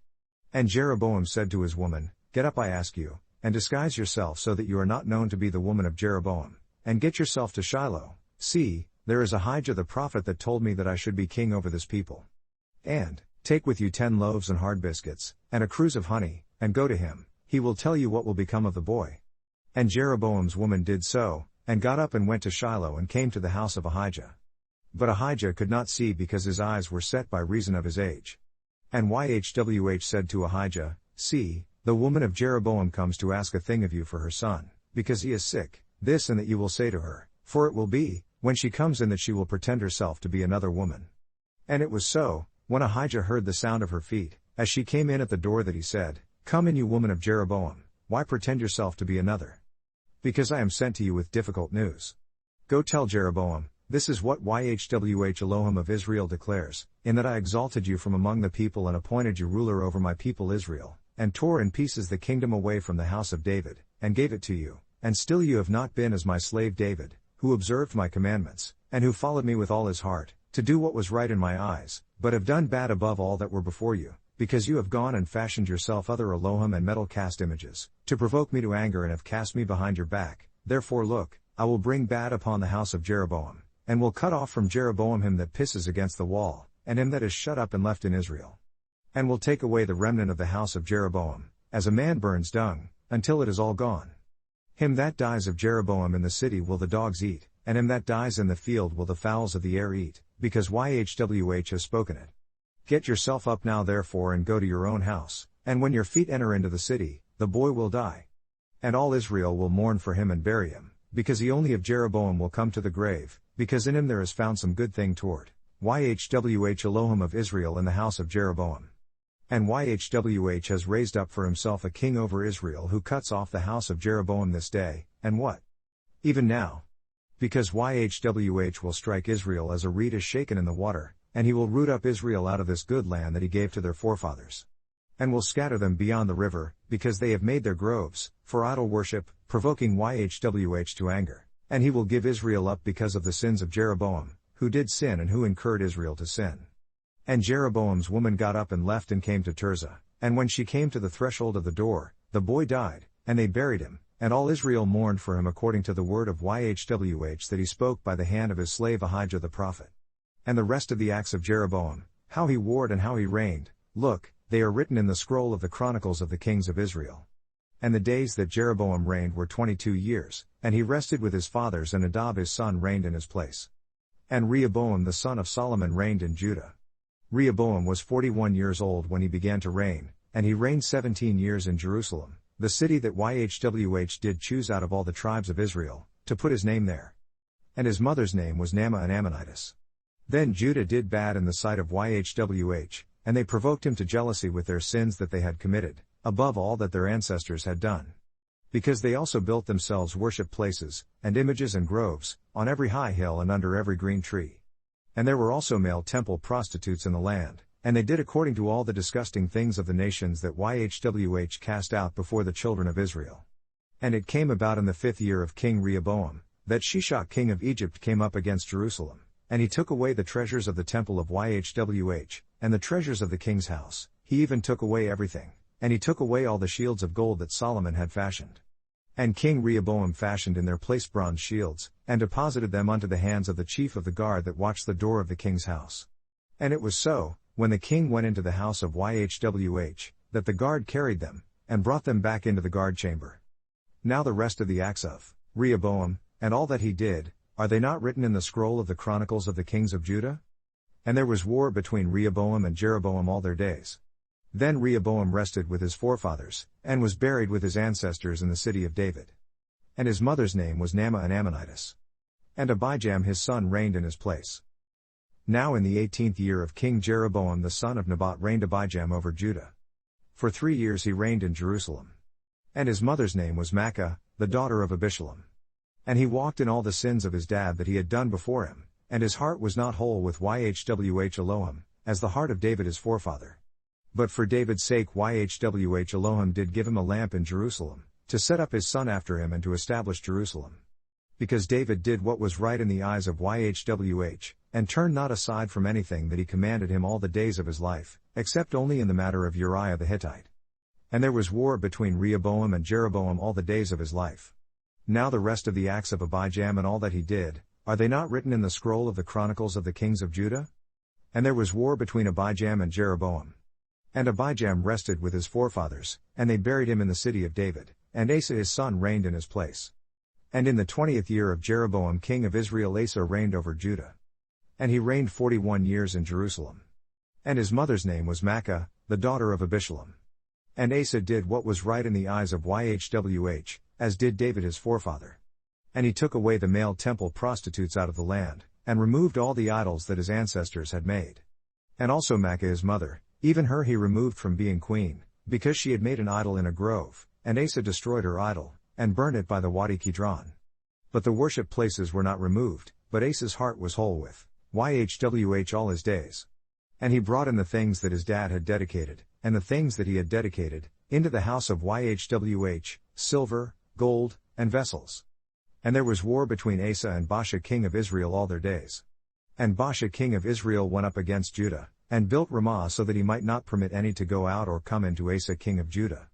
Then Asa took all the silver and the gold that was left in the treasury of the temple of YHWH, and the treasures of the king's house, and delivered them into the hand of his slaves. And King Asa sent them to Benhadad, the son of Tabrimmon, the son of Hezion, king of Syria that lived at Damascus, saying, There is an alliance between ourselves, and between my dad and your dad. Look, I have sent to you a present of silver and gold. Come and break your alliance with Baasha king of Israel so that he may depart from me. So Benhadad listened to King Asa, and sent the captains of the army that he had against the cities of Israel, and attacked Ijon, Dan, Abeel-Beth-Maachah, and all Kinneroth, with all the land of Naphtali. And it came about, when Baasha heard of it, that he stopped building at Ramah, and lived in Tirzah. Then King Asa made a proclamation throughout all Judah, no one was exempted, and they took away the stones of Ramah and its timber with which Baasha had constructed, and King Asa built with it Geba of Benjamin, and Mizpah.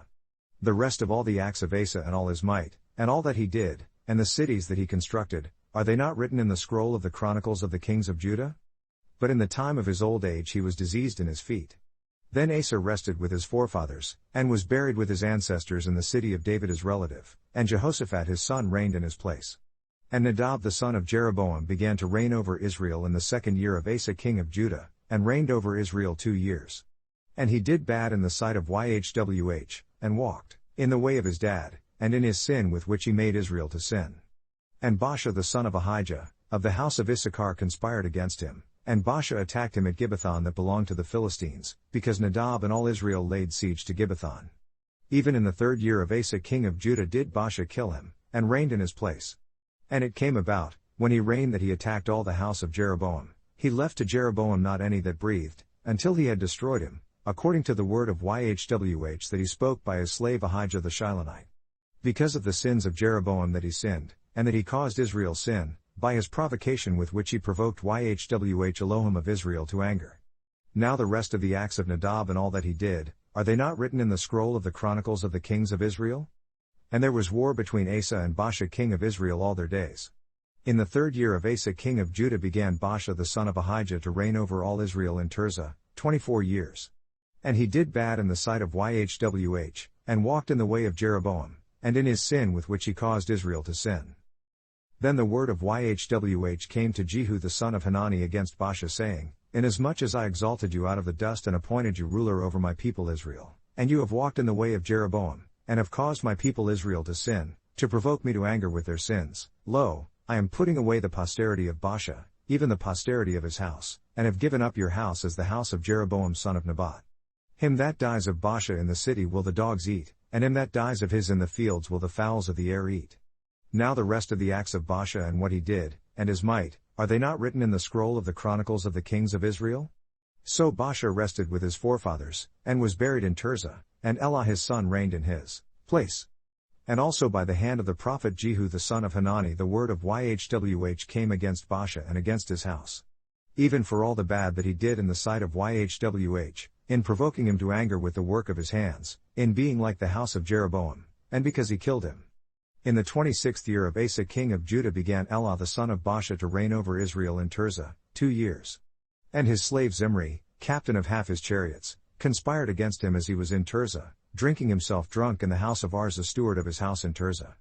And Zimri went in and struck and killed him, in the 27th year of Asa king of Judah, and reigned in his place. And it came about, when he began to reign, as soon as he sat on his throne, that he killed all in the house of Baasha, he left him not one that pisses against a wall, neither of his kinsman redeemer, nor of his friends. Thus Zimri did destroy all the house of Baasha, according to the word of Yhwh that he spoke against Baasha by Jehu the prophet. Because all the sins of Baasha and the sins of Elah his son, by which they sinned, and by which they caused Israel to sin in provoking Yhwh Elohim of Israel to anger with their vanities. Now the rest of the acts of Elah and all that he did, are they not written in the scroll of the chronicles of the kings of Israel? In the 27th year of Asa king of Judah did Zimri reign for 7 days in Tirzah. And the people were camped against Gibbethon that belonged to the Philistines.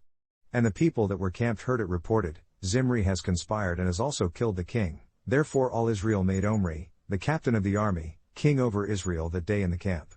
And Omri went up from Gibbethon, and all Israel with him, and they besieged Tirzah. And it came to pass, when Zimri saw that the city was taken, that he went into the palace of the king's house, and burnt the king's house over himself with fire and died. Because of his sins that he sinned in doing bad in the sight of Yhwh, in walking in the way of Jeroboam, and in his sin that he did, to cause Israel to sin. Now the rest of the acts of Zimri and his treason that he did, are they not written in the scroll of the chronicles of the kings of Israel? Then were the people of Israel divided into 2 parts, half of the people followed Tibni the son of Ginath, to make him king, and half followed Omri. But the people that followed Omri prevailed against the people that followed Tibni the son of Ginath, so Tibni died, and Omri reigned. In the 31st year of Asa king of Judah, Omri began to reign over Israel for 12 years, 6 years he reigned in Tirzah. And he bought the hill Samaria from Shemer for 2 talents, 150 pounds, of silver, and built on the hill, and called the name of the city which he constructed, after the name of Shemer, owner of the hill, Samaria. But Omri did bad in the eyes of Yhwh, and did worse than all that were before him. Because he walked in all the ways of Jeroboam the son of Nebat, and in his sin with which he caused Israel to sin, to provoke Yhwh Elohim of Israel to anger with their vanities. Now the rest of the acts of Omri that he did, and his might that he showed, are they not written in the scroll of the chronicles of the kings of Israel? So Omri rested with his forefathers, and was buried in Samaria, and Ahab his son reigned in his stead. And in the 38th year of Asa king of Judah, Ahab the son of Omri began to reign over Israel, and Ahab the son of Omri reigned over Israel in Samaria 22 years. And Ahab the son of Omri did bad in the sight of Yhwh above all that were before him. And it came about, as if it had been a light thing for him to walk in the sins of Jeroboam the son of Nebat, that he took for his woman Jezebel the daughter of Ethbaal king of the Zidonians, and went and served Baal and worshipped him. And he reared up an altar for Baal in the house of Baal that he had built in Samaria. And Ahab made a grove, and Ahab did more to provoke Yhwh Elohim of Israel to anger than all the kings of Israel that were before him. In his days did Hiel the Bethelite rebuild Jericho, he laid the foundation of it by the price of his firstborn Abiram, and set up its gates by the price of his youngest son Segub, according to the word of Yhwh that he spoke by Joshua the son of Nun. And Elijah the Tishbite, who was of the inhabitants of Gilead, declared to Ahab, As Yhwh Elohim of Israel lives, before whom I stand, there will not be dew nor rain these years, except according to my word. And the word of Yhwh came to him saying, Get yourself from here and turn eastward, and hide yourself by the Kerith stream that flows into the Jordan River. And it will be that you will drink of the stream, and I have commanded the ravens to feed you there. So he went and did according to the word of Yhwh, because he went and lived by the Kerith stream that flows into the Jordan River. And the ravens brought him bread and meat at sunrise, and bread and meat at sunset, and he drank from the stream. So it came about after a while, that the stream dried up because there had been no rain in the land. Then the word of Yhwh came to him saying, Get up, go to Zarephath that belongs to Zidon and live there, see, I have commanded a widow woman there to support you. So he got up and went to Zarephath. And when he came to the gate of the city, see, the widow woman was there gathering sticks, and he called to her and said, Bring me, I ask you, a little water in a vessel so that I may drink. And as she was going to bring it, he called to her and said, Bring me also, I ask you, a morsel of bread in your hand. And she replied, As Yhwh Elohim lives, I have not a cake but only a handful of meal in a barrel, and a little oil in a cruse, and see, I am gathering 2 sticks so that I may go in and prepare it for myself and for my son, that we may eat it and die. And Elijah said to her, Fear not, go and do as you have said, but make me a little cake first and bring it to me, and afterwards make for yourself and for your son. Because this is what Yhwh Elohim of Israel declares, the barrel of meal will not waste, neither will the cruse of oil fail, until the day that Yhwh sends rain upon the land. And she went and did according to the saying of Elijah, and she, and he, and her house ate for many days. And the barrel of meal wasted not, neither did the cruse of oil fail, according to the word of Yhwh that he spoke by Elijah. And it came to pass after these things, that the son of the woman, the mistress of the house, fell sick, and his sickness was so severe that he stopped breathing. Then she said to Elijah, What have I to do with you, O you man of Elohim? Are you coming to me to call my sin to remembrance, and to kill my son? And he replied to her, Give me your son. And he took him out of her bosom, and carried him up into a loft where he lived, and laid him upon his own bed. And he cried to Yhwh and said, O Yhwh my Elohim, have you also brought bad upon the widow with whom I reside, by killing her son? And he stretched himself upon the child 3 times, and cried to Yhwh and said, O Yhwh Elohim, I pray you, let this child's breath come into him again. And Yhwh heard the voice of Elijah, and the breath of the child came into him again, and he revived. And Elijah took the child and brought him down out of the room into the house, and delivered him to his mother. And Elijah said, See, your son lives. And the woman replied to Elijah, Now by this I know that you are a man of Elohim, and that the word of Yhwh in your mouth is truth. And it came about after many days, that the word of Yhwh came to Elijah in the 3rd year, saying, Go, show yourself to Ahab, and I will send rain upon the land. And Elijah went to show himself to Ahab. And there was a severe famine in Samaria. And Ahab called Obadiah, that was the governor of his house. Now Obadiah feared Yhwh greatly, because it was so, when Jezebel cut off the prophets of Yhwh, that Obadiah took 100 prophets, and hid them by 50 in a cave, and fed them with bread and water. Then Ahab said to Obadiah, Go into the land to all fountains of water and to all streams, perhaps we may find some grass to save the horses and mules alive so that we do not lose all the animals. So they divided the land between them to pass throughout it. Ahab went one way by himself, and Obadiah went another way by himself. And as Obadiah was on the road, lo, Elijah met him and he recognized him, and fell on his face and said, Are you my master Elijah? Then he answered him, I am. Go tell your Lord, see, Elijah is here. And he replied, What have I sinned that you would deliver your slave into the hand of Ahab, to kill me? As YHWH Elohim lives, there is no nation or kingdom where my master has not sent to find you. And when they said, He is not there, he took an oath of the kingdom and nation that they found you not. And now you say, Go tell your master, see, Elijah is here. And it will come to pass as soon as I am gone from you, that the spirit of YHWH will carry you where I know not. And so when I come and tell Ahab and he cannot find you, he will kill me, but I your slave fear YHWH from my youth. Was it not told my master what I did when Jezebel killed the prophets of YHWH, how I hid 100 men of YHWH's prophets by 50 in a cave, and fed them with bread and water? And now you say, Go tell your master, see, Elijah is here, and he will kill me. But Elijah replied, As YHWH of hosts lives before whom I stand, I will certainly show myself to him today. So Obadiah went to meet Ahab, and told him, and Ahab went to meet Elijah. And it came about when Ahab saw Elijah, that Ahab said to him, Are you he that troubles Israel? And he answered, I have not troubled Israel, but you and your dad's house, in that you have forsaken the commandments of YHWH, and you have followed Balaam. Now therefore send and gather to me all Israel to Mount Carmel, and the prophets of Baal 450, and the prophets of the groves 400 that eat at Jezebel's table. So Ahab sent to all the children of Israel and gathered the prophets together to Mount Carmel. And Elijah came to all the people and said, How long are you limp between two opinions? If YHWH is Elohim, follow him, but if Baal, then follow him. And the people answered him not a word. Then Elijah said to the people, I, even I alone, remain a prophet of YHWH, but Baal's prophets are 450 men. Let them therefore give us 2 young steers, and let them choose 1 year steer for themselves and cut it in pieces, and lay it on wood, but put no fire under it. And I will prepare the other young steer, and lay it on wood and put no fire under it, and call you on the name of your Elohim, and I will call on the name of YHWH, and the Elohim that answers by fire, let him be Elohim. And all the people answered and said, It is well spoken. And Elijah said to the prophets of Baal, Choose 1 young steer for yourselves and prepare it first, because you are many, and call on the name of your Elohim, but put no fire under it.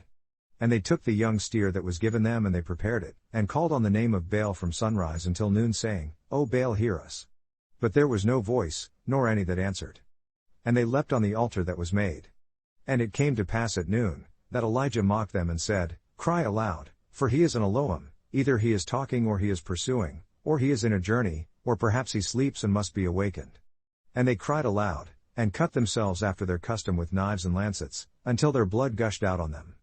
And it came about, when midday was past and they prophesied until the time of the offering of the evening sacrifice, that there was neither voice nor any to answer, nor any that attended. Then Elijah said to all the people, Come near to me. And all the people came near to him. And he repaired the altar of YHWH that was broken down.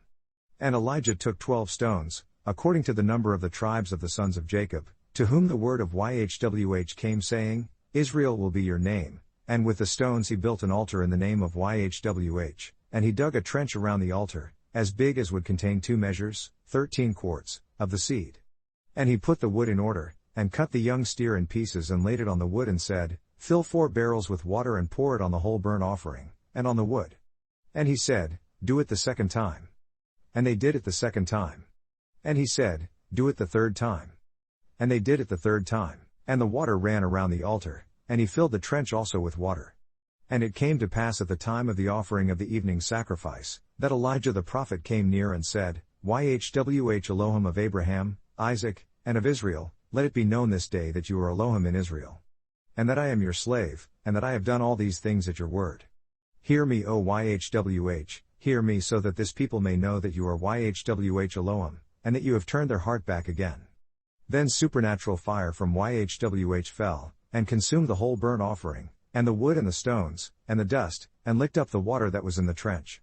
And when all the people saw it, they fell on their faces and they said, YHWH, he is the Elohim. YHWH, he is the Elohim. And Elijah said to them, Seize the prophets of Baal, let not one of them escape. And they seized them, and Elijah brought them down to the Wadi Kishon, and killed them there. Then Elijah said to Ahab, Get up, eat and drink, because there is a sound of the abundance of rain. So Ahab went up to eat and to drink. And Elijah went up to the top of Carmel, and he cast himself down upon the ground, and put his face between his knees and said to his slave, Go up now, look toward the sea. And he went up and looked and reported, There is nothing. And he said, Go again 7 times. And it came about at the 7th time that he reported, Look, there arises a little cloud out from the sea, like a man's hand. And he said, Go up, say to Ahab, Prepare your chariot and get yourself down so that the rain does not stop you. And it came about in this way that the skies were black with clouds and wind, and there was a great rain. And Ahab rode and went to Jezreel. And the hand of YHWH was on Elijah, and he belted up his hips and ran before Ahab to the entrance of Jezreel. And Ahab told Jezebel all that Elijah had done, and added how he had killed all the prophets with the sword. Then Jezebel sent a messenger to Elijah saying, So let the Elohim do to me and more also, if I make not your life as the life of one of them by tomorrow about this time. And when he considered that, he got up and ran for his life and came to Beersheba that belongs to Judah, and left his slave there. But he himself went a day's journey into the wilderness, and came and sat down under a juniper tree, and he requested for himself that he might die and said, It is enough now, O YHWH, take away my life, because I am not better than my forefathers. And as he lay and slept under a juniper tree, lo, then an angel touched him and said to him, Get up and eat. Then he looked, and there was a cake baked on the coals, and a cruse of water at its head. Then he did eat and drank, and laid himself down again. And the angel of YHWH came again the 2nd time and touched him and said, Get up and eat, because the journey is too much for you. Then he arose and did eat and drink, and went in the strength of that food 40 days and 40 nights to Horeb the mountain of Elohim. And he came there to a cave and lodged there, and lo, the word of YHWH came to him, and he said to him, What are you doing here, Elijah? And he replied, I have been very jealous for YHWH Elohim of hosts, because the children of Israel have forsaken your covenant pledge, thrown down your altars and killed your prophets with the sword, and I, even I alone am left, and they seek my life, to take it away. And he replied, Go out and stand upon the mountain before YHWH. And lo, YHWH passed over, and a great and strong wind tore away the mountains, and broke in pieces the rocks before YHWH, but YHWH was not in the wind, and after the wind an earthquake, but YHWH was not in the earthquake, and after the earthquake a supernatural fire, but YHWH was not in the supernatural fire, and after the fire a calm small voice. And it was so, when Elijah heard it, that he wrapped his face in his mantle and went out, and stood in the entering in of the cave, and lo, there came a voice to him and said, What are you doing here, Elijah? And he replied, I have been very jealous for YHWH Elohim of hosts, because the children of Israel have forsaken your covenant pledge, thrown down your altars and killed your prophets with the sword, and I, even I alone am left, and they seek my life, to take it away. Then YHWH replied to him, Go, return on your way to the wilderness of Damascus, and when you come, anoint Hazael to be king over Syria, and Jehu the son of Nimshi will you anoint to be king over Israel, and Elisha the son of Shaphat of Abel-Meholah will you anoint to be prophet in your place. And it will come to pass, that him that escapes the sword of Hazael will Jehu kill, and him that escapes from the sword of Jehu will Elisha kill. Still I have left for myself 7,000 in Israel, all the knees that have not bowed to Baal, and every mouth that has not kissed him. So he left from there and found Elisha the son of Shaphat who was plowing with 12 yoke of oxen before him, and he with the 12th, and Elijah passed by him and cast his mantle upon him. And he left the oxen, and ran after Elijah and said, Let me, I ask you, hug my dad and my mom, and then I will follow you. And he replied to him, Go back again, for what have I done to you? And he returned back from him, and took a yoke of oxen and slaughtered them, and boiled their flesh with the instruments of the oxen, and gave to the people and they did eat. Then he got up and went after Elijah and attended to him. And Benhadad the king of Syria gathered all his army together, and there were 32 kings with him, and horses and chariots, and he went up and besieged Samaria and waged war against it. And he sent messengers to Ahab king of Israel into the city and said to him, This is what Benhadad says, Your silver and gold is mine, your women also and your children, even the most valuable are mine. And the king of Israel answered and said, My lord O king, according to your Declaration, I am yours and all that I have. And the messengers came again and said, Ben-Hadad declares saying, Although I have sent to you saying, You will deliver me your silver and gold, and your women and your children, still I will send my slaves to you tomorrow about this time, and they will search your house, and the houses of your slaves, and it will be that whatever is pleasant in your eyes, they will put it in their hand and take it away. Then the king of Israel called all the elders of the land and said, Mark, I ask you, and see how this man seeks mischief. Because he sent to me for my women and for my children, and for my silver and gold, and I denied him not. And all the elders and all the people said to him, Listen not to him nor consent. Therefore he replied to the messengers of Ben-Hadad, Tell my lord the king, all that you did send for to your slave at the first I will do, but this thing I may not do. And the messengers left, and brought him word again. Then Ben-Hadad sent to him and replied, The Elohim do so to me and more also, if the dust of Samaria will suffice for handfuls for all the people that follow me. And the king of Israel answered and said, Tell him, Let not him that belts on his harness boast himself as he that takes it off. And it came to pass, when Ben-Hadad heard this message, as he was drinking, he and the kings in the tents, that he said to his slaves, Set yourselves in formation. And they set themselves in formation against the city. And see, there came a prophet to Ahab king of Israel saying, This is what YHWH declares, Have you seen all this great multitude? Look, I will deliver it into your hand this day, and you will know that I am YHWH. And Ahab replied, By whom? And he replied, This is what YHWH declares, even by the young men of the princes of the provinces. Then he asked, Who would order the battle? And he answered, You. Then he numbered the young men of the princes of the provinces, and they were 232, and after them he numbered all the people, even all the children of Israel, being 7,000. And they went out at noon. But Ben-Hadad was drinking himself drunk in the tents, he and the kings, the 32 kings that helped him. And the young men of the princes of the provinces went out first, and Ben-Hadad sent out, and they told him saying, There are men come out of Samaria. And he replied, Whether they are come out for peace, take them alive, or whether they are come out for war, take them alive. So these young men of the princes of the provinces came out of the city, and the army that followed them. And they killed everyone his man, and the Syrians fled, and Israel pursued them, and Ben-Hadad the king of Syria escaped on a horse with the horsemen. And the king of Israel went out, and attacked the horses and chariots, and struck the Syrians with a great slaughter. And the prophet came to the king of Israel and said to him, Go, strengthen yourself, and mark, and see what you do, because at the return of the year the king of Syria will come up against you. And the slaves of the king of Syria said to him, Their Elohim are Elohim of the hills, therefore they were stronger than us, but let us fight against them in the plains, and certainly we will be stronger than they. And this thing you will do, turn aside the kings each out of his place, and set captains in their place and number you an army, like the army that you have lost, horse for horse, and chariot for chariot, and we will fight against them in the plains, and certainly we will be stronger than they. And he listened to their voice and did so. And it came about at the return of the year, that Ben-Hadad numbered the Syrians, and went up to Aphek to fight against Israel. And the children of Israel were numbered and were all present, and went against them, and the children of Israel camped before them like two little flocks of goats, but the Syrians filled the country. And there came a man of Elohim and spoke to the king of Israel and said, This is what YHWH declares, because the Syrians have said, YHWH is Elohim of the hills, but he is not Elohim of the valleys, therefore I will deliver all this great multitude into your hand and you will know that I am YHWH. And they camped one over against the other 7 days. And so it was, that on the 7th day the battle was joined, and the children of Israel killed of the Syrians 100,000 footmen in one day. But the rest fled to Aphek, into the city, and there a wall fell upon 27,000 of the men that were left. And Ben-Hadad fled and came into the city, into an inner room. And his slaves said to him, Look now, we have heard that the kings of the house of Israel are merciful kings. Let us, I ask you, put sackcloth on our hips and ropes upon our heads, and go out to the king of Israel, perhaps he will save your life. So they girded sackcloth on their hips and put ropes on their heads and came to the king of Israel and said, Your slave Ben-Hadad asks, I beseech you, let me live. And he replied, Is he still alive? He is my brother. Now the men did diligently observe whether anything would come from him, and did quickly catch it, and they said, Your brother Ben-Hadad.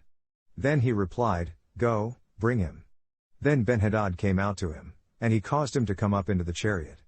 And Ben-Hadad said to him, The cities that my father took from your father, I will restore, and you will make streets for yourself in Damascus, as my father made in Samaria. Then Ahab replied, I will send you away with this treaty. So he made a treaty with him and sent him away. And a certain man from the sons of the prophets said to his neighbor in the word of Yhwh, Hit me, I ask you. And the man refused to hit him.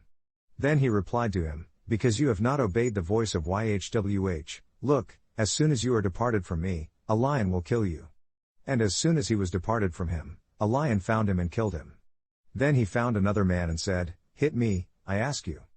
And the man hit him, so that in striking he wounded him. So the prophet departed and waited for the king by the way and disguised himself with ashes upon his face.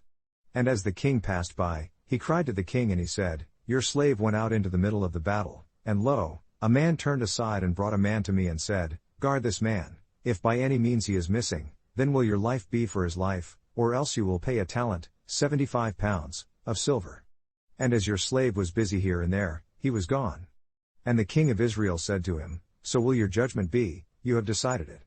And he hurried and took the ashes away from his face, and the king of Israel perceived that he was one of the prophets.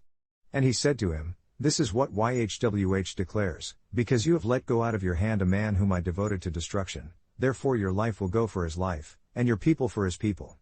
And the king of Israel went to his house heavy and displeased, and came to Samaria. And it came to pass after these things, that Naboth the Jezreelite had a vineyard that was in Jezreel, close by the palace of Ahab king of Samaria. Then Ahab spoke to Naboth saying, Sell me your vineyard so that I may have it for a garden of herbs, because it is near to my house. And I will give you for it a better vineyard than it, or if it seems good to you, I will give you the sum of it in money. But Naboth replied to Ahab, Yhwh forbids me that I should sell the inheritance of my fathers to you. And Ahab came into his house heavy and displeased because of the word that Naboth the Jezreelite had spoken to him, because he had said, I will not give you the inheritance of my fathers. And he laid himself down upon his bed, and turned away his face and would eat no bread. But Jezebel his woman came to him and said to him, Why is your spirit so sad so that you eat no bread? And he replied to her, Because I spoke to Naboth the Jezreelite and said to him, Sell me your vineyard for money, or else, if it pleases you, I will give you another vineyard for it. And he answered, I will not sell you my vineyard. Then Jezebel his woman replied to him, Do you now govern the kingdom of Israel? Get up and eat bread and let your heart be merry, I will give you the vineyard of Naboth the Jezreelite.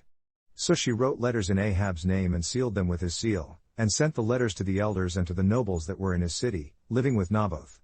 And she wrote in the letters saying, Proclaim a fast and set Naboth up high among the people, and set 2 men, sons of Belial before him, to bear witness against him saying, You did blaspheme Elohim and the king. And then carry him out and stone him so that he may die. And the men of his city, even the elders and the nobles who were the inhabitants in his city, did as Jezebel had sent to them, and as it was written in the letters that she had sent to them. They proclaimed a fast and set Naboth up high among the people. And there came in 2 men, children of Belial, and sat before him, and the men of Belial witnessed against him, even against Naboth, in the presence of the people saying, Naboth did blaspheme Elohim and the king. Then they carried him out of the city and stoned him with stones so that he died. Then they sent to Jezebel saying, Naboth is stoned and is dead. And it came to pass, when Jezebel heard that Naboth was stoned and was dead, that Jezebel said to Ahab, Get up, take possession of the vineyard of Naboth the Jezreelite that he refused to sell you for money, because Naboth is not alive, but dead. And it came about, when Ahab heard that Naboth was dead, that Ahab got up to go down to the vineyard of Naboth the Jezreelite, to take possession of it. And the word of Yhwh came to Elijah the Tishbite saying, Get up and go down to meet Ahab king of Israel that is in Samaria, see, he is in the vineyard of Naboth, where he has gone down to possess it. And you will speak to him saying, This is what Yhwh declares, Have you killed and also taken possession? And you will speak to him saying, This is what Yhwh declares, In the place where dogs lick the blood of Naboth will dogs lick your blood, even yours. Then Ahab replied to Elijah, Have you found me, O my enemy? And he answered, I have found you, because you have sold yourself to work bad in the sight of Yhwh. Look, I will bring bad upon you and will take away your posterity, and will cut off from Ahab him that pisses against the wall and him that is shut up and left in Israel, and will make your house like the house of Jeroboam the son of Nebat, and like the house of Baasha the son of Ahijah. Because of the provocation with which you have provoked me to anger and caused Israel to sin. And of Jezebel also Yhwh spoke saying, The dogs will eat Jezebel by the wall of Jezreel. Him that dies of Ahab in the city the dogs will eat, and him that dies in the field will the fowls of the sky eat. But there was none like Ahab that did sell himself to work evil in the sight of Yhwh, who Jezebel his woman stirred up. And he did very abominably in following idols, according to all things as did the Amorites, who Yhwh cast out before the children of Israel. And it came to pass, when Ahab heard those words, that he tore his clothes and put sackcloth upon his flesh and fasted, and lay in sackcloth and walked gently. And the word of Yhwh came to Elijah the Tishbite, saying, See how Ahab humbles himself before me? Because he humbled himself before me, I will not bring the bad in his days, but in his son's days will I bring the bad upon his house. And they continued 3 years without war between Syria and Israel. And it came about in the 3rd year, that Jehoshaphat the king of Judah came down to the king of Israel. And the king of Israel said to his slaves, Have you not known that ours is Ramoth Gilead? And we are keeping silent from taking it out of the hand of the king of Aram. And he said to Jehoshaphat, Will you go with me to battle to Ramoth Gilead? And Jehoshaphat replied to the king of Israel, I am as you are, my people as your people, my horses as your horses. Then Jehoshaphat said to the king of Israel, Consult, I ask you, the word of Yhwh today. Then the king of Israel gathered the prophets together, about 400 men, and questioned them, Will I go against Ramoth Gilead to battle, or will I forbear?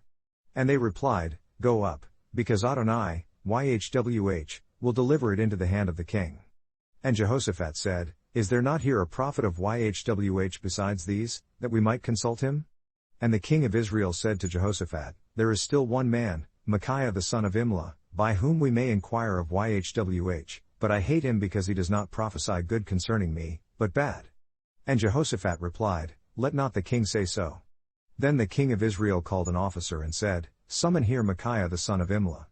And the king of Israel and Jehoshaphat the king of Judah sat each on his throne, having put on their robes in the threshing floor at the entrance of the gate of Samaria, and all the prophets prophesied before them.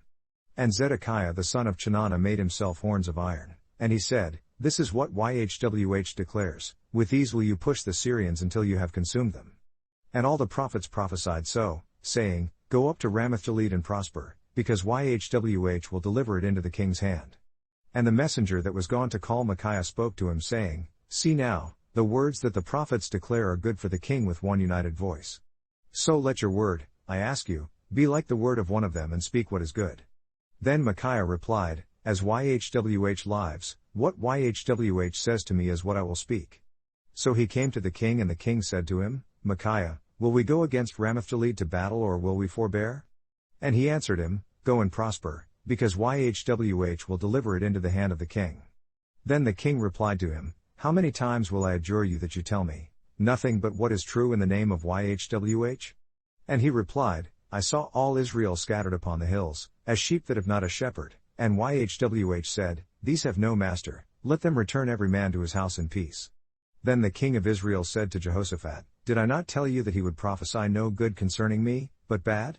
And he said, Hear you therefore the word of Yhwh, I saw Yhwh sitting on his throne, and all the host of the cosmos standing by him on his right hand and on his left. And Yhwh said, Who will persuade Ahab that he may go up and fall at Ramoth Gilead? And one suggested this and another suggested that. And there came out a spirit being, and stood before Yhwh and said, I will persuade him.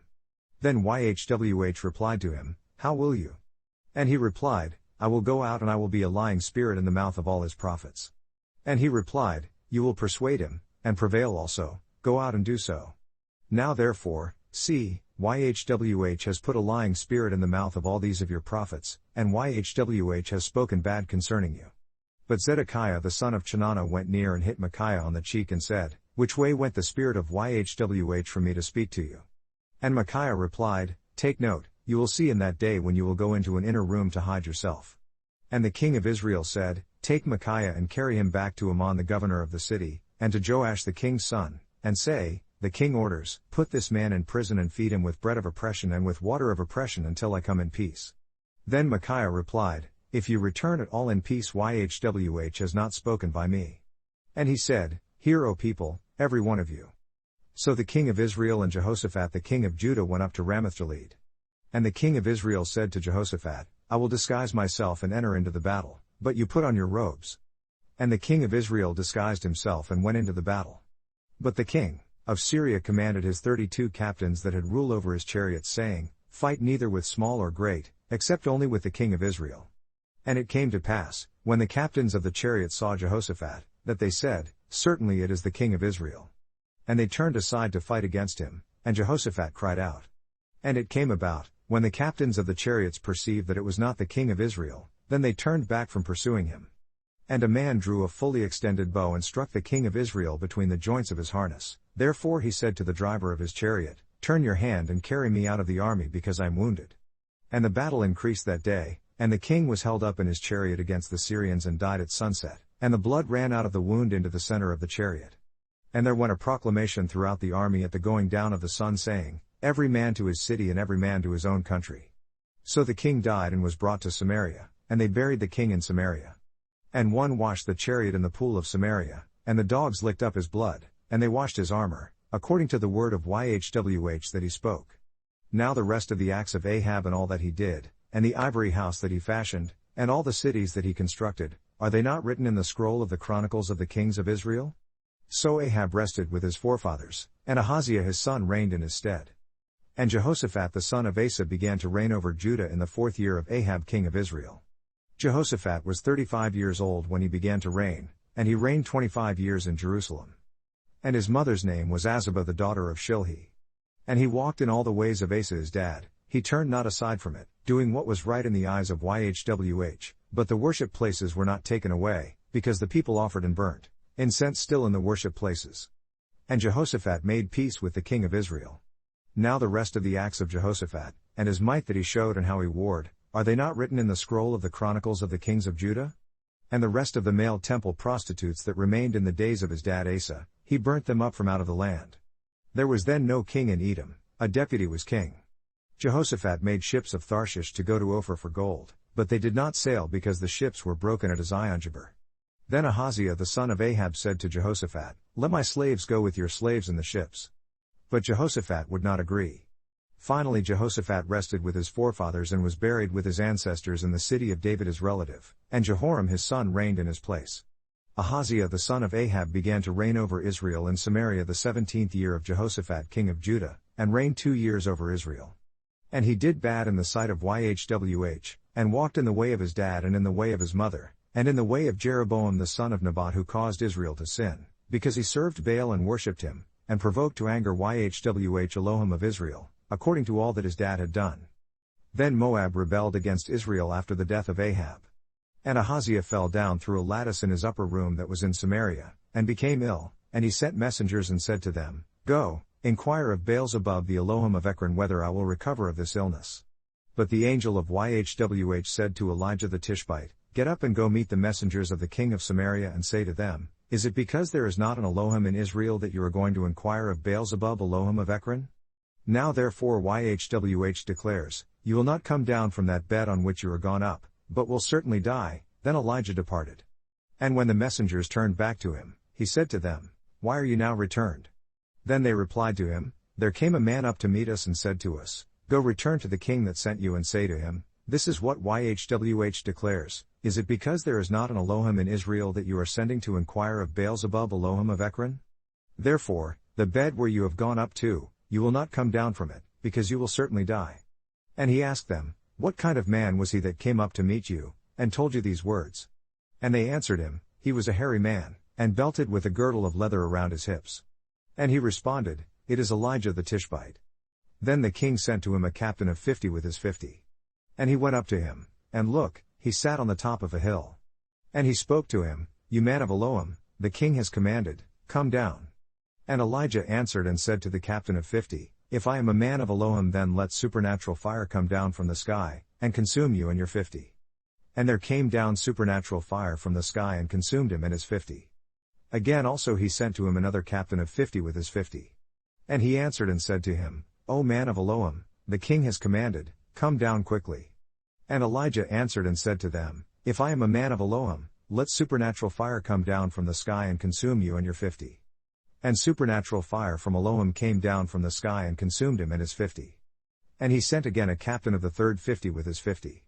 And the third captain of 50 went up, and came and fell on his knees before Elijah and begged him, saying to him, "O man of Elohim, I beg you, let my life, and the life of these 50 of your slaves is precious in your sight. See, there came fire down from the sky and burnt up the 2 captains of the former 50 with their 50, therefore let my life now be precious in your sight." Then the angel of Yahweh replied to Elijah, "Go down with him and do not be afraid of him." And he got up and went down with him too. the king. And he replied to him, This is what YHWH declares, Inasmuch as you have sent messengers to inquire of Baal-zebub the Elohim of Ekron, is it because there is not an Elohim in Israel to inquire, by Urim-Thummim, of his word? Therefore the bed where you have gone up to, you will not come down from it, because you will certainly die. So he died according to the word of YHWH that Elijah had spoken. And Jehoram reigned in his place in the 2nd year of Jehoram the son of Jehoshaphat king of Judah, because he had no son. Now the rest of the acts of Ahaziah that he did, are they not written in the scroll of the Chronicles of the Kings of Israel?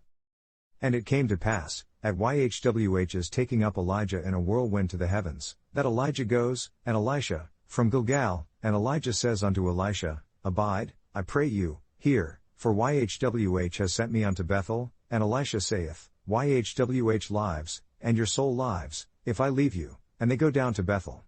And sons of the prophets who are in Bethel come out unto Elisha, and say unto him, Have you known that today YHWH is taking your Lord from your head? And he says, I also have known, keep silent. And Elijah says to him, Elisha, abide, I pray you, here, for YHWH has sent me to Jericho, and he says, YHWH lives, and your soul lives, if I leave you, and they come into Jericho. And sons of the prophets who are in Jericho come near unto Elisha, and say unto him, Have you known that today YHWH is taking your Lord from your head? And he says, I also have known, keep silent. Then Elijah said to him, Stay here I ask you, because YHWH has sent me to Jordan. And he replied, As YHWH lives and as you live, I will not leave you, and both of them went on. And 50 men from the sons of the prophets went and stood to view off in the distance, and they both stood by the Jordan River. And Elijah took his mantle, cloak, and wrapped it together and hit the waters, and they were divided here and there, so that they both went over on dry ground. And it came about, when they were passed over, that Elijah said to Elisha, Ask what I will do for you before I am taken away from you. And Elisha replied, I ask you, let a double opening of your spirit be upon me. And he replied, You have asked a difficult thing, but if you see me when I am taken from you, it will be so for you, but if not, it will not be so. And it came about as they still went on and talked, that lo, there appeared a chariot of fire, and horses of fire, and parted the both of them, and Elijah ascended by a whirlwind into the skies. And Elisha saw it and he cried, my father, the chariot of Israel and its horsemen. And he saw him again no more, and he took hold of his own clothes and tore them in 2 pieces. He also picked up the mantle of Elijah that fell from him and returned, and stood by the bank of the Jordan River, and he took the mantle of Elijah that fell from him, and hit the waters and said, Where is YHWH Elohim of Elijah? And when he also had hit the waters, they parted here and there, and Elisha passed over. And when the sons of the prophets that were viewing at Jericho saw him, they said, The spirit of Elijah does rest on Elisha. And they came to meet him and bowed themselves to the ground before him. And they said to him, Look now, there are with your slaves 50 strong men, let them go, we ask you, and find your master, unless perhaps the spirit of YHWH has taken him up, and cast him upon some mountain or into some valley. And he replied, You will not send them. And when they urged him until he was disconcerted, he replied, Send them. So they sent 50 men, and they searched 3 days but did not find him. And when they came again to him, for he stayed at Jericho, he said to them, Did I not tell you to refrain from going?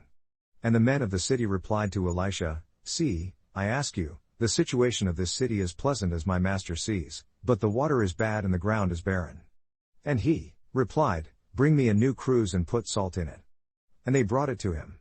And he went out to the spring of the waters and cast the salt in there and said, This is what YHWH declares, I have healed these waters, there will not be from there any more death or barren land. So the waters were healed to this day, according to the words of Elisha that he spoke. And he went up from there to Bethel, and as he was going up by the way, there came out little children from the city and mocked him and said to him, Go up, you bald head, go up, you bald head. And he turned around and looked at them, and cursed them in the name of YHWH. And there came out 2 she-bears from the woods, and ripped apart 42 children of them. And he went from there to Mount Carmel, and from there he returned to Samaria. Now Jehoram the son of Ahab began to reign over Israel in Samaria during the 18th year of Jehoshaphat king of Judah, and reigned 12 years. And he did bad in the sight of YHWH, but not like his dad and his mother had done, because he removed the image of Baal that his dad had fashioned. But he followed closely to the sins of Jeroboam the son of Nebat that caused Israel to sin, and he departed not from them. And Mesha king of Moab was a sheep dealer, and rendered to the king of Israel 100,000 lambs, and 100,000 rams, with the wool. But it came about when Ahab was dead, that the king of Moab rebelled against the king of Israel. And King Jehoram went out of Samaria the same time and numbered all Israel. And he went and sent to Jehoshaphat the king of Judah, saying, The king of Moab has rebelled against me, will you go with me against Moab to battle? And he replied, I will go up, I am as you are, my people as your people, and my horses as your horses. And he said, Which route will we go up? And he answered, The route through the wilderness of Edom. So the king of Israel went, and the king of Judah, and the king of Edom, and they made a circuit of 7 days' journey, and there was no water for the army, and for the cattle that followed them. And the king of Israel said, Alas! That YHWH has called these 3 kings together, to deliver them into the hand of Moab. But Jehoshaphat replied, Is there not here a prophet of YHWH, so that we may inquire of YHWH by him? And one of the king of Israel's slaves answered and said, Here is Elisha the son of Shaphat that poured water on the hands of Elijah. And Jehoshaphat replied, The word of YHWH is with him. So the king of Israel and Jehoshaphat and the king of Edom went down to him. Then Elisha said to the king of Israel, What have I to do with you? Go to the prophets of your dad, and to the prophets of your mother. And the king of Israel replied to him, No, because YHWH has called these 3 kings together, to deliver them into the hand of Moab. And Elisha replied, As YHWH of hosts lives before whom I stand, certainly were it not that I regard the presence of Jehoshaphat the king of Judah, I would not look toward you, nor see you. But now bring me a minstrel. And it came about, when the minstrel played, that the hand of YHWH came upon him. And he said, This is what YHWH declares, Make this valley full of ditches. Because now YHWH declares, You will not see wind, neither will you see rain, still that valley will be filled with water so that you may drink, both you and your cattle and your animals. And this is but an insignificant thing in the sight of YHWH, he will deliver the Moabites also into your hand. And you will attack every fenced city and every choice city, and will cut every good tree, and stop all wells of water and mar every good piece of land with stones. And it came to pass in the morning, at the ascending of the morning offerings, that lo, waters are coming in from the way of Edom, and the land is filled with the waters. And all Moab have heard that the kings have come up to fight against them, and they are called together, from everyone girding on a girdle and upward, and they stand by the border. And they got up early in the morning, and the sun gleamed upon the water, and the Moabites saw the water on the other side as red as blood, and they said, This is blood, the kings are certainly killed, and they have attacked one another, now therefore, Moab, to the plunder. And when they came to the camp of Israel, the Israelites got up and attacked the Moabites, so that they fled before them, but they went on attacking the Moabites, even in their own country. And the cities they broke down, and on every good portion they cast each his stone, and have filled it, and every fountain of water they stopped, and every good tree they caused to fall, until one had left its stones in Kir Harazeth, until the slingers surrounded and conquered it. And when the king of Moab saw that the battle was too severe for him, he took with him 700 men that drew swords, to break through even to the king of Edom, but they could not. Then he took his eldest son that should have reigned in his place, and offered him for a burnt sacrifice upon the wall. And there was great anger against Israel, and they departed from him and returned to their own land. Now there cried a certain woman of the wives of the sons of the prophets to Elisha, saying, Your slave my husband is dead, and you know that your slave did fear YHWH, and the creditor has come to take to him my 2 sons to be slaves. Then Elisha replied to her, What will I do for you? Tell me what you have in the house? And she replied, Your maidservant has nothing in the house, except a flask of oil. Then he said, Go borrow yourself vessels from of all your neighbors, even empty vessels, and borrow not just a few. And when you are come in, you will shut the door behind you and upon your sons, and will pour out into all those vessels, and you will set aside what is full. So she went from him, and shut the door behind her and upon her sons, who brought the borrowed vessels to her, and she poured out. And it came about when the vessels were full, that she said to her son, Bring me still another vessel. But he said to her, There are no more vessels left. And then the oil stopped appearing. Then she came and told the man of Elohim. And he replied, Go sell the oil and pay your debt, and you and your sons can live on what is left. And it fell on a day, that Elisha passed to Shunem, where was an older woman, and she urged him to eat food. And so it has been that as often as he passed by, he would turn in there to eat food. And she said to her husband, See now, I perceive that this is a holy man of Elohim that passes by us continually. Let us make a little room, I ask you, on the wall, and let us set for him there a bed and a table, and a stool, and a candlestick, and it will be, when he comes to us, that he will turn in here. And it fell on a day, that he came there and he turned into the room, and lay there. And he said to Gehazi his slave, Call this Shunammite. And when he had called her, she stood before him. And he said to him, Tell her now, Look, you have been careful for us with all this care, what is to be done for you? Would you be spoken for to the king, or to the captain of the army? And she answered, I live among my own people. And he replied, What then is to be done for her? And Gehazi answered, Truly she has no children and her husband is old. And he replied, Call her, and when he had called her, she stood in the door. And he said, About this season according to the time of life, you will embrace a son. And she replied, No, my master, you man of Elohim, do not lie to your maidservant. But the woman conceived and gendered a son at that season exactly as Elisha had told her, according to the time of life. And the lad grew up, and the day came that he went out to his dad, to the reapers. Then he said to his dad, My head, my head. And he replied to a servant, Carry him to his mother. And when he had taken him and brought him to his mother, he sat on her knees until noon, and then died. So she went up and laid him on the bed of the man of Elohim, and shut the door behind him and went out. And she called to her husband and said, Send me, I ask you, one of the young men and one of the donkeys, so that I may run to the man of Elohim, and return. And he replied, Why will you go to him today? It is neither new moon, nor Sabbath. And she replied, It will be for our welfare. Then she saddled a donkey and said to her slave, Drive and go on, do not restrain riding for me, except I have said so to you. So she went and came to the man of Elohim to Mount Carmel. And it came to pass when the man of Elohim saw her in the distance, that he said to Gehazi his slave, Look, out there is that Shunammite. Run now, I ask you to meet her and say to her, Is it well with you? Is it well with your husband? Is it well with the child? And she answered, It is well. And when she came to the man of Elohim to the hill, she caught him by the feet, but Gehazi came near to cast her away. But the man of Elohim said, Leave her alone because her life is vexed within her, and YHWH has hidden it from me and has not told me. Then she said, Did I desire a son of my master? Did I not say, Do not deceive me? Then he replied to Gehazi, Belt up your hips and take my staff in your hand and go your way. If you meet anyone, greet him not, and if any greets you, do not answer him back, and lay my staff on the face of the child. And the mother of the child replied, As YHWH lives and as your life exists, I will not leave you. And he got up and followed her. And Gehazi passed on before them, and laid the staff on the face of the child, but there was neither voice, nor hearing. Therefore he went again to meet him and told him saying, The child is not aroused. And when Elisha had come into the house, lo, the child was dead and laid upon his bed. He went in therefore, and shut the door behind them both, and prayed to YHWH.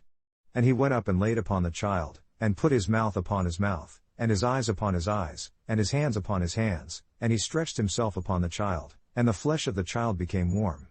Then he returned, and walked in the house back and forth, and went up and stretched himself upon him, and the child sneezed 7 times, and the child opened his eyes. Then he called Gehazi and said, Call this Shunammite, so he called her. And when she had come to him he said, Take up your son. Then she went in and fell at his feet, and bowed herself to the ground and took up her son and went out. And Elisha came again to Gilgal, and there was a famine in the land, and the sons of the prophets were sitting before him, and he said to his slave, Set on the great pot, and boil pottage for the sons of the prophets. And one went out into the field to gather herbs, and found a vine of the field, and gathered of it gourds of the field, the fullness of his garment, and came in and sliced them into the pot of pottage, although no one knew what they were. So they poured out for the men to eat. And it came about as they were eating of the pottage, that they cried out and said, O you man of Elohim, there is death in the pot. And they could not eat of it. But he replied, Then bring meal. And he cast it into the pot, and he said, Pour out for the people so that they may eat. And there came no harm from that pot. And there came a man from Baal-Shalisha, and brought the man of Elohim grain from the first fruits, 20 loaves of barley, and full ears of grain in a sack. And he said, Give to the people so that they may eat. And his servant said, What, should I set this before 100 men? He replied again, Give to the people so that they may eat, because this is what YHWH declares, they will eat and will have ample left over. So he set it before them and they did eat, then they departed, according to the word of YHWH. Now Naaman, captain of the army of the king of Syria, was a great man with his master and honorable, and because by him YHWH had given deliverance to Syria, he was also a mighty man of valor, but he was a leper. And the Syrians had gone out by companies, and had brought away captive out of the land of Israel a little girl, and she waited on Naaman's woman. And she said to her mistress, "Oh, that my master were before the prophet who is in Samaria, then he would recover from his leprosy." And one went in and told his master, saying, "Such and such said the girl that is from the land of Israel." And the king of Syria replied, "Now leave, go, and I will send a letter to the king of Israel." So he left, and took with him 10 talents, 750 pounds, of silver, and 6,000 pieces of gold, and 10 changes of clothing. And he brought the letter to the king of Israel, saying, "Now when this letter has come to you, see, I have now sent Naaman my slave to you, so that you may recover him of his leprosy." And it came about, when the king of Israel had read the letter, that he tore his clothes and said, "Am I Elohim, to kill and to make alive, so that this man sends to me to recover a man from his leprosy? Now consider, I ask you, and see how he finds a quarrel against me." And it was so, when Elisha the man of Elohim had heard that the king of Israel had torn his clothes, that he sent to the king, saying, "Why have you torn your clothes? Let him come now to me, and he will know that there is a prophet in Israel." So Naaman came with his horses and with his chariot, and stood at the door of the house of Elisha. And Elisha sent a messenger to him, saying, "Go and wash in the Jordan River 7 times, and your flesh will return to you and you will be clean." But Naaman was upset and went away and said, "Look, I thought he will certainly come out to me, and stand and call on the name of Yhwh Elohim, and strike his hand over the place, and recover the leper. Are not Abana and Pharpar, rivers of Damascus, better than all the waters of Israel? Can I not wash in them and be clean?" So he turned and went away in a rage. But his slave came near and spoke to him and said, "My chief, if the prophet had asked you to do some great thing, would you not have done it? How much rather then, when he tells you, 'Wash and be clean'?" Then he went down and dipped himself 7 times in the Jordan River, according to the saying of the man of Elohim, and his flesh returned like the flesh of a little child, and he was clean. And he returned to the man of Elohim, he and all his company, and came and stood before him. And he said, "See, now I know that there is no Elohim in all the earth but in Israel. Now therefore, I ask you, take a blessing from your slave." But he replied, "As Yhwh lives before whom I stand, I will receive nothing." And he urged him to take it, but he refused. Then Naaman said, "Will there not then, I ask you, be given to your slave 2 mules, burden of earth? Because your slave will now offer neither burnt offering nor sacrifice to other Elohim, but to Yhwh only. In this thing Yhwh pardon your slave, that when my master goes into the house of Rimmon to worship there, and he leans on my hand, and I bow myself in the house of Rimmon, when I bow down myself in the house of Rimmon, Yhwh pardon your slave in this thing." And he replied to him, "Go in peace." So he departed from him a little way. But Gehazi, the slave of Elisha the man of Elohim, said, "See, my master has spared Naaman this Syrian, in not receiving at his hands what he brought, but as Yhwh lives, I will run after him and take anything from him he offers." So Gehazi followed after Naaman. And when Naaman saw him running after him, he got down from the chariot to meet him and asked, "Is all well?" And he replied, "All is well. My master has sent me, saying, 'See, even now there are come to me from Mount Ephraim 2 young men of the sons of the prophets. Give to them, I ask you, a talent, 75 pounds, of silver, and 2 changes of clothes.'" And Naaman replied, "Be content and take 2 talents, 150 pounds. And he urged him and bound 2 talents, 150 pounds, of silver in 2 bags, with 2 changes of clothing, and laid them on 2 of his slaves, and they carried them before him. And when he came to the hill, he took them from their hand and deposited them in the house, and he let the men go and they left. But he went in and stood before his master. And Elisha said to him, "Where have you come from, Gehazi?" And he replied, "Your slave went nowhere." And he replied to him, "Did not my heart go with you when the man turned from off his chariot to meet you? Is it a time to take silver and to take clothing, and olives and vines, flock, herd, and male and female slaves? The leprosy therefore of Naaman will cling to you and to your offspring for the ages." And he went out from his presence a leper as white as snow. And the sons of the prophets said to Elisha, "Look now, the place where we meet with you is too small for us. Let us go, we ask you, to the Jordan River and take from there every man a beam, and let us construct ourselves a place there where we may meet." And he answered, "You can go." And one said, "Be content, I ask you, and go with your slaves." And he answered, "I will go." So he went with them. And when they came to the Jordan River, they cut down trees.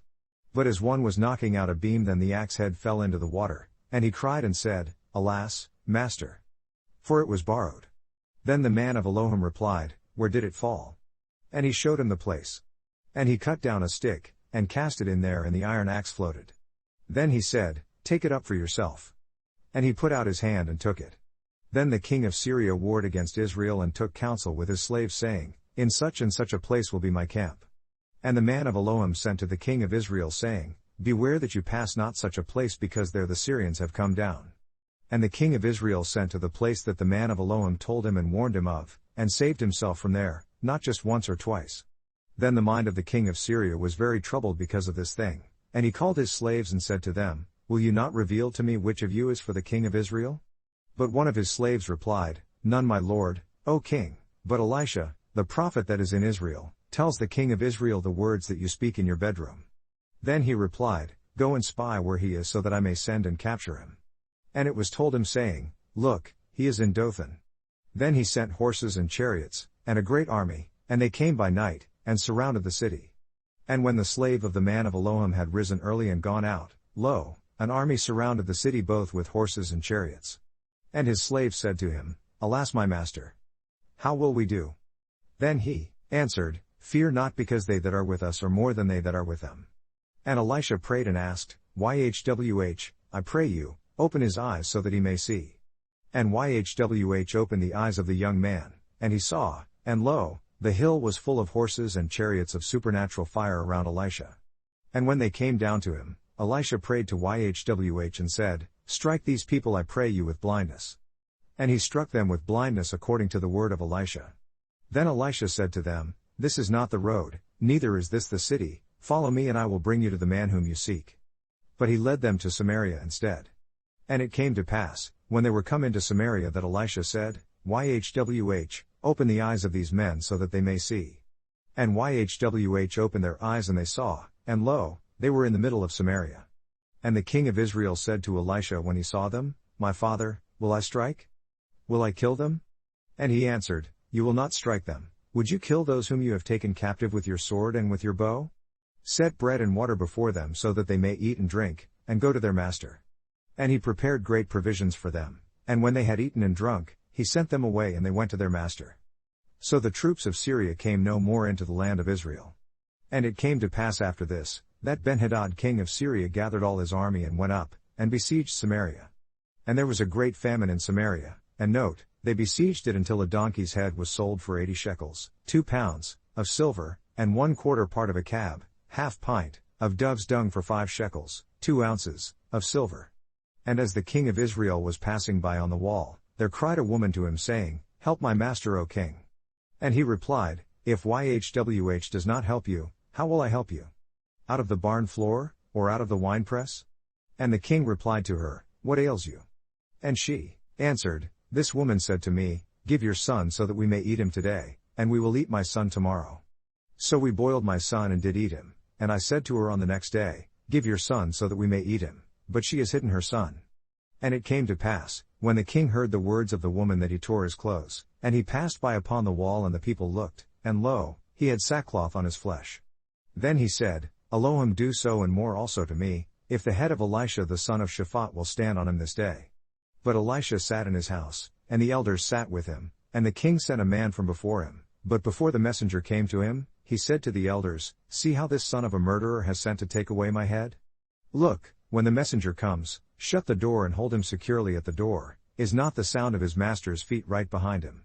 And while he still talked with them, see, the messenger came down to him, and he said, Look, this bad is from Yhwh, do I wait for Yhwh any more? Then Elisha said, Hear you the word of Yhwh, this is what Yhwh declares, Tomorrow about this time will a measure of fine flour be sold for a shekel, 2/5 ounce, and 2 measures of barley for a shekel, 2/5 ounce, in the gate of Samaria. Then the captain whom the king had, by whose hand he had been supported, answered the man of Elohim and said, Lo, Yhwh is making windows in the sky, will this thing be? And he replied, Lo, you are seeing it with your eyes, but will not eat. And there were 4 leprous men at the entering in of the gate, and they said one to another, Why are we sitting here until we die? If we say, We will enter into the city, then the famine is in the city, and we will die there, and if we still sit here, we die also. Now come, and let us prostrate ourselves before the army of the Syrians. If they save us alive we will live, but if they kill us we will but die anyway. And they got up in the twilight to go to the camp of the Syrians, and when they were come to the outermost part of the camp of Syria, see, there was no one there. Because Adonai, YHWH, had caused the army of the Syrians to hear a sound of chariots, and a sound of horses, even the noise of a great army. And they said one to another, Lo, the king of Israel has hired against us the kings of the Hittites, and the kings of the Egyptians to come upon us. Therefore they got up and fled in the twilight and left their tents, and their horses and their donkeys, even the camp as it had been, and fled for their lives. And when these lepers came to the outermost part of the camp, they went into one tent and did eat and drink, and carried out silver, gold, and clothing. And went and hid it, and returned and entered into another tent, and carried out more, and went and hid that too. Then they said one to another, We are not doing well, this day is a day of good news, and we hold our peace. If we wait until the morning light, some mischief will come upon us. Now therefore come, so that we may go and tell the king's household. So they came and called to the gatekeeper of the city, and they told him, saying, We came to the camp of the Syrians, and saw that there was no one there, neither voice of man, but horses and donkeys tied, and the tents as they were. And he called the porter, and they told it to the king's inner house. And the king got up in the night and said to his slaves, I will now show you what the Syrians have done to us. They know that we are hungry, therefore are they gone out of the camp to hide themselves in the fields, saying, When they come out of the city, we will catch them alive and get into the city. And one of his slaves answered and said, Let some take, I ask you, 5 of the horses that remain, that are left in the city. See, they are as the entire multitude of Israel that are left in it. Note, I say, they are even as the entire multitude of the Israelites that are consumed, and let us send and see for ourselves. They then took 2 chariot horses, and the king sent after the army of the Syrians, saying, Go and see. And they went after them to the Jordan River, and lo, all the road was full of garments and vessels that the Syrians had cast away in their hurry. And the messengers returned and reported to the king. Then the people went out and plundered the tents of the Syrians. So a measure of fine flour was sold for a shekel, 2/5 ounce, and 2 measures of barley for a shekel, 2/5 ounce, according to the word of YHWH. And the king appointed the master on whose hand he leaned to have the charge of the gate, and the people trampled on him in the gate, and he died, as the man of Elohim had said, who spoke when the king came down to him. And it came to pass as the man of Elohim had spoken to the king, saying, 2 measures of barley for a shekel, 2/5 ounce, and a measure of fine flour for a shekel, 2/5 ounce, will be tomorrow about this time in the gate of Samaria. And that captain answered the man of Elohim and said, Now see, if YHWH should make windows in the sky, might such a thing be? And he replied, Note, you will see it with your eyes, but will not eat. And it came to him as said, and the people trampled him down in the gate, and he died. Then Elisha spoke to the woman, whose son he had restored to life, saying, Get up and go, you and your household, and journey wherever you can travel, because YHWH has called for a famine, and it will also come upon the land for 7 years. And the woman got up, and observed the saying of the man of Elohim, and she went with her household, and journeyed in the land of the Philistines for 7 years. And it came to pass at the end of 7 years, that the woman returned from the land of the Philistines, and she went out to cry for help to the king for her house and for her land. And the king talked with Gehazi the slave of the man of Elohim, saying, Tell me, I ask you, all the great things that Elisha has done. And it came about, as he was telling the king how he had restored a dead body to life, that see, the woman whose son he had restored to life, cried for help to the king for her house and for her land. And Gehazi said, My master, O king, this is the woman, and this is her son whom Elisha restored to life. And when the king asked the woman, she told him. So the king appointed to her a certain officer, saying, Restore all that was hers, and all the fruits of the field since the day that she left the land, even until now. Then Elisha came to Damascus, and Benhadad the king of Syria was sick, and it was told to him, saying, The man of Elohim has come here. And the king said to Hazael, Take a present in your hand, and go, meet the man of Elohim, and inquire of YHWH by him, saying, Will I recover of this disease? So Hazael went to meet him, and took a present with him, even of every good thing of Damascus, 40 camels' burden, and came and stood before him, and said, Your son Benhadad king of Syria has sent me to you, saying, Will I recover of this disease? And Elisha replied to him, Go say to him, You may certainly recover, but YHWH has revealed to me that he will certainly die. And he kept his gaze on him until he fell ashamed, and the man of Elohim wept. Then Hazael said, Why weep, my master? And he answered, Because I know the bad that you will do to the children of Israel. Their strongholds will you set on fire, and their young men will you kill with the sword, and will dash their children and rip up their pregnant women. And Hazael replied, But what, is your slave a dog that he should do this intense thing? And Elisha answered, YHWH has revealed to me that you will be king over Syria. So he departed from Elisha and came to his master, who said to him, What did Elisha say to you? And he answered, he told me that you would certainly recover. And it came about on the next day that he took a thick cloth, and dipped it in water, and spread it over his face, so that he died, and Hazael reigned in his place. And in the 5th year of Joram the son of Ahab king of Israel, Jehoshaphat being then king of Judah, Jehoram the son of Jehoshaphat king of Judah began to reign. He was 32 years old when he began to reign, and he reigned 8 years in Jerusalem. And he walked in the way of the kings of Israel, as did the house of Ahab, for the daughter of Ahab was his woman, and he did bad in the sight of Yhwh.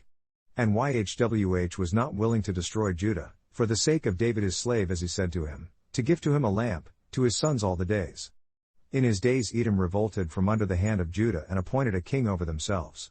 So Joram went over to Zair and all the chariots with him, and he rose up by night, and attacked the Edomites that surrounded him and the captains of the chariots, and the people fled into their tents. Still Edom revolted from under the hand of Judah to this day. Then Libnah revolted at the same time. And the rest of the acts of Joram and all that he did, are they not written in the scroll of the chronicles of the kings of Judah? And Joram rested with his forefathers and was buried with his ancestors in the city of David, and Ahaziah his son reigned in his place. In the 12th year of Joram the son of Ahab king of Israel did Ahaziah the son of Jehoram king of Judah begin to reign. He was 22 years old when Ahaziah began to reign, and he reigned 1 year in Jerusalem. And his mother's name was Athaliah, the daughter of Omri king of Israel. And he walked in the way of the house of Ahab, and did bad in the sight of Yhwh, as did the house of Ahab, because he was the son-in-law of the house of Ahab. And he went with Joram the son of Ahab to the war against Hazael king of Syria and Ramoth-Gilead, and the Syrians wounded Joram. And King Joram went back to be healed in Jezreel from the wounds that the Syrians had given him at Ramah, when he fought against Hazael king of Syria. And Ahaziah the son of Jehoram king of Judah went down to see Joram the son of Ahab in Jezreel, because he was sick. And Elisha the prophet called one of the children of the prophets and said to him, Belt up your hips, and take this box of oil in your hand, and go to Ramoth-Gilead, and when you come there, look out there for Jehu the son of Jehoshaphat the son of Nimshi, and go in and make him get up from among his family, and bring him to an inner room, then take the box of oil and pour it on his head and say, This is what Yhwh declares, I have anointed you king over Israel. Then open the door and flee, and do not stay. So the young man, even the young man the prophet, went to Ramoth-Gilead. And when he came, see, the captains of the army were sitting, and he said, I have an errand for you, O captain. And Jehu replied, For which of us? And he said, For you, O captain. And he got up and went into the house, and he poured the oil on his head and said to him, This is what Yhwh Elohim of Israel declares, I have anointed you king over the people of Yhwh, even over Israel. And you will attack the house of Ahab your master so that I may avenge the blood of my slaves the prophets, and the blood of all the slaves of Yhwh by the hand of Jezebel. Because the whole house of Ahab will perish, and I will cut off from Ahab him that pisses against the wall, and him that is shut up and left in Israel. And I will make the house of Ahab like the house of Jeroboam the son of Nebat, and like the house of Baasha the son of Ahijah, and the dogs will eat Jezebel in the territory of Jezreel, and there will be none to bury her. And he then opened the door and fled. Then Jehu came out to the slaves of his master, and one said to him, Is all well? Why did this mad fellow come to you? And he replied to them, You know the man and his meditations. And they replied, It is false, so tell us now. And he replied, This and that he spoke to me saying, This is what Yhwh declares, I have anointed you king over Israel. Then they hurried, and took every man his garment, and put it under him on the top of the stairs and blew with trumpets, saying, Jehu is king. So Jehu the son of Jehoshaphat the son of Nimshi conspired against Joram. Now Joram had guarded Ramoth-Gilead, he and all Israel, because of Hazael king of Syria. But King Joram was returned to be healed in Jezreel of the wounds that the Syrians had given him, when he fought with Hazael king of Syria. And Jehu said, If it is in your mind, let not an escaped one go out from the city, to go to declare it in Jezreel. So Jehu rode in a chariot, and went to Jezreel, because Joram lay there. And Ahaziah king of Judah had come down to visit Joram. And there stood a watchman on the tower in Jezreel, and he spied the company of Jehu as he came and said, I see a company. And Joram said, Take a horseman and send to meet them, and let him ask, Is it peace? So there went one on horseback to meet him and said, The king asks, Is it peace? And Jehu said, What have you to do with peace? Turn in behind me. And the watchman told saying, The messenger came to them but he does not return.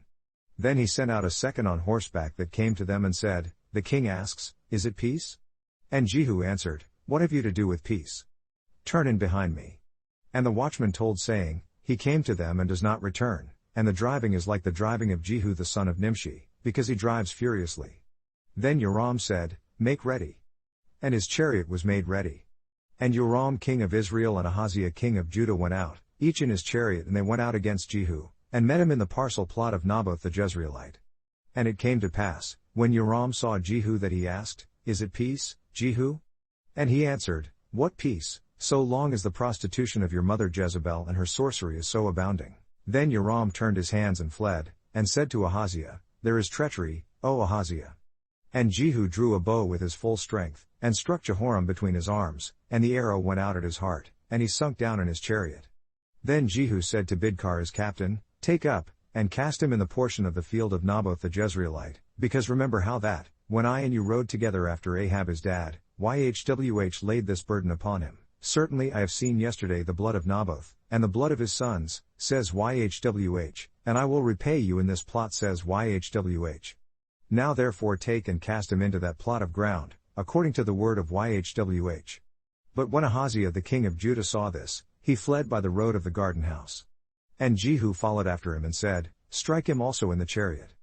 And they did so at the going up to Gur that is by Ibleam. And he fled to Megiddo, and died there.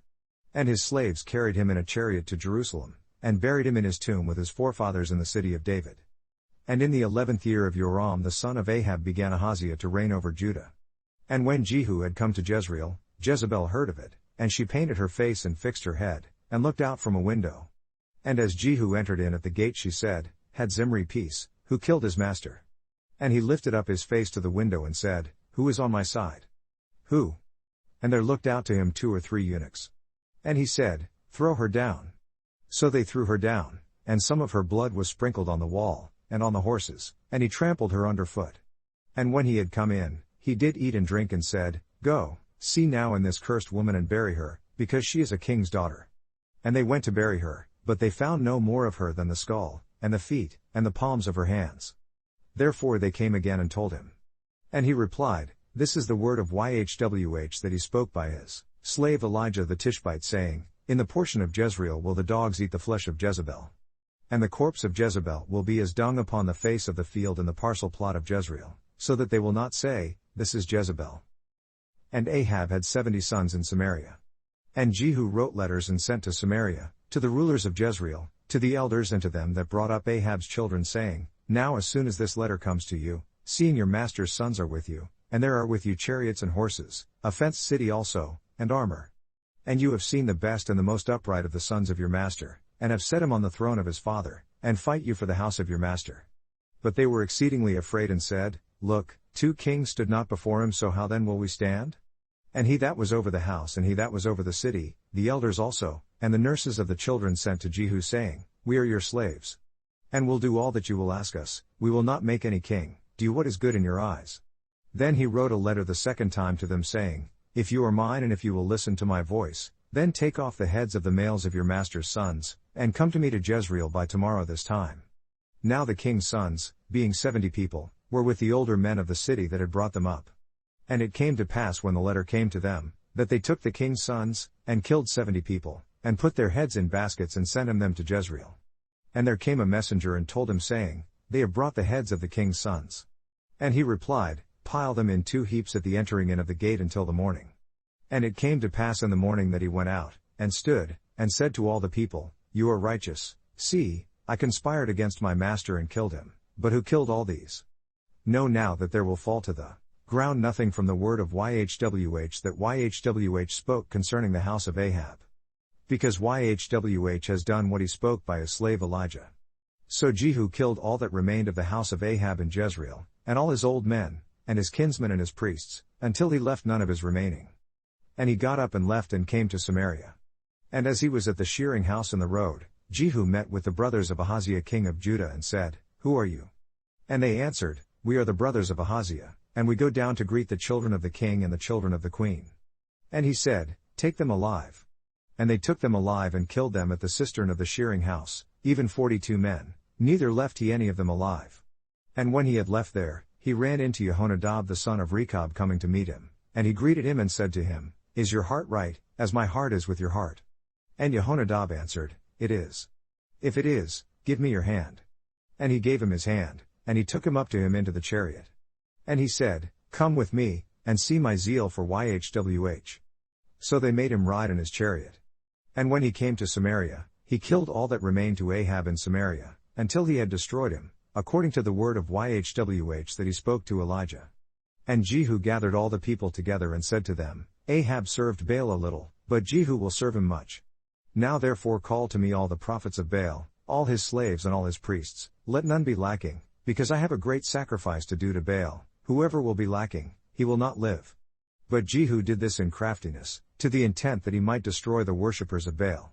Then Jehu said, Proclaim a solemn assembly for Baal. And they proclaimed it.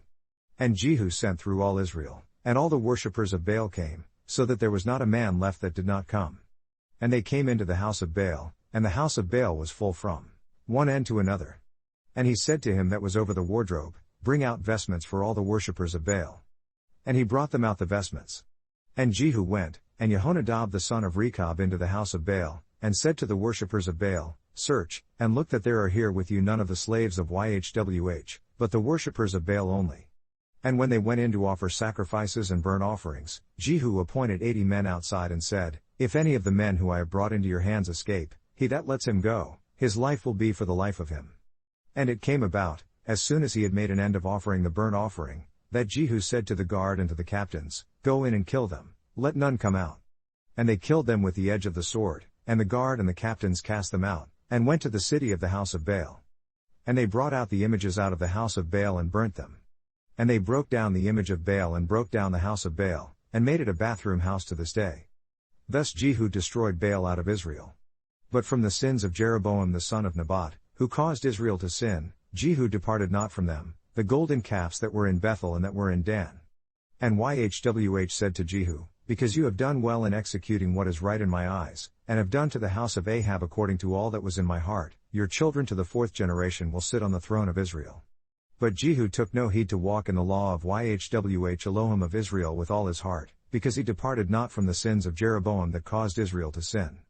In those days YHWH began to cut Israel short, and Hazael attacked them in all the territory of Israel, from Jordan eastward, all the land of Gilead, the Gadites, Reubenites, and the Manassites, from Aroer that is by the Arnon river, even Gilead and Bashan. Now the rest of the acts of Jehu and all that he did, and all his might, are they not written in the scroll of the chronicles of the kings of Israel? Then Jehu rested with his forefathers and they buried him in Samaria. And Jehoahaz his son reigned in his place. And the time that Jehu reigned over Israel in Samaria was 28 years. And when Athaliah the mother of Ahaziah saw that her son was dead, she got up and destroyed all the royal offspring. But Jehosheba, the daughter of King Joram, sister of Ahaziah, took Joash the son of Ahaziah, and secretly carried him away from among the king's sons that were executed, and they hid him and his nurse in a bedroom from Athaliah, so that he was not killed. And he was with her hidden in the temple of YHWH for 6 years. And Athaliah reigned over the land. In the 7th year Jehoiada sent and gathered the rulers over hundreds, with the captains and the guard, and brought them to him into the temple of YHWH. And cut an alliance with them and took an oath of them in the temple of YHWH, and revealed to them the king's son. And he commanded them saying, This is what you will do, 1/3 part of you that enter in on the Sabbath will even be keepers of the guard of the king's house, and 1/3 part will be at the gate of Sur, and 1/3 part at the gate behind the guard, so will you keep the guard of the house, that it is not broken into. And 2 parts of all you that go out on the Sabbath, even they will keep the guard of the temple of YHWH around the king. And you will encircle the king around, every man with his weapons in his hand, and he that comes within range then let him be killed, and be you with the king as he goes out and as he comes in. And the captains over the hundreds did according to all that Jehoiada the priest commanded, and they took every man his men that were to come in on the Sabbath, with them that should go out on the Sabbath, and came to Jehoiada the priest. And to the captains over hundreds did the priest give King David spears and shields, that were in the temple of YHWH. And the guard stood, every man with his weapons in his hand around the king, from the right corner of the temple to the left corner of the temple, along by the altar and the temple. And he brought out the king's son, and put the crown on him and gave him the testimony, and they made him king and anointed him, and they clapped their hands and exclaimed, Elohim save the king. And when Athaliah heard the sounds of the guards and of the people, she came to the people into the temple of YHWH. And when she looked, lo, the king stood by a pillar, as the custom was, and the chiefs and the trumpeters by the king, And all the people of the land rejoiced and blew with trumpets, and Athaliah tore her clothes and cried, Treason, treason. But Jehoiada the priest commanded the captains of the hundreds, the officers of the army, and said to them, Bring her out unto the outside of the temple precincts, and him who is going after her, put to death by the sword. Because the priest had said, Let her not be put to death in the temple of Yhwh. And they laid hands on her, and she entered the way of the entering in of the horses in the house of the king, and was put to death there. And Jehoiada cut a covenant between Yhwh and the king and the people, that they should be Yhwh's people, between the king also and the people. And all the people of the land went into the house of Baal, and broke it down, his altars and his images they broke to pieces thoroughly, and killed Mattan the priest of Baal before the altars. And the priest appointed guards over the temple of Yhwh. And he took the rulers over hundreds, and the captains and the guard, and all the people of the land, and they brought down the king from the temple of Yhwh, and came by the way of the guard gate to the king's house. And he sat on the throne of the kings. And all the people of the land rejoiced, and the city was in quietude, and they executed Athaliah with the sword outside the king's house. Jehoash was 7 years old when he began to reign. In the 7th year of Jehu Jehoash began to reign, and 40 years he reigned in Jerusalem. And his mother's name was Zebiah of Beersheba. And Jehoash did what was right in the sight of Yhwh all his days in which Jehoiada the priest instructed him. But the worship places were not taken away, the people still sacrificed and burnt incense in the worship places. And Jehoash said to the priests, All the money of the consecrated things that are brought into the temple of Yhwh, the money from him who is passing over, each the money of his valuation, all the money that it goes up from the heart of a man to bring into the temple of Yhwh, let the priests take it to them, every man from his acquaintance, and let them repair the cracks of the temple, wherever any crack will be found. But it was so, that in the 23rd year of King Jehoash the priests had not repaired the cracks of the temple. Then King Jehoash called for Jehoiada the priest, and the other priests, and said to them, Why have you not repaired the cracks of the temple?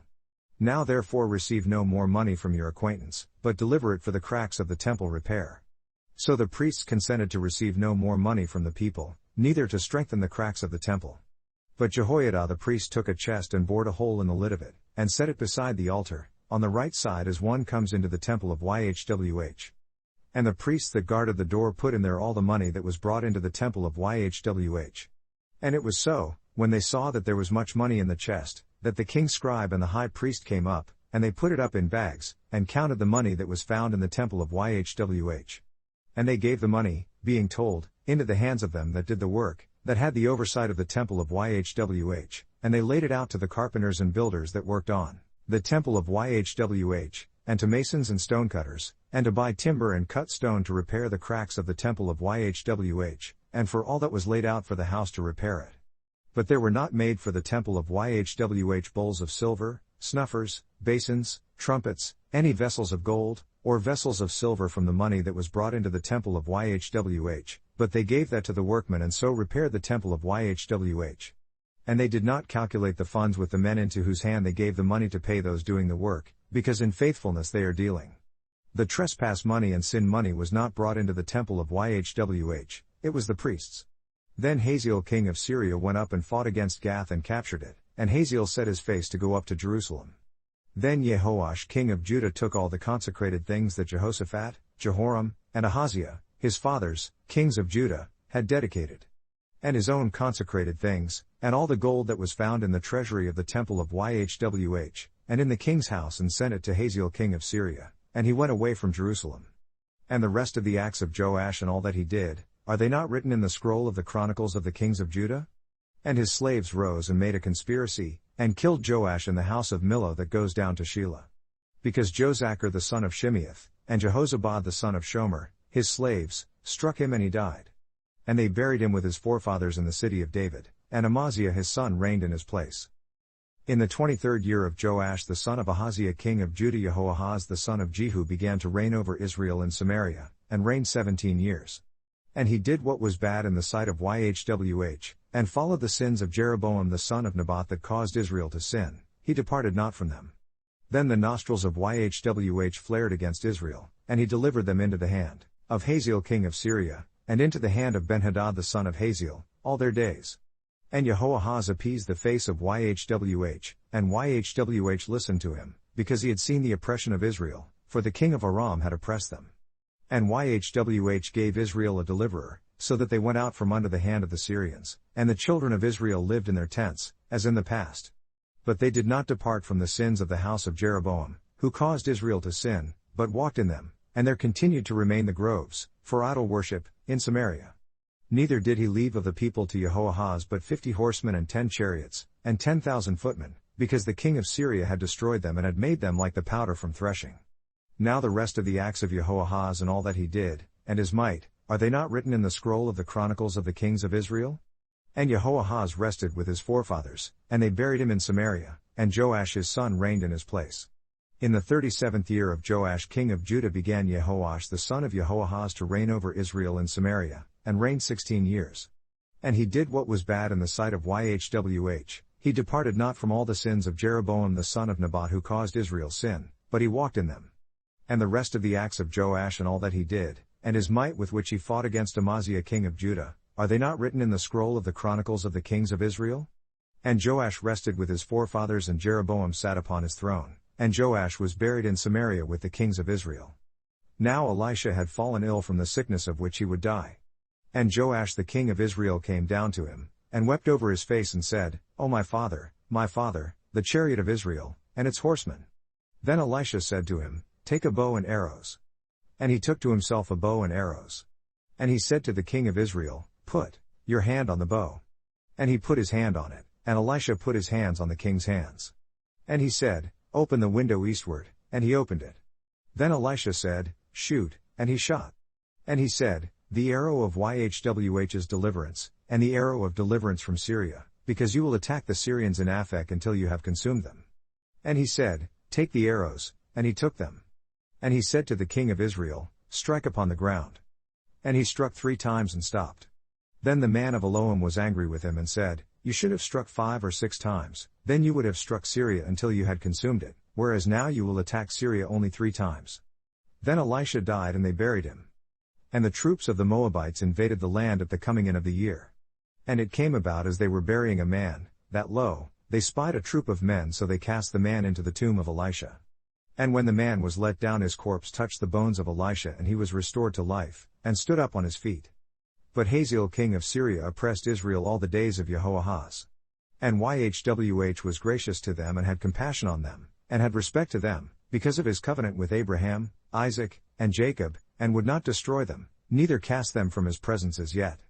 So Hazael king of Syria died, and Benhadad his son reigned in his place. And Jehoash the son of Jehoahaz took again out of the hand of Benhadad the son of Hazael the cities that he had taken out of the hand of Jehoahaz his father by war. And 3 times did Joash beat him and recovered the cities of Israel.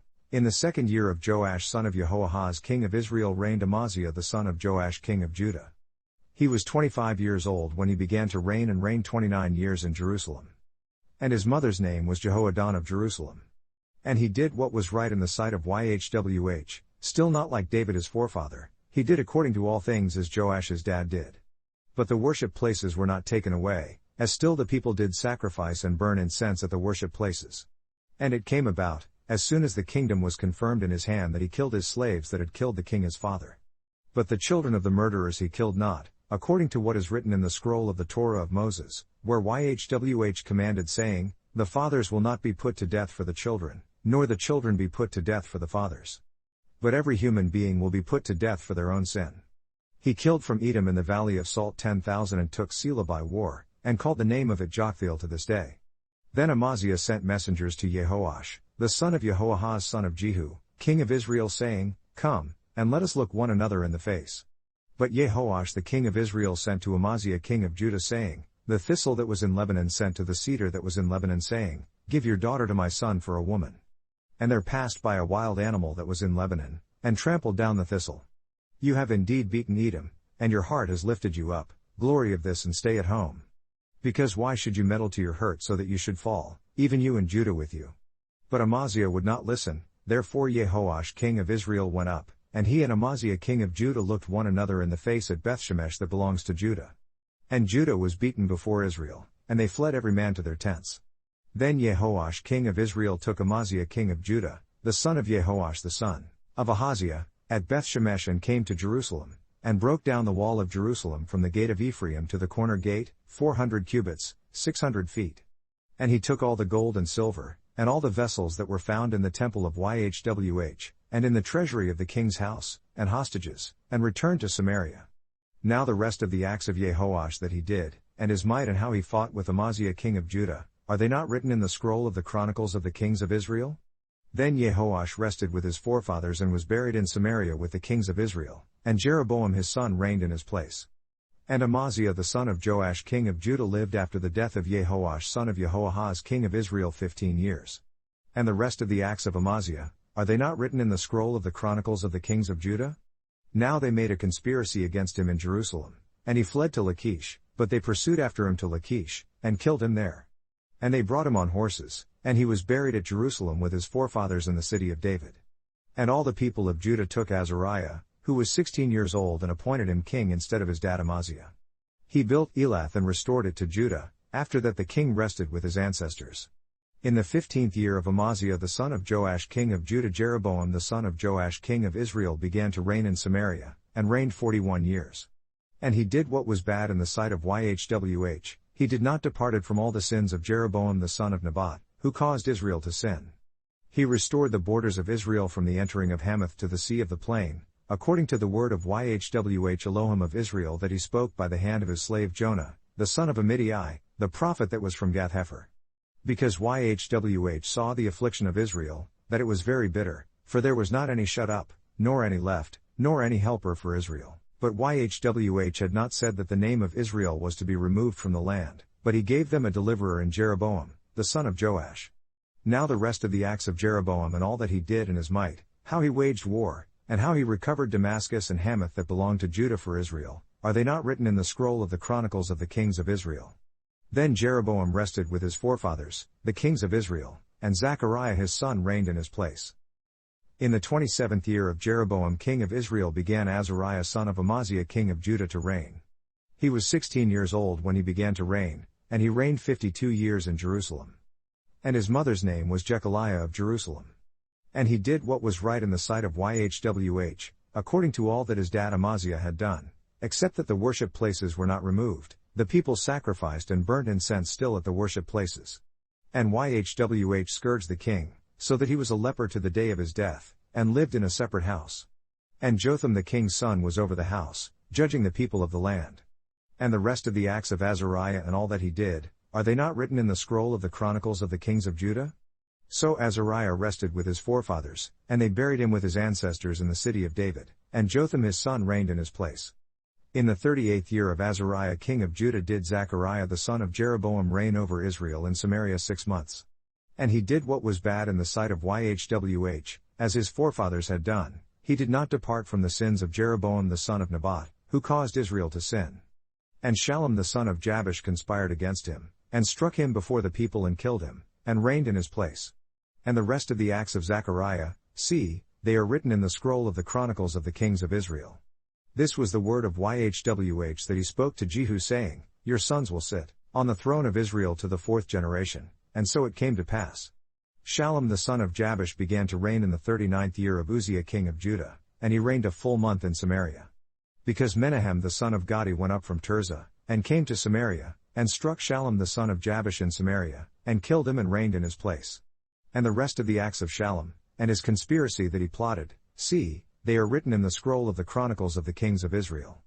Then Menahem attacked Tifsah, and all that were there, and its borders from Tirzah, because they opened not to him, therefore he attacked it, and all the women that were pregnant he ripped up. In the 39th year of Azariah king of Judah began Menahem the son of Gadi to reign over Israel, and reigned 10 years in Samaria. And he did what was bad in the sight of Yhwh, he departed not all his days from the sins of Jeroboam the son of Nebat, who caused Israel to sin. Then Pul the king of Assyria came against the land, and Menahem gave Pul 1,000 talents, 37 tons, of silver so that his hand might be with him to strengthen the kingdom in his hand. And Menahem exacted the money of Israel, even of all the mighty men of wealth, of each man 50 shekels of silver, 1¼ pounds, to give to the king of Assyria. So the king of Assyria returned and remained not in the land. And the rest of the acts of Menahem and all that he did, are they not written in the scroll of the chronicles of the kings of Israel? Then Menahem rested with his fathers, and Pekahiah his son reigned in his place. In the 50th year of Azariah king of Judah, Pekahiah the son of Menahem began to reign over Israel in Samaria, and reigned 2 years. And he did what was bad in the sight of Yhwh, he departed not from the sins of Jeroboam the son of Nebat, who caused Israel to sin. But Pekah the son of Remaliah, a captain of his, conspired against him, and struck him in Samaria, in the palace of the king's house, with Argob and Aryeh, and with him 50 men of the Gileadites, and he killed him and reigned in his place. And the rest of the acts of Pekahiah and all that he did, see, they are written in the scroll of the chronicles of the kings of Israel. In the 52nd year of Azariah king of Judah, Pekah the son of Remaliah began to reign over Israel in Samaria, and reigned 20 years. And he did what was bad in the sight of Yhwh, he departed not from the sins of Jeroboam the son of Nebat, who caused Israel to sin. In the days of Pekah king of Israel came Tiglath-Pileser king of Assyria, and took Ijon, Abel-Beth-Maachah, Genoa, Kadesh, Hazor, Gilead, and Galilee, all the land of Naphtali, and carried them away captive to Assyria. And Hoshea the son of Elah made a conspiracy against Pekah the son of Remaliah, and struck and killed him, and reigned in his place in the 20th year of Jotham the son of Uzziah. And the rest of the acts of Pekah and all that he did, see, they are written in the scroll of the chronicles of the kings of Israel. In the 2nd year of Pekah the son of Remaliah king of Israel began Jotham the son of Uzziah king of Judah to reign. He was 25 years old when he began to reign, and he reigned 16 years in Jerusalem. And his mother's name was Jerusha, the daughter of Zadok. And he did what was right in the sight of Yhwh, he did according to all that his dad Uzziah had done. But the worship places were not removed, the people sacrificed and burnt incense still at the worship places. He built the upper gate of the temple of Yhwh. Now the rest of the acts of Jotham and all that he did, are they not written in the scroll of the chronicles of the kings of Judah? In those days Yhwh began to send against Judah Rezin the king of Syria, and Pekah the son of Remaliah. Then Jotham rested with his forefathers and was buried with his ancestors in the city of David his relative, and Ahaz his son reigned in his place. In the 17th year of Pekah the son of Remaliah, Ahaz the son of Jotham king of Judah began to reign. Ahaz was 20 years old when he began to reign, and reigned 16 years in Jerusalem, and did not what was right in the sight of Yhwh Elohim, like David his forefather. But he walked in the ways of the kings of Israel, yes, and made his son to pass through the fire, according to the abominations of the heathen, who Yhwh cast out from before the children of Israel. And he sacrificed and burnt incense in the worship places, and on the hills, and under every green tree. Then Rezin king of Syria and Pekah son of Remaliah king of Israel came up to Jerusalem to wage war, and they besieged Ahaz but could not overcome him. At that time Rezin king of Syria recovered Elath to Syria, and drove the Jews from Elath, and the Syrians came to Elath and live there to this day. So Ahaz sent messengers to Tiglath-Pileser king of Assyria saying, I am your slave and your son, come up and save me out of the hand of the king of Syria, and out of the hand of the king of Israel that rise up against me. Then Ahaz took the silver and gold that was found in the temple of Yhwh, and in the treasury of the king's house, and sent it for a present to the king of Assyria. Then the king of Assyria listened to him, because the king of Assyria went up against Damascus and captured it, and carried its people captive to Kir and killed Rezin. And King Ahaz went to Damascus to meet Tiglath-Pileser king of Assyria, and saw an altar that was at Damascus. And King Ahaz sent to Uriah the priest a drawing of the altar and its pattern, according to all its workmanship. And Uriah the priest constructed the altar according to all that King Ahaz had sent from Damascus, so Uriah the priest had it ready by the time King Ahaz arrived from Damascus. And when the king had returned from Damascus, the king saw the altar, and the king approached the altar and offered on it. And he burned his burnt offering and his grain offering, and poured his drink offering, and sprinkled the blood of his peace offerings upon the altar. As to the bronze altar that is before Yhwh, he brought it near from the front of the house, from between the new altar and the temple of Yhwh, and put it on the side of the new altar, northward. And King Ahaz commanded him, Uriah the priest, saying, On the new altar perfume the burnt offering of the morning, and the present of the evening, and the burnt offering of the king, and his present, and the burnt offering of all the people of the land, and their present, and their libations, and all the blood of the burnt offering, and all the blood of the sacrifice, on it you will sprinkle. But the bronze altar is for me to inquire by. This Uriah the priest did, according to all that King Ahaz commanded. And King Ahaz cut off the borders of the bases, and removed the laver from off them, and took down the sea from off the bronze oxen that were under it, and put it upon a pavement of stones. And the covered place for the Sabbath that they built in the house, and the entrance of the king outside, he removed from the temple of Yhwh, because of the king of Ashur. Now the rest of the acts of Ahaz that he did, are they not written in the scroll of the chronicles of the kings of Judah? And Ahaz rested with his forefathers and was buried with his ancestors in the city of David, and Hezekiah his son reigned in his place. In the 12th year of Ahaz king of Judah began Hoshea the son of Elah to reign in Samaria over Israel 9 years. And he did what was bad in the sight of Yhwh, but not as the kings of Israel that were before him. Against him came up Shalmaneser king of Assyria, and Hoshea became his slave, and gave him presents. And the king of Assyria found conspiracy in Hoshea, because he had sent messengers to So king of Egypt, and brought no tribute to the king of Assyria, as he had done year by year. Therefore the king of Assyria shut him up and bound him in prison. Then the king of Assyria came up throughout all the land, and went up to Samaria and besieged it for 3 years. In the 9th year of Hoshea the king of Assyria captured Samaria, and carried Israel away into Assyria, and placed them in Hala and in Habor by the river of Gozan, and in the cities of the Medes. Because so it was, that the children of Israel had sinned against Yhwh their Elohim, that had brought them up out of the land of Egypt, from under the hand of Pharaoh king of Egypt, and had reverence to other Elohim. And walked in the statutes of the heathen, who Yhwh cast out from before the children of Israel, and which the kings of Israel had introduced in their reigns. And the children of Israel did secretly those things that were not right against Yhwh Elohim, and they built worship places in all their cities, from the tower of the watchman to the fenced city. And they set up themselves images and groves in every high hill, and under every green tree. And there they burnt incense in all the worship places, as did the heathen who Yhwh carried away before them, and accomplished bad things to provoke Yhwh to anger. Because they served idols of which Yhwh had said to them, "You will not do this thing." Still Yhwh testified against Israel, and against Judah, by all the prophets, and by all the seers saying, "Turn you from your bad ways and observe my commandments and my statutes, according to all the law that I commanded your forefathers, and that I sent to you by my slaves the prophets." But they would not hear, but hardened their necks, like the necks of their ancestors that did not believe in Yhwh Elohim. And they rejected his statutes, and his covenant that he made with their forefathers, and his testimonies that he testified against them. And they followed vanity, and became utterly vain, and went after the heathen that were around them, concerning which Yhwh had charged them that they should not do like them. And they left all the commandments of Yhwh Elohim, and fashioned themselves cast metal images, even 2 calves, and made a grove and worshipped all the host of stars, and served Baal. And they caused their sons and their daughters to pass through the fire, and used divination and enchantments, and sold themselves to do bad in the sight of Yhwh, to provoke him to anger. Therefore Yhwh was very angry with Israel, and removed them out of his sight. There were none left except the tribe of Judah only. Also Judah observed not the commandments of Yhwh Elohim, but walked in the statutes of Israel that they instituted. And Yhwh rejected all the offspring of Israel and afflicted them, and delivered them into the hand of plunderers, until he had cast them out of his sight. Because he tore in pieces Israel from the house of David, and they appointed Jeroboam the son of Nebat king.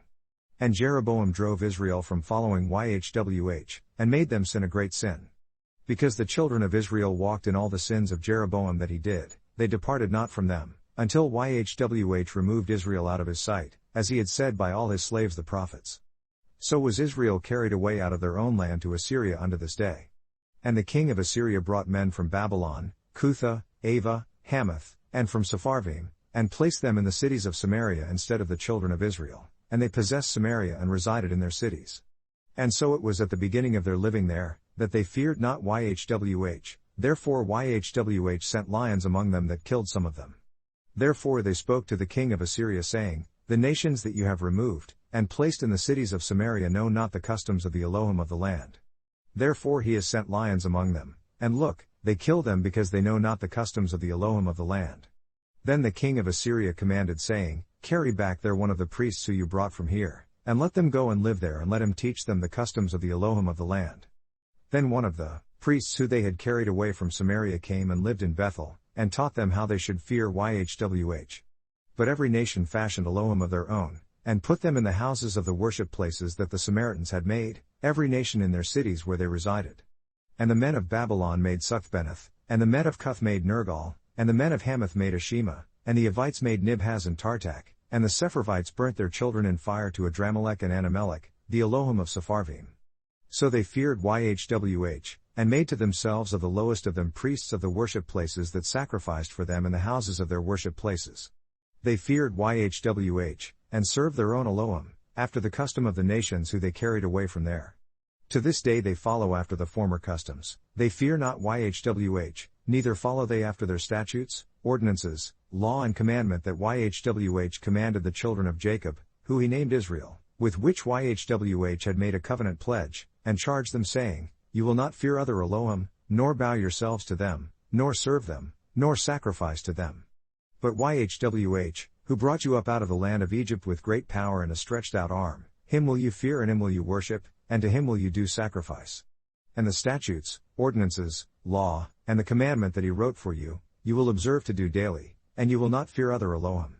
And the covenant that I have cut out with you, you will not forget, neither will you fear other Elohim. But YHWH Elohim you will fear, and he will deliver you out of the hand of all your enemies. But they did not listen, but they did after their former customs. So these nations feared YHWH, and served their graven images, both their children, and their children's children, as did their ancestors, so do they to this day. Now it came to pass in the 3rd year of Hoshea son of Elah king of Israel, that Hezekiah the son of Ahaz king of Judah began to reign. He was 25 years old when he began to reign, and he reigned 29 years in Jerusalem. His mother's name also was Abi, the daughter of Zechariah. And he did what was right in the sight of YHWH, according to all that David his forefather did. He removed the worship places, and broke the images and cut down the groves, and broke in pieces the bronze serpent that Moses had fashioned, because in those days the children of Israel burnt incense to it, and he called it Nehushtan, a piece of brass. He trusted in YHWH Elohim of Israel, so that after him was none like him among all the kings of Judah, nor any that were before him. For he clung to YHWH, and departed not from following him, but observed his commandments that YHWH commanded Moses. And YHWH was with him, and he prospered wherever he went, and he rebelled against the king of Assyria, and did not serve him. He attacked the Philistines, even to Gaza and its borders, from the tower of the watchman to the fenced city. And it came about in the 4th year of King Hezekiah, that was the 7th year of Hoshea son of Elah king of Israel, that Shalmaneser king of Assyria came up against Samaria, and besieged it. And at the end of 3 years they captured it, even in the 6th year of Hezekiah, that is the 9th year of Hoshea king of Israel, Samaria was taken.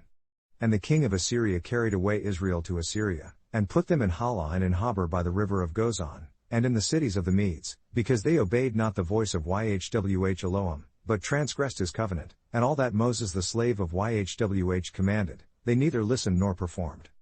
Now in the 14th year of King Hezekiah did Sennacherib king of Assyria come up against all the fenced cities of Judah and captured them. Then Hezekiah king of Judah sent to the king of Assyria to Lachish saying, I have offended, return from me, what you ascribe to me I will bear.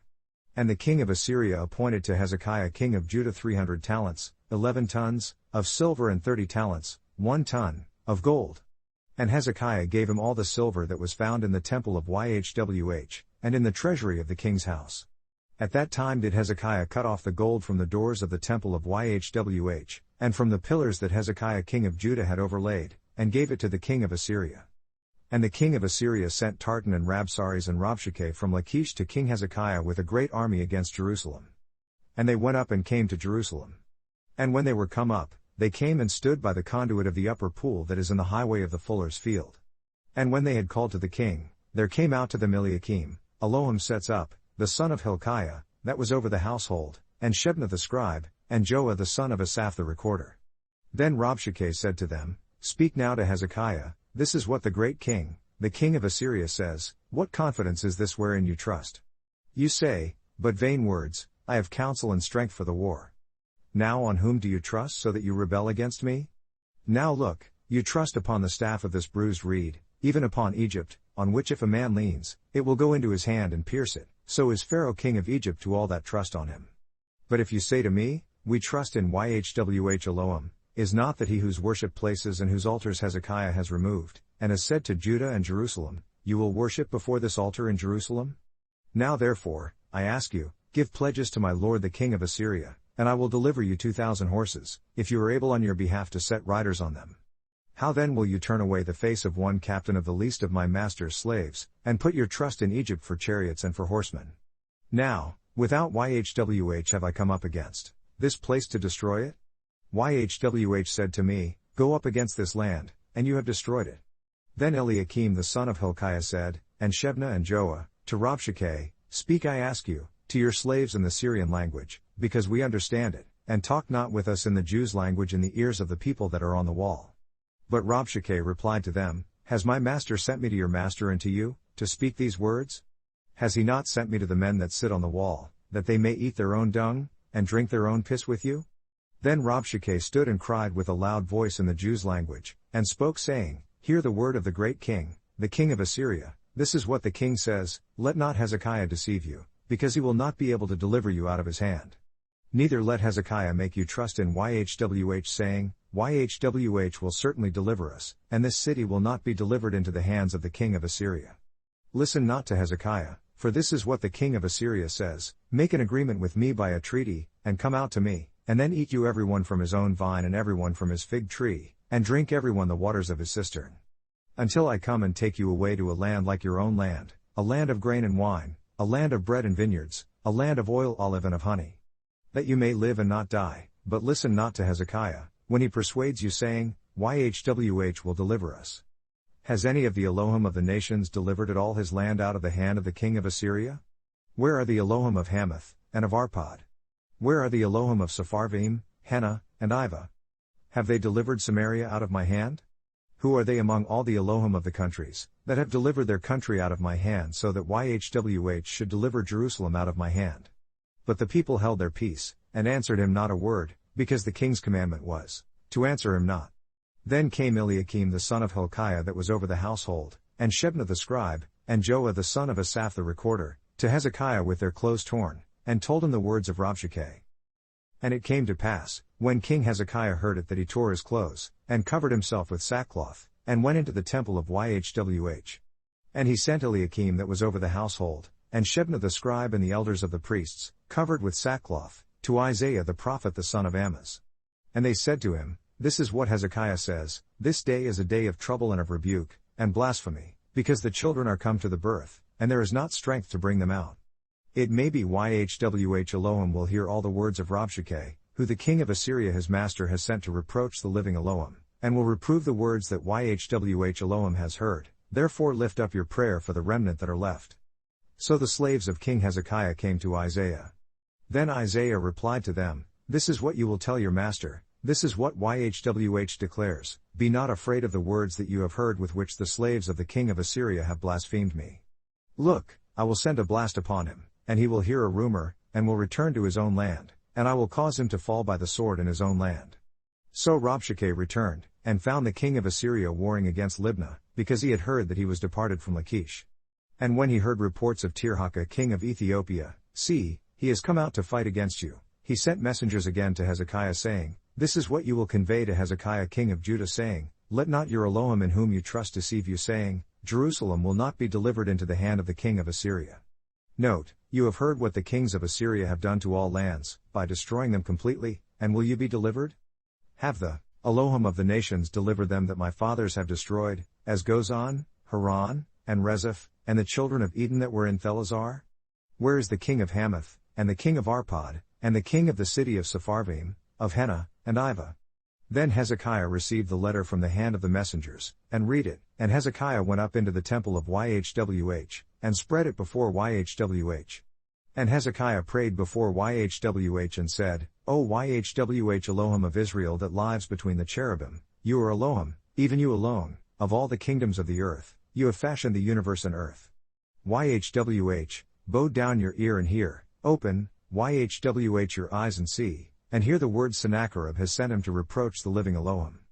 Of a truth YHWH, the kings of Assyria have destroyed the nations and their lands, and have cast their Elohim into the fire, because they were not Elohim, but the work of men's hands, wood and stone, therefore they have destroyed them. Now therefore, O YHWH Elohim, I beseech you, save us out of his hand so that all the kingdoms of the land may know that you are YHWH Elohim, even you only. Then Isaiah the son of Amoz sent to Hezekiah saying, This is what YHWH Elohim of Israel declares, What you have prayed to me against Sennacherib king of Assyria I have heard. This is the word that YHWH has spoken concerning him. The virgin daughter of Zion has despised you and laughed you to scorn, the daughter of Jerusalem has shaken her head at you. Who have you taunted and blasphemed? And against whom have you exalted your voice, and lifted up your eyes on high? Even against the Holy One of Israel. By your messengers you have defied Adonai, YHWH, and have said, With the multitude of my chariots I am come up to the height of the mountains, to the sides of Lebanon, and will cut down the tall cedar trees, and the choice fir trees. And I will enter into the lodgings of his territory, and into the forest of his Carmel, garden land. I have excavated and drunk foreign waters, and with the sole of my feet have I dried up all the rivers of besieged places. Have you not heard long ago how I have done it, and from ancient times that I have formed it? Now have I brought it to pass, that you should be to lay waste fenced cities into ruinous heaps. Therefore their inhabitants were of small power, they were dismayed and confounded, they were as the grass of the field, and as the green herb, as the grass on the housetops, and scorched corn before it has grown up. But I know your place and your going out, and your coming in, and your rage against me. Because your rage against me and your rioting has come up into my ears, therefore I will put my hook in your nose and my bridle in your lips, and I will turn you back by the road by which you came. And this will be a sign to you, you will eat this year such things as grow of themselves, and in the second year what springs of the same, and in the third year sow and reap, and plant vineyards and eat its fruits. And the remnant that is escaped from the house of Judah will still again take root downward, and bear fruit upward. Because out of Jerusalem will go out a remnant, and they that escape out of Mount Zion, the zeal of YHWH will do this. Therefore this is what YHWH declares concerning the king of Assyria, he will not come into this city, nor shoot an arrow there, nor come before it with shield nor cast a bank against it. By the road that he came, by the same will he return and will not come into this city, declares YHWH. Because I will defend this city, to save it, for my own sake and for my slave David's sake. And it came to pass that night, that the angel of YHWH went out and struck in the camp of the Assyrians 85,000, and when they got up early in the morning, lo, they were all dead corpses. So Sennacherib king of Assyria left, and went and returned and lived at Nineveh. And it came to pass, as he was worshipping in the house of Nisroch his Elohim, that Adramelech and Sharezer his sons struck him with the sword, and they escaped into the land of Armenia. And Esarhaddon his son reigned in his place. In those days was Hezekiah deathly ill. And the prophet Isaiah the son of Amoz came to him and said to him, This is what YHWH says, set your house in order because you will die, and not live. Then he turned his face to the wall and prayed to YHWH saying, I beseech you, O YHWH, remember now how I have walked before you in truth and with a whole heart and have done what is good in your sight. Then Hezekiah wept greatly. And it came about, before Isaiah had gone out into the middle court, that the word of YHWH came to him saying, Return and tell Hezekiah the ruler of my people, this is what YHWH says, the Elohim of David your forefather, I have heard your prayer, I have seen your tears, see, I will heal you and on the third day you will go up to the temple of YHWH. And I will add to your time 15 years, and I will deliver you in this city out of the hand of the king of Assyria. And I will defend this city for my own sake, and for my slave David's sake. Then Isaiah said, Take a lump of figs. And they took and laid it on the eruption and he recovered. And Hezekiah replied to Isaiah, What will be the sign that YHWH will heal me, and that I will go up into the temple of YHWH on the third day? Then Isaiah replied, This sign will you have from YHWH, that YHWH will do the thing that he has spoken. Will the shadow go forward 10 degrees, or go back 10 degrees? And Hezekiah answered, It is a light thing for the shadow to go down 10 degrees, no, but let the shadow return backward 10 degrees. And Isaiah the prophet cried to YHWH, and he brought the shadow 10 degrees backward, by which it had gone down in the dial of Ahaz. At that time Berodach-Baladan, the son of Baladan, king of Babylon, sent letters and a gift to Hezekiah, because he had heard that Hezekiah had been sick. And Hezekiah listened to them and showed them all the house of his precious things, the silver, gold, spices, and the precious ointment, and all the house of his armor. And all that were found in his treasury, there was nothing in his house, nor in all his dominion, that Hezekiah did not show them. Then Isaiah the prophet came to King Hezekiah and said to him, What did you tell these men? And from where did they come? And Hezekiah replied, They are come from a far country, even from Babylon. And he replied, What have they seen in your house? And Hezekiah answered, All the things that are in my house have they seen, there is nothing among my treasures that I have not shown them. Then Isaiah replied to Hezekiah, Hear the word of YHWH. See, the days come that all that is in your house, and what your ancestors have laid up in store to this day, will be carried into Babylon, nothing will be left, declares YHWH. And of your sons that will issue from you, which you will gender, will they take away and they will become eunuchs in the palace of the king of Babylon. Then Hezekiah replied to Isaiah, Good is the word of YHWH that you have spoken. And he said, Is it not good if peace and truth are in my days? And the rest of the acts of Hezekiah and all his might, and how he constructed a pool and a conduit, and brought water into the city, are they not written in the scroll of the chronicles of the kings of Judah? Then Hezekiah rested with his forefathers, and Manasseh his son reigned in his place. Manasseh was 12 years old when he began to reign, and reigned 55 years in Jerusalem. And his mother's name was Hephzibah. And he did what was bad in the sight of Yhwh, after the abominations of the heathen, who Yhwh cast out before the children of Israel. Because he built up again the worship places that Hezekiah his dad had destroyed, and he reared up altars for Baal and made a grove, as did Ahab king of Israel, and worshipped all the host of the stars and served them. And he built altars in the temple of Yhwh, of which Yhwh said, In Jerusalem will I put my name. And he built altars for all the host of the stars in the 2 courts of the temple of Yhwh.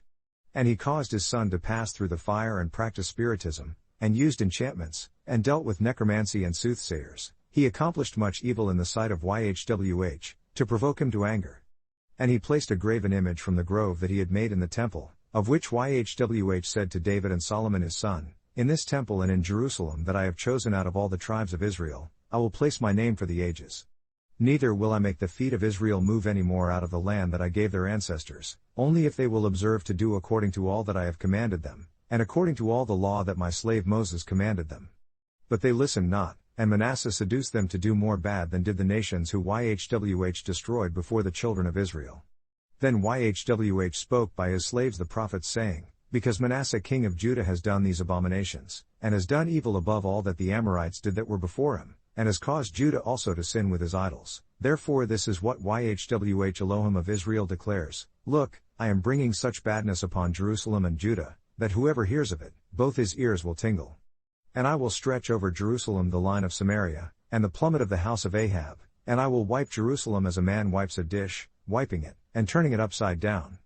And I will forsake the remnant of my inheritance, and deliver them into the hand of their enemies, and they will become a prey and a plunder to all their enemies, because they have done what was evil in my sight, and have provoked me to anger, since the day their ancestors came out of Egypt, even to this day. Moreover Manasseh shed innocent blood very much, until he had filled Jerusalem from one end to another, besides his sin with which he caused Judah to sin, in doing what was evil in the sight of Yhwh. Now the rest of the acts of Manasseh and all that he did, and his sin that he sinned, are they not written in the scroll of the chronicles of the kings of Judah?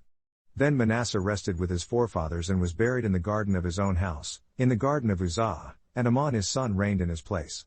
Amon was 22 years old when he began to reign, and he reigned 2 years in Jerusalem. And his mother's name was Meshullemeth, the daughter of Haruz of Jotbah. And he did what was bad in the sight of Yhwh, as his dad Manasseh did. And he walked in all the ways that his dad walked in, and served the idols that his dad served and worshipped them. And he abandoned Yhwh Elohim of his ancestors and walked not in the way of Yhwh. Then the slaves of Ammon conspired against him and killed the king in his own house. And the people of the land killed all them that had conspired against King Ammon, and the people of the land appointed Josiah his son king in his place. Now the rest of the acts of Ammon that he did, are they not written in the scroll of the chronicles of the kings of Judah? Then he was buried in his tomb in the garden of Uzzah, and Josiah his son reigned in his place. Josiah was 8 years old when he began to reign, and he reigned 31 years in Jerusalem. And his mother's name was Jedidah, the daughter of Adaiah of Boscath. And he did what was right in the sight of Yhwh, and walked in all the ways of David his forefather, and turned not aside to the right hand or to the left. And it came to pass in the 18th year of King Josiah, that the king sent Shaphan the son of Azaliah, the son of Meshullam, the scribe, to the temple of Yhwh saying, Go up to Hilkiah the high priest so that he may total the silver that is brought into the temple of Yhwh that the guards of the door have gathered from the people. And let them deliver it into the hands of the architects of the work, that have the oversight of the temple of Yhwh. And let them give it to the skilled laborers of the work that is in the temple of Yhwh, to repair the cracks of the temple, to carpenters, builders, masons, and to buy timber and cut stone to repair the temple. But there was no calculating with them of the money that was delivered into their hands, because they worked faithfully. Then Hilkiah the high priest said to Shaphan the scribe, I have found the scroll of the law in the temple of Yhwh. And Hilkiah gave the scroll to Shaphan, and he read it. And Shaphan the scribe came to the king, and brought the king word back and said, Your slaves have gathered the money that was found in the house, and have delivered it into the hands of them that do the work, that have the oversight of the temple of Yhwh. Then Shaphan the scribe showed the king saying, Hilkiah the priest has delivered to me a scroll. And Shaphan read it before the king. And it came to pass, when the king had heard the words of the scroll of the law, that he tore his clothes. And the king commanded Hilkiah the priest, and Ahikam the son of Shaphan, and Achbor the son of Mishael, and Shaphan the scribe, and Asahiah a slave of the king, saying, Go you, inquire of YHWH for me and for the people, and for all Judah, concerning the words of this scroll that is found. Because great is the anger of YHWH that is burning against us, because our ancestors have not heeded the words of this scroll, to do according to all what is written concerning us. So Hilkiah the priest, and Ahikam, Achbor, Shaphan, and Asahiah, went to Huldah the prophetess, the woman of Shallum the son of Tikvah, the son of Harhas, keeper of the wardrobe. Now she lived in Jerusalem in the college, and they conversed with her. And she said to them, This is what YHWH Elohim of Israel declares, Tell the man that sent you to me, this is what YHWH declares, See, I will bring bad upon this place and upon its inhabitants, even all the words of the scroll that the king of Judah has read, because they have forsaken me, and have burnt incense to other Elohim, that they might provoke me to anger with all the works of their hands. Therefore my anger will be burning against this place and will not be quenched. But to the king of Judah that sent you to inquire of YHWH, you will tell him, This is what YHWH Elohim of Israel declares, as touching the words that you have heard, because your heart was tender, and you have humbled yourself before YHWH, when you heard what I spoke against this place, and against its inhabitants, that they should become a desolation and a curse. And have torn your clothes and wept before me, I also have heard you, says YHWH. Note therefore, I will gather you to your forefathers, and you will be gathered into your grave in peace, and your eyes will not see all the bad that I will bring upon this place. And they brought the king word back. Then the king sent, and they gathered to him all the elders of Judah and of Jerusalem. And the king went up into the temple of YHWH, and all the men of Judah and all the inhabitants of Jerusalem with him, and the priests and the prophets and all the people, both small and great. And he read in their ears all the words of the scroll of the covenant pledge that was found in the temple of YHWH. And the king stood by a pillar, and made a covenant before YHWH, to walk after YHWH, and to observe his commandments, testimonies and his statutes with all their heart and all their minds, to perform the words of this covenant that were written in this scroll. And all the people attended to the covenant. Then the king commanded Hilkiah the high priest, and the priests of the second order, and the guards of the door, to bring out of the temple of YHWH all the vessels that were made for Baal, and for the grove, and for all the host of the stars. And he burnt them outside Jerusalem in the fields of Kidron, and carried the ashes of them to Bethel. And he exterminated the idolatrous priests, whom the kings of Judah had ordained to burn incense in the worship places in the cities of Judah, and in the areas around Jerusalem. Those also that burnt incense to Baal, to the sun, moon, planets, and to all the host of the stars. And he brought out the grove from the temple of YHWH, outside Jerusalem to the Wadi Kidron, and burnt it at the Wadi Kidron, and stamped it small to powder, and cast the powder upon the graves of the children of the people. And he broke down the houses of the male temple prostitutes, that were by the temple of YHWH, where the women wove hangings for the grove. And he brought all the priests out of the cities of Judah, and defiled the worship places where the priests had burned incense, from Geba to Beersheba. And broke down the worship places of the gates that were in the entering in of the gate of Joshua the governor of the city, that was on a man's left hand at the gate of the city. But the priests of the worship places came not up to the altar of YHWH in Jerusalem, but they did eat of the unleavened bread among their kinsmen. And he defiled Tophet that is in the valley of the children of Hinnom, so that no man might make his son or his daughter to pass through the fire to Moloch. And he took away the horses that the kings of Judah had given to the sun, at the entering in of the temple of YHWH, by the room of Nathan-Melech the eunuch that was in the suburbs, and burnt the chariots of the sun with fire. And the altars that were on the top of the upper room of Ahaz that the kings of Judah had made, and the altars that Manasseh had made in the two courts of the temple of YHWH. The king beat them down and broke them, and cast the dust of them into the Wadi Kidron. And the worship places that were before Jerusalem that were on the right hand of the Mount of Ruin that Solomon the king of Israel had constructed for Ashtoreth the abomination of the Zidonians, and for Chemosh the abomination of the Moabites, and for Milcom the abomination of the children of Ammon, did the king defile. And he broke in pieces the images and cut down the groves, and filled their places with the bones of men. Moreover, the altar that was at Bethel and the worship place that Jeroboam the son of Nebat, who caused Israel to sin, had made, both that altar and the worship place he broke down, and burnt the worship place, and stamped it small to powder, and burnt the grove. Then as Josiah turned himself, he spied the tombs that were there in the hill country, and sent and took the bones out of the tombs, and burnt them upon the altar, and polluted it, according to the word of YHWH that the man of Elohim proclaimed, who proclaimed those words. Then he said, What title is that I see? And the men of the city told him, It is the tomb of the man of Elohim that came from Judah, and proclaimed these things that you have done against the altar of Bethel. And he replied, Let him alone and let no one move his bones. So they left his bones alone, with the bones of the prophet that came out of Samaria. And all the houses also of the worship places that were in the cities of Samaria that the kings of Israel had made to provoke Yahweh to anger, Josiah took away, and did to them according to all the acts that he had done in Bethel. And he killed all the priests of the worship places that were there upon the altars, and burnt men's bones upon them, and returned to Jerusalem. Then the king commanded all the people saying, Observe the Passover to Yahweh Elohim, as it is written in the scroll of this covenant pledge. Certainly there was not instituted such a Passover from the days of the judges that judged Israel, nor in all the days of the kings of Israel, nor of the kings of Judah, but in the 18th year of King Josiah, this Passover was instituted to Yahweh in Jerusalem. Also those who practiced necromancy and the soothsayers, and the images and idols, and all the abominations that were spied in the land of Judah and in Jerusalem, did Josiah remove. So that he might perform the words of the law that was written in the scroll that Hilkiah the priest found in the temple of Yahweh. And like to him was there no king before him, that turned to Yahweh with all his heart and with all his mind, and with all his might, according to all the Torah of Moses, neither after him arose there any like him.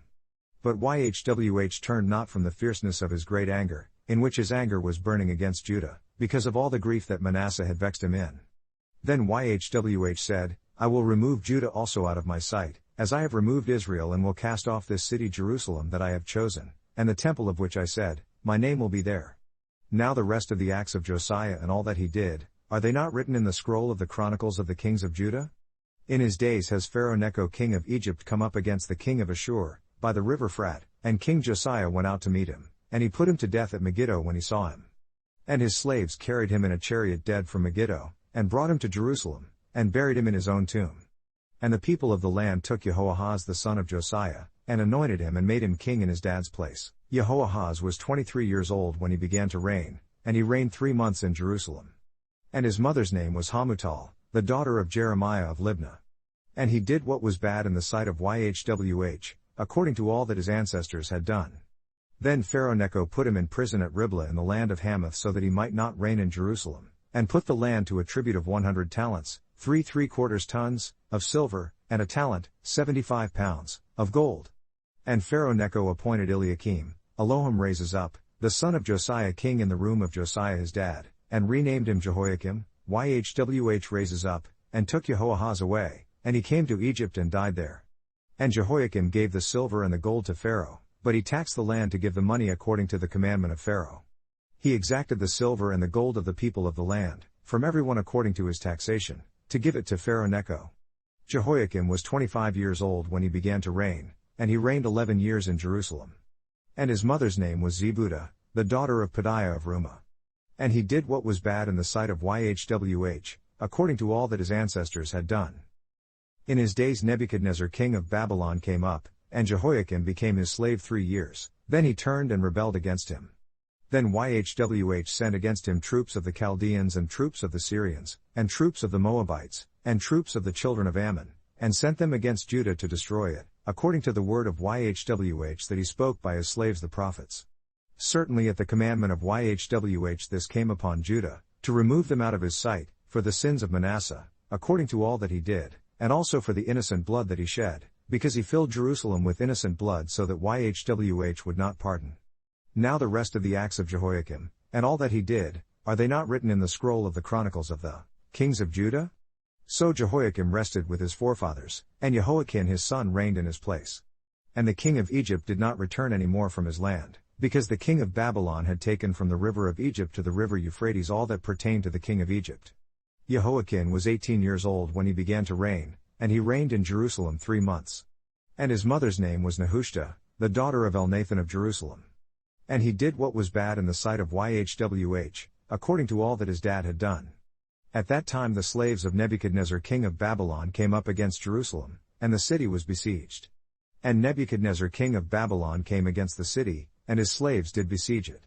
Then Jehoiakim the king of Judah went out to the king of Babylon, he and his mother, and his slaves, and his chiefs, and his officers, and the king of Babylon took him in the 8th year of his reign. And he carried out from there all the treasures of the temple of Yhwh, and the treasures of the king's house, and cut in pieces all the vessels of gold that Solomon king of Israel had fashioned in the temple of Yhwh, as Yhwh had said. And he carried away all Jerusalem and all the chiefs, and all the mighty men of valor, even 10,000 captives, and all the craftsmen and smiths, none remained, except the poorest sort of the people of the land.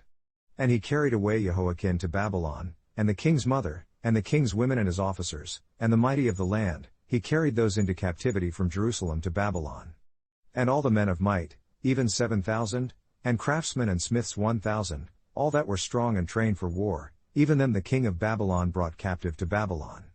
Then the king of Babylon appointed Mattaniah his dad's brother king in his place, and changed his name to Zedekiah.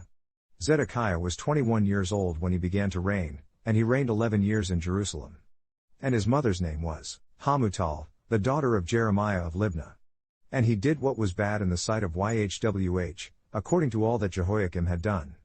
Because through the anger of Yhwh it came to pass in Jerusalem and Judah, until he had cast them out from his presence, that Zedekiah rebelled against the king of Babylon.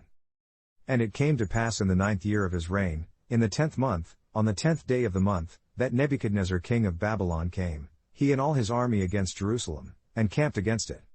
And they built siege works against it all around. So the city was besieged to the 11th year of King Zedekiah. And on the 9th day of the 4th month the famine prevailed in the city, and there was no food for the people of the land. Then the city was broken up and all the men of war escaped by night by the way of the gate between the two walls that are by the king's garden. Now the Chaldeans were against the city all around, but the king went the route toward the plain. And the army of the Chaldeans pursued after the king and overtook him in the plains of Jericho, and all his army was scattered from him. So they took the king, and brought him up to the king of Babylon to Riblah, and they gave judgment upon him. And they killed the sons of Zedekiah before his eyes, and then put out the eyes of Zedekiah, and bound him with shackles of brass and carried him to Babylon. And in the 5th month, on the 7th day of the month that is the 19th year of King Nebuchadnezzar king of Babylon, came Nebuzaradan, captain of the guard, a slave of the king of Babylon to Jerusalem, and he burnt the temple of Yhwh, and the king's house and all the houses of Jerusalem, and every great man's house he burnt with fire. Then all the army of the Chaldeans, that were with the captain of the guard, broke down the walls of Jerusalem all around. Now the rest of the people that were left in the city, and the fugitives that fell away to the king of Babylon, with the remnant of the multitude did Nebuzaradan the captain of the guard carry away. But the captain of the guard left of the poor of the land to be vine dressers and tillers of the soil.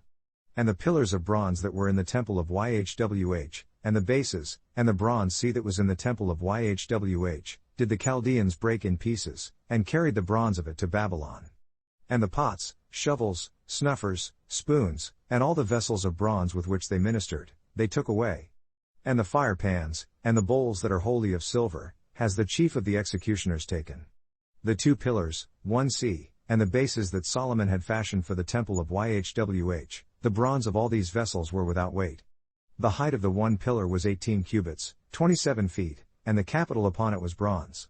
And the height of the capital was 3 cubits, 4.5 feet, and the lattice work, and pomegranates upon the capital round about, all of bronze, and the 2nd pillar had the same, with the lattice work.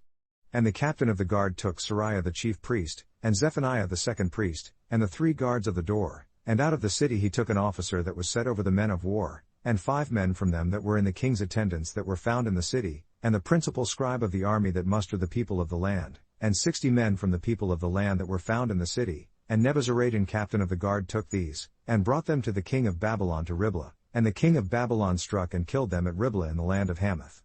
So Judah was carried away out of their land. And as for the people that remained in the land of Judah, who Nebuchadnezzar king of Babylon had left, even over them he appointed Gedaliah the son of Ahikam, the son of Shaphan, ruler.